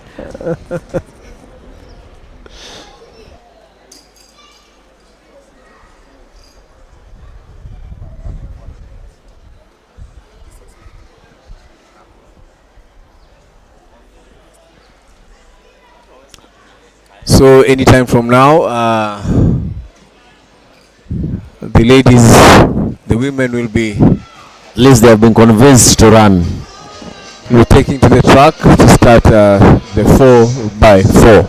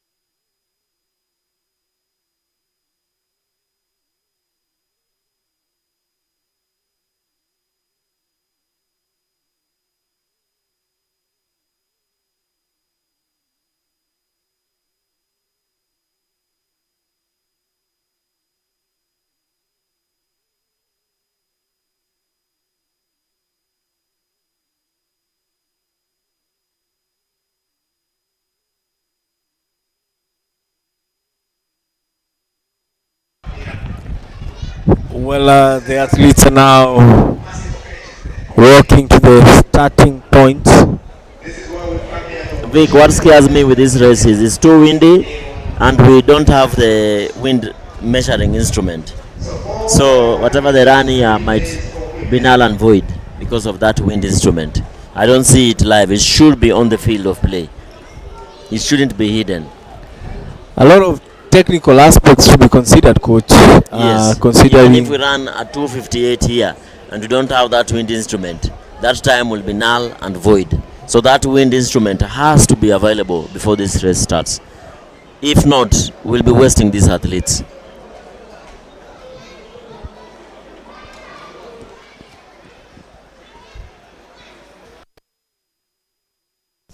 Assembling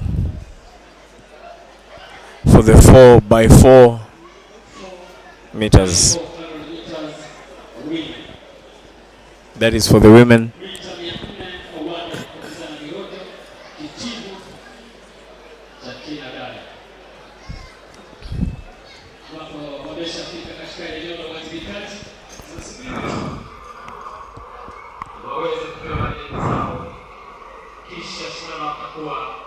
inaanza basi.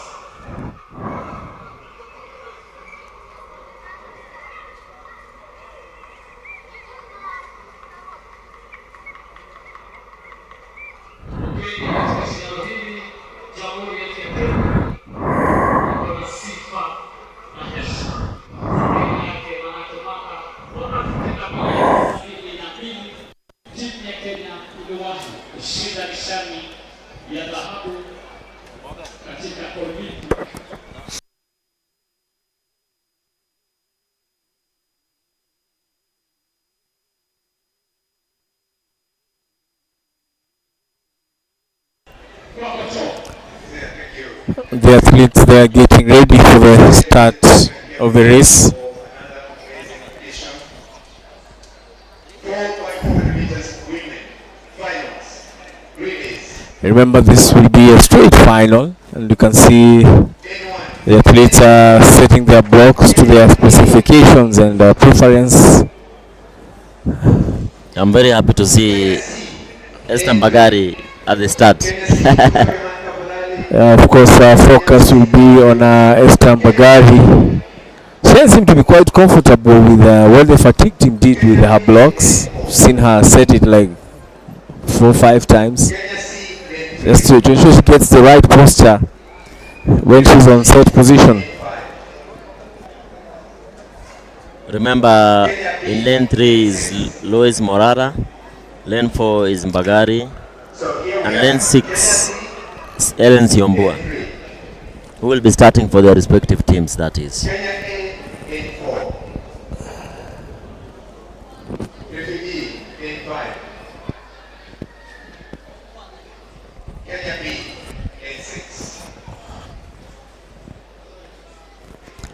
So the athletes have been categorized into Kenya A, Kenya B, Kenya C.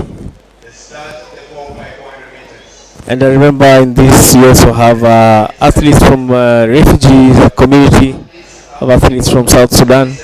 We also have athletes in the sprints here from neighboring country Uganda.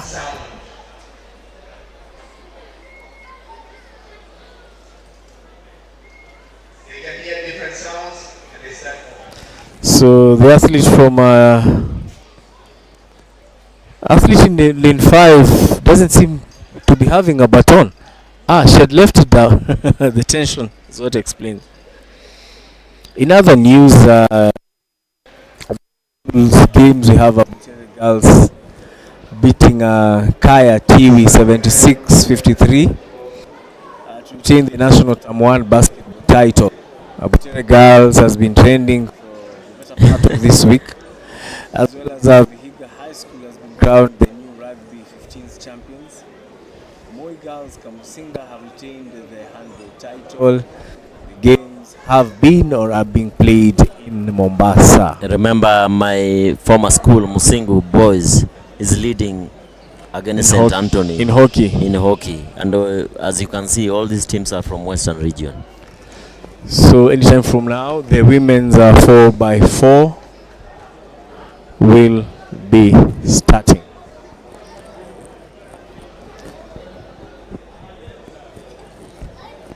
Coach, even most of these athletes are a product of school games. Yes, most of them. So once again, there we go. Esther seems to have started Esther started at a good pace. She doesn't want to burn out, having been here previously. This is the third 400 meters she's running today. She's saving that energy for the last sprint. Look at Siombua negotiating the bend, telling Mbagari that asante sana, wacha mimi niende. She knows what Esther is capable of. Esther Mbagari closing in. Remember, Mbagari is a 100-200 meter champion now running the relays. This is very commendable. And Mbagari will be the first one to hand over the baton. So the second baton changeover has happened. So once again, over there. Team A. Bagari has run quite well on that first leg. That's very commendable. And Mbada, third position, coming in strongly to challenge the top two Seems to be athletes. very strong. Gladys Mumbe taking the lead from Mercy Chebet. Mercy Chebet trying to seems to be becoming very strong from the outer lane. Yes. Oh, that is Vanis Kerubo and Mercy Chebet. I like Mercy Chebet there, coming in to hand over. Very good. Joan Cherono in that position.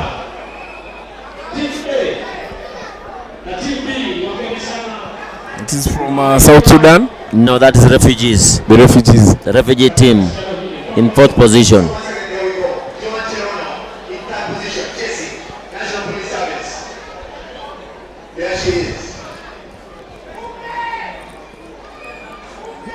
You can see Joanna chasing from behind. So the athletes have been categorized in Team A, Team B and Team C. And here they come, the 100-meter mark. Towards this finish, seems to be men's competition.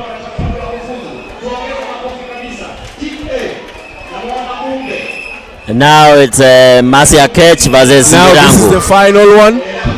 Remember, Mercy Akech has the fastest time this year at the front. That is Team A, Kenya A. That is basically how Team Kenya will line up. Mercy Akech, Mercy Chebet, Esther Mbagari, all those will be lining up for Team Kenya in China for the World Relay. So they're giving a good account of themselves. Mercy Akech opening the gap there.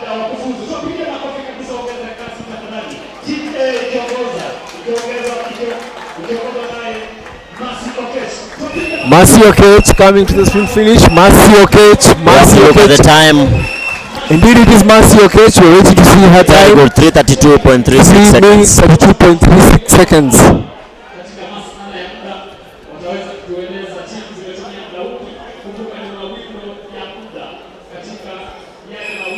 The refugee team is at the 200-meter mark, coming in to finish also the race.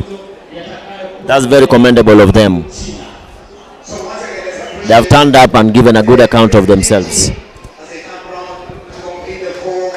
That's the refugee team there, you can see. As the cameraman zooms in, that's the refugee team. And all the fans clapping, encouraging the team. That is very commendable. And there they finish in 4:20. 4 minutes 20 seconds. That is called sportsmanship and the great athleticism.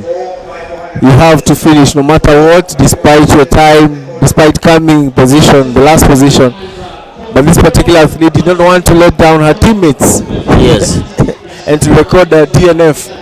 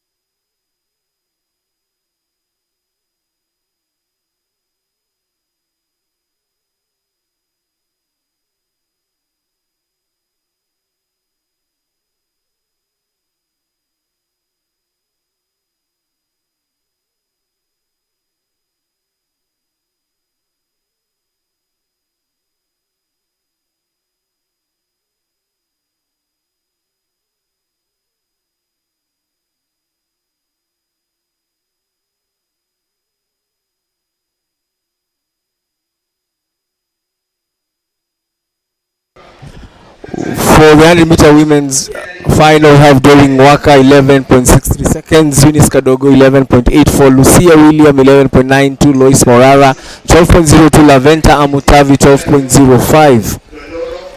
For the men, Monica Sefania 12.07. Those that will be considered will be athletes from Kenya, so that means the athlete who finish after the South Sudanese, that is Lucia William, will automatically be elevated. Coach? Remember, the 4x100 meters women team is not yet ranked. We are outside the ranking. This means we'll go to camp and try to improve those times later on.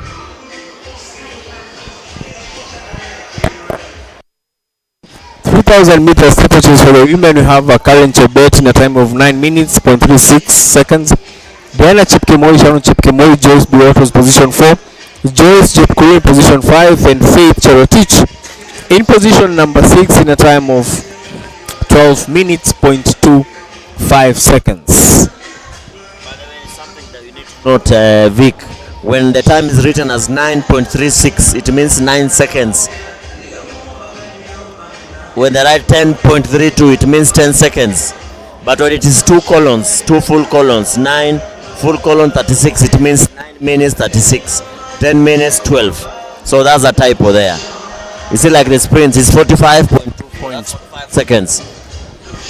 Those are the technicalities of sports. And in sports, you're told use your last game as a learning ground going forward. The 400-meter men, we have Kevin Kiproi in a full time of 45.24 seconds. Brian Tinega was second. Alan Kipiego, Kevin Otich was fourth. Boniface Otunga Mweresa was fifth. David Sanayek 46.25 in position 6. Eric Kimathi position 7, and Moitalel Mpoke in position number 8 in a time of 47.87 seconds. Of course, Eric Kimathi representing Utawala Sprints Club.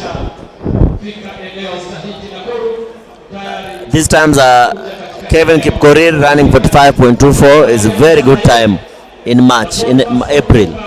And he has been a little bit consistent this year. Consistent with his times. He's run 45 seconds this season. That's very commendable. The 1993 born athlete from National Police Service. We have the 400 meters for women's final. We have Shida Leni in a time of 51.25 seconds. Masi Okech, Masi Chebet was third. Esther Bagari was fourth. Lano Laina Oko was fifth. Vanis Kerubo was sixth. Gladys Mumbe was seventh in a time of 53.59 seconds. And Helen Siombua in a time of 54.06 seconds in position 8. Coach, your comment about these times? Times, especially from Shida Leni 51.25. That's a Uganda national record. That's good time. Even from Akech 51.65. We are seeing a rise of the women 400 meters. I know by June we'll be running 50 seconds or under 50 seconds. It's quite commendable for the 400 meters for both men and women. As we await the start of the mixed relays,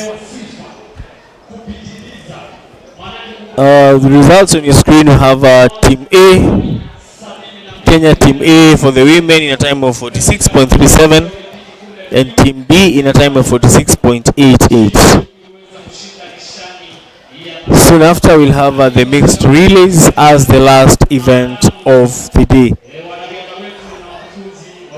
Coach, the same athletes, the athletes who've been here, they did the 400 meter, the semi-final, they went into the final, others have attempted the relays. Will there be enough gas and energy for the mixed relays? No, that will be an overreach for the athletes. Like I said, that will be their fourth 400 meters being run today. This is not a training session. This is a trial for the world relay. But it's a one-day event. We need to improve on our ranking. So they have to up their socks and run. It's circumstances that have led us to them running 400s today. But going forward, we need to protect our athletes and have them run as required. This should have been a 2-day event because of the number of 400 meters that they are running. But like I said previously, circumstances. Yeah, I can see the athletes are coming from the call room into the pitch.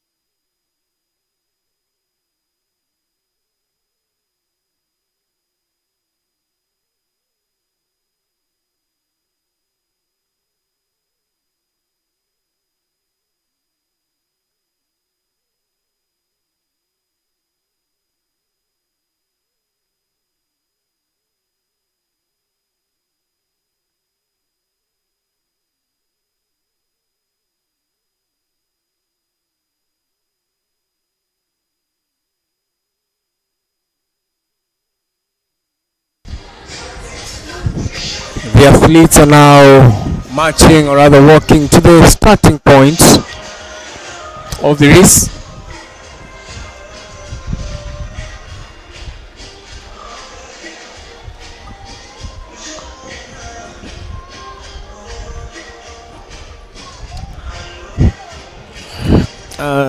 Later on in the day, we'll have the Botswana Golden Grand Prix, where we'll have Kana Simbine of South Africa, our very own Ferdinand Omanyala, Emmanuel Eseme of Senegal, Benjamin Richardson of South Africa, Chikwendo Tracy of Jamaica, Tsebo Matsuto of South Africa also, Karabo Mothibi of Lesotho, and Karabo Letebele of South Africa, running against Ferdinand Omanyala.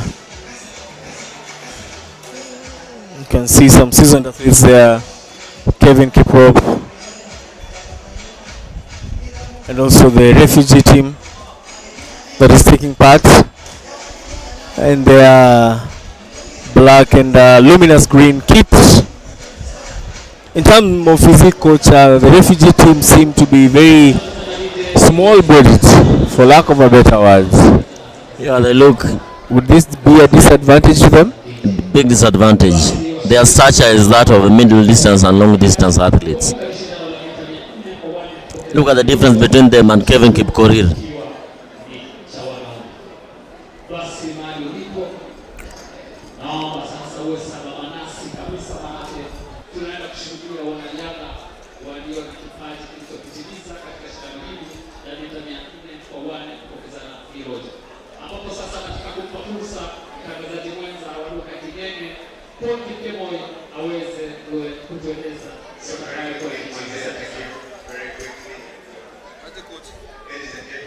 Alan Kipyego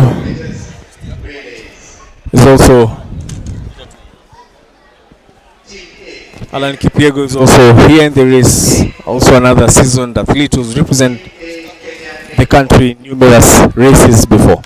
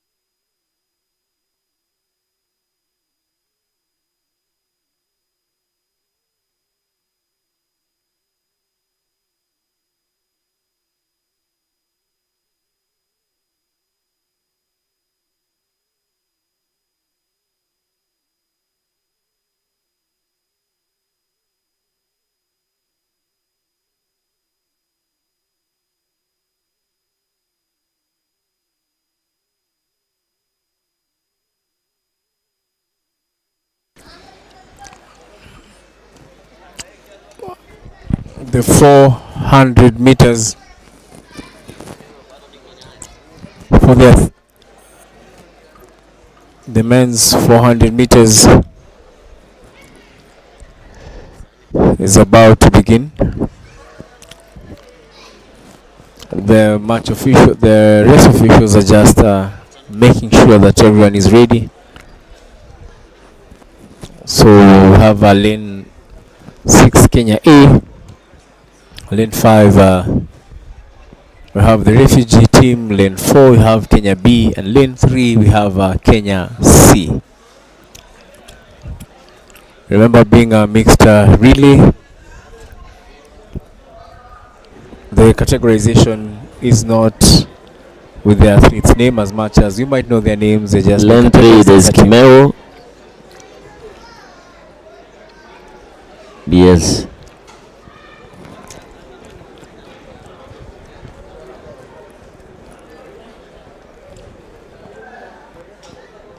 Off they go. Very nice start.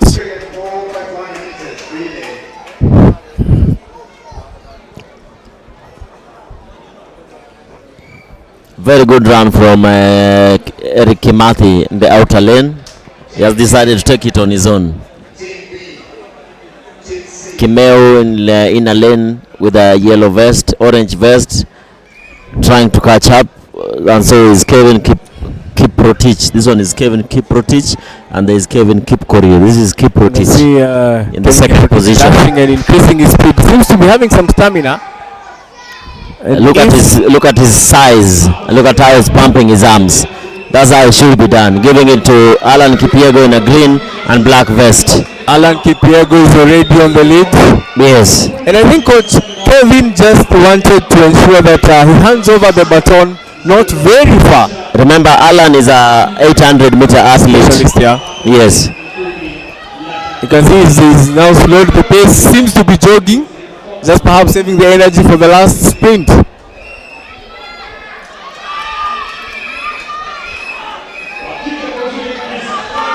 He has really opened the gap at the 100-meter mark. Alan Kipiego is increasing his speed. Alan Kipiego, my goodness me, Alan Kipiego onto the third handover of the baton. There goes Tinega. Shoulders down. Now he's going to full stature. I like how Tinega runs. Very small strides, but he's moving. Small and quick strides, like a sewing machine.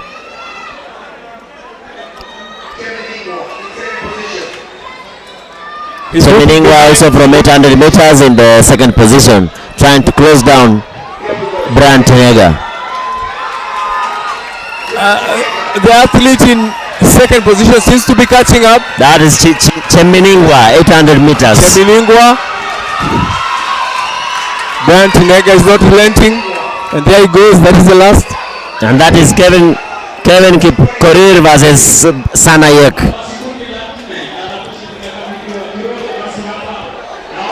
You see what Kipkorir is doing? I like calling in Sanayek into a fight. He wants to run in the last 100 meters. Let's see if his tactic works.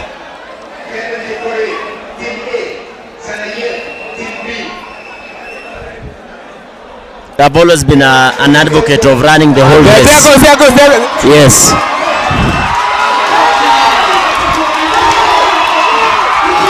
Oh my God! You can see Sanayek taking it to the final.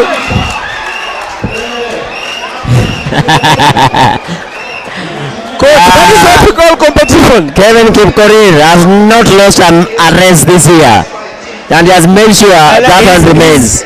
He's shaking his hand, perhaps telling him, "You did give me a run for my money." And you know, he has a 10.1 seconds in 100 meters run this year, and a 20.86 seconds electronic 200 meters. So the boy is in shape. And very, very strong. Looking at his physique and his stature. There goes the replay. This was the first handover.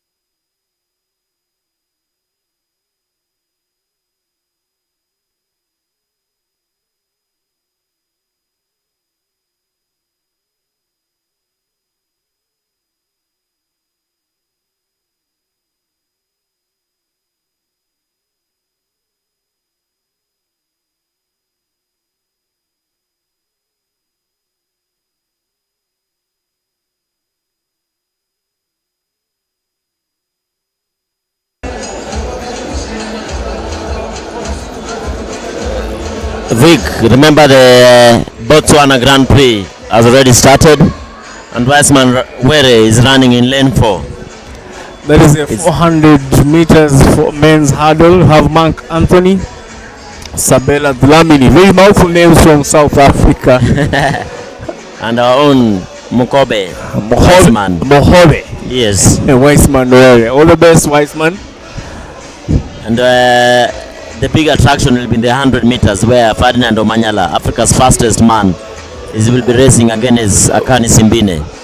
With his ceremonial white headband. Perhaps that's a motivator. That's what gives him. Reminds me of the silver chain that Mo Farah had in all his races. I can see the mixed relay. The mixed relay team is changing.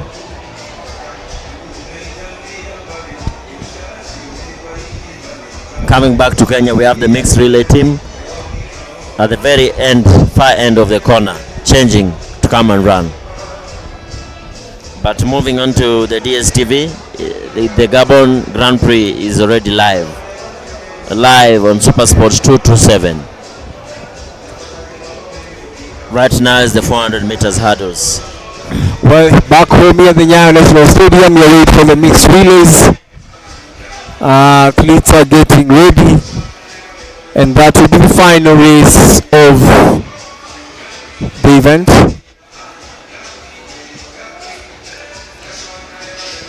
While the athletes are getting ready, you can see some movement here at the stadium. The people who are getting in, others are leaving, others are going to congratulate the athletes, talk to them, perhaps their teammates, their colleagues, and their friends.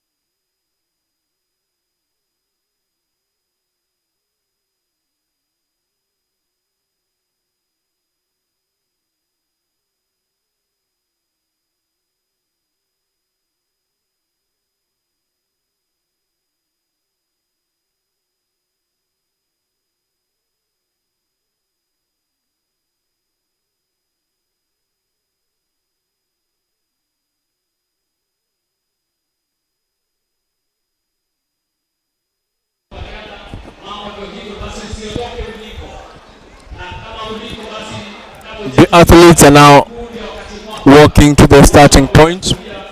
Remember, these are the mixed relays of the Athletics Kenya World Athletics Relay Trials. Remember, for the mixed relays, to be a mix of both the men and the women.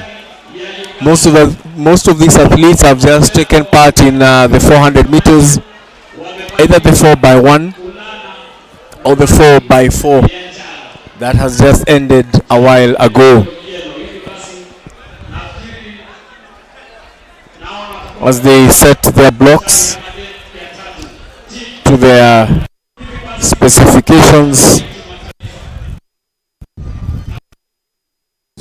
length, just to suit their start. We are waiting for the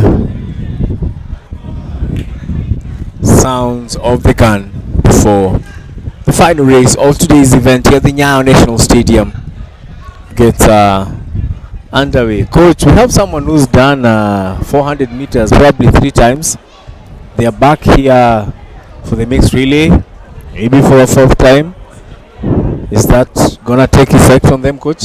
Of course. For those ones, they'll be so tired tomorrow, really fatigued and worn out. They'll need about 48 to 72 hours to recover before their next training session. So they'll resume their training maybe on Tuesday or Wednesday, for those who have done 400s today. Because when you count adrenaline, when you put in adrenaline and all this competition, it will take a toll on them.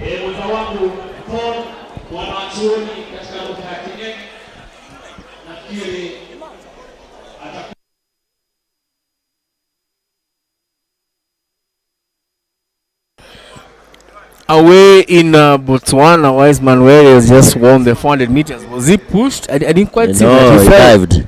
He dived to the finish just to secure the first position with a time of 49.08 seconds.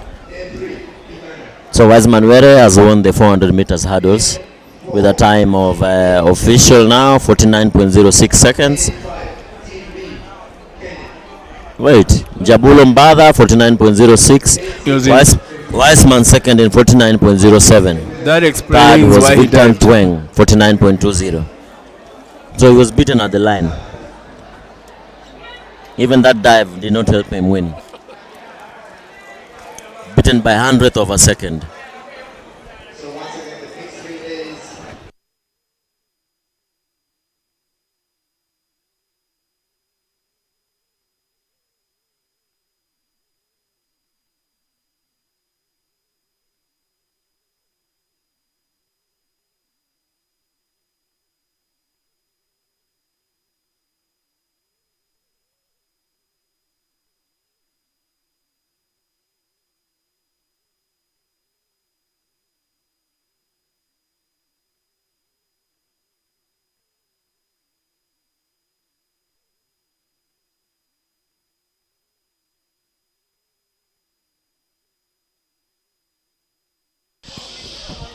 Well, the race is about to begin.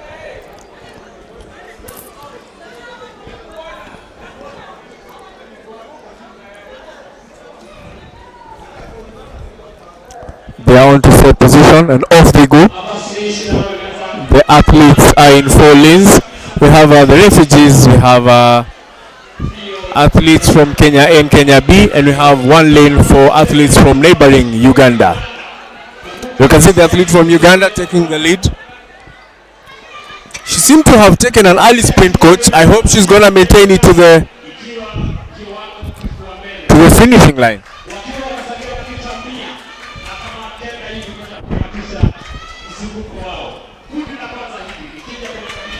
There goes the Ugandan, there goes the Ugandan. But Kenya A seems to be coming in closely, closing in the gap. The Ugandan seems to have opened the gap, a very big gap.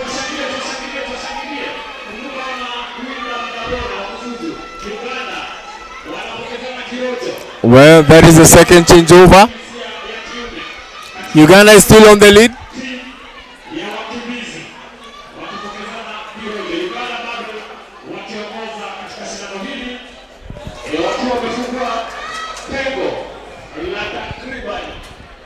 The Ugandan athlete has really opened a big gap, coach.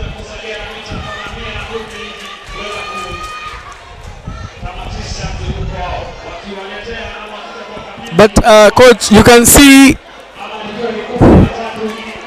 someone who had not been on this pitch before. You can see the energy compared to the athletes who had been here before. True, and remember Uganda is trying to look for time for the world relays, so they are running their hearts out because they want to be in that team, in that flight going to China.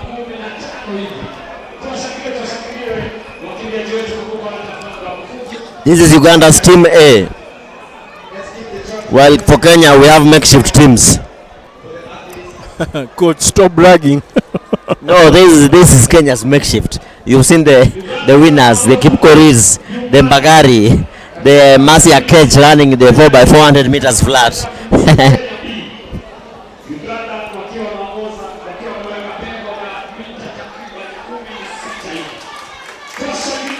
The Ugandan athlete is there on the lead. Handing over the baton. And there goes the third handover of the baton.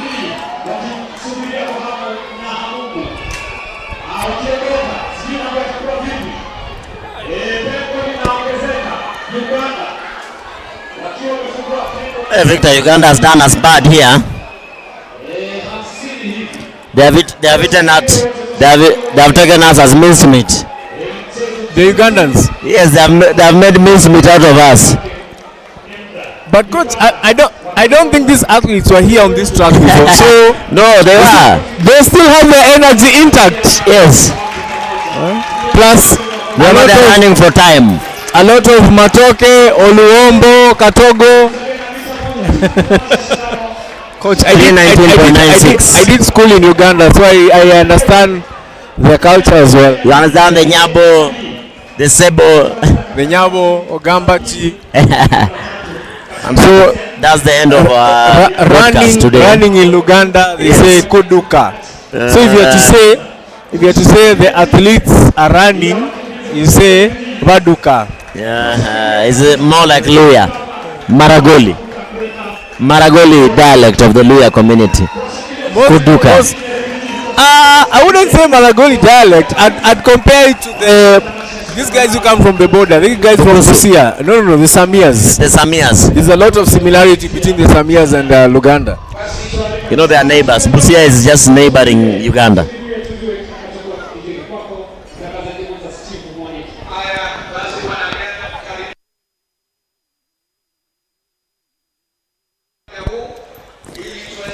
Well, coach, as we now want to set eyes on other Botswana Grand Prix, where Ferdinand Omanyala will be running the next few minutes, perhaps 20 minutes. From us here at the Nyayo National Stadium, it's been a grateful, eventful day, full of adrenaline, full of athleticism, nice competition. And also from my senior colleague Gregory Mulemi, who was here a while ago. I just want to say thank you and looking forward to meeting you to the next meet. Being called to the broadcast area for wrapping up the broadcast. See you on the other side.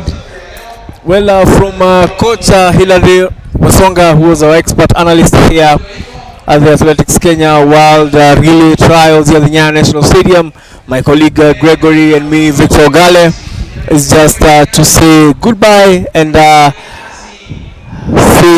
hoping to see you forward in the next Athletics Kenya meet.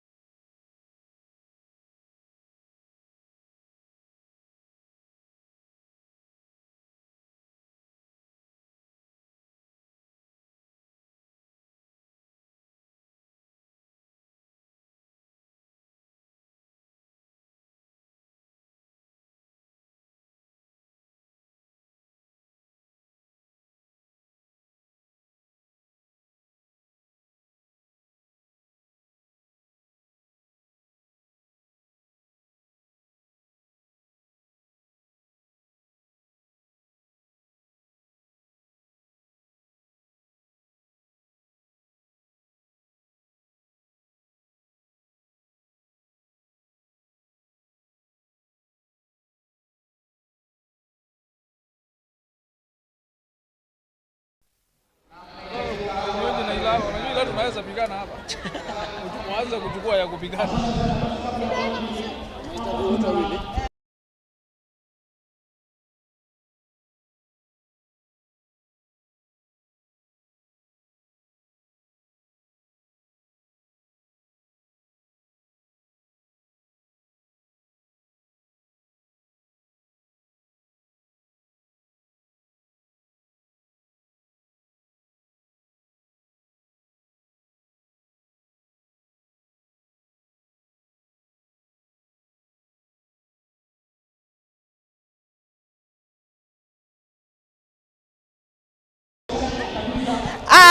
Thank you for joining us today for the World Relays Trials. I hope you've enjoyed the action that was going on here. I'm joined here by Coach Hilary Wesonga and Coach Vincent Mumo, who is also a silver medalist from the Commonwealth Games. He won it during the 4x4 event during New Delhi also. Momo, you've watched the team. You've also been among the timekeepers. What's your take on the team? Thank you, Charity. First of all, let me talk about the 4x4 and also the 400 meters. Right now, it's also early season of the year, but the performance of the 400 meters we have seen, the men are doing good. The same the girls. But now the 4x4, as you saw the results, the team is good.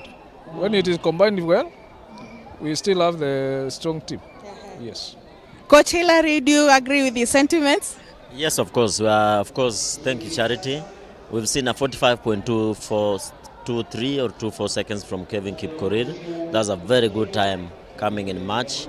In April, we saw a 51.69 from Marcia Ketch, which is a very fast time.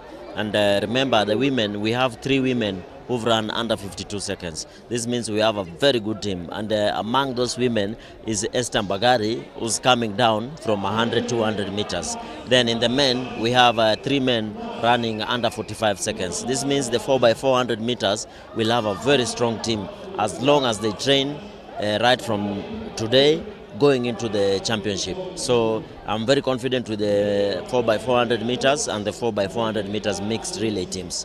Yes. What about the 4x100?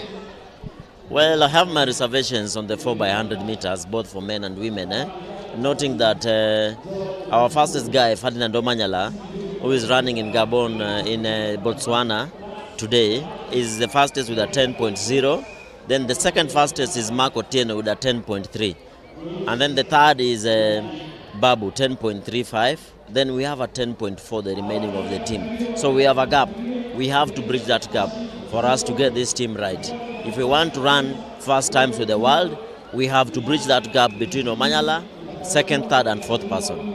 Yes, and for women, you could see we have only 2 ladies from Kenya running under 12 seconds. So we still have a long way to go in the 4x100 meters. Yes. Momo, which was your most impressive race for today? Yeah, of course, the 400 meters, it was very interesting because seeing about 5 low is a very big improvement for the sprinters. As Ila said, we have a strong team. If now we have absence of Zabron Ekwam and Weisman, where if they combine the team, I think we will have to be in the World Championship. Yeah. Parting shot? Parting shots, we have a strong team in the 4x400 meters, flat and the mixed. 4x100 meters, we have a lot of work to do, either in the mixed or in the flat. But I'm praying for all the best to Ferdinand Omanyala, Marco Tieno, and they follow in the footsteps of Wise Manuere, who has become second in the hurdles. So I wish them all the best in Botswana. Yes. Momo, your parting shot? As I said, we have a strong team in 4x4, and I believe that team can do better. 4x1, we still have time. We still have a lot of work to do because the gap, we have to narrow the gap from the or Manyala to the other guys. They have to narrow that gap. But still, I believe we can do better. If the team can train together from now until the championship, the team can perform well. Thank you, guys. That was our coaches. They were giving us the analysis. They've been here with us watching the mixed relay event. The relays event as we select our team that is going to be representing us in Guangzhou, China, come next month on 10th and 11th. They have also seen the team where we need to see to do some improvement and where we need to firm up so that we can also be in the World Championship bracket. Right now we are moving on to the team naming. We are hoping that you'll stay tuned and we see who will be in the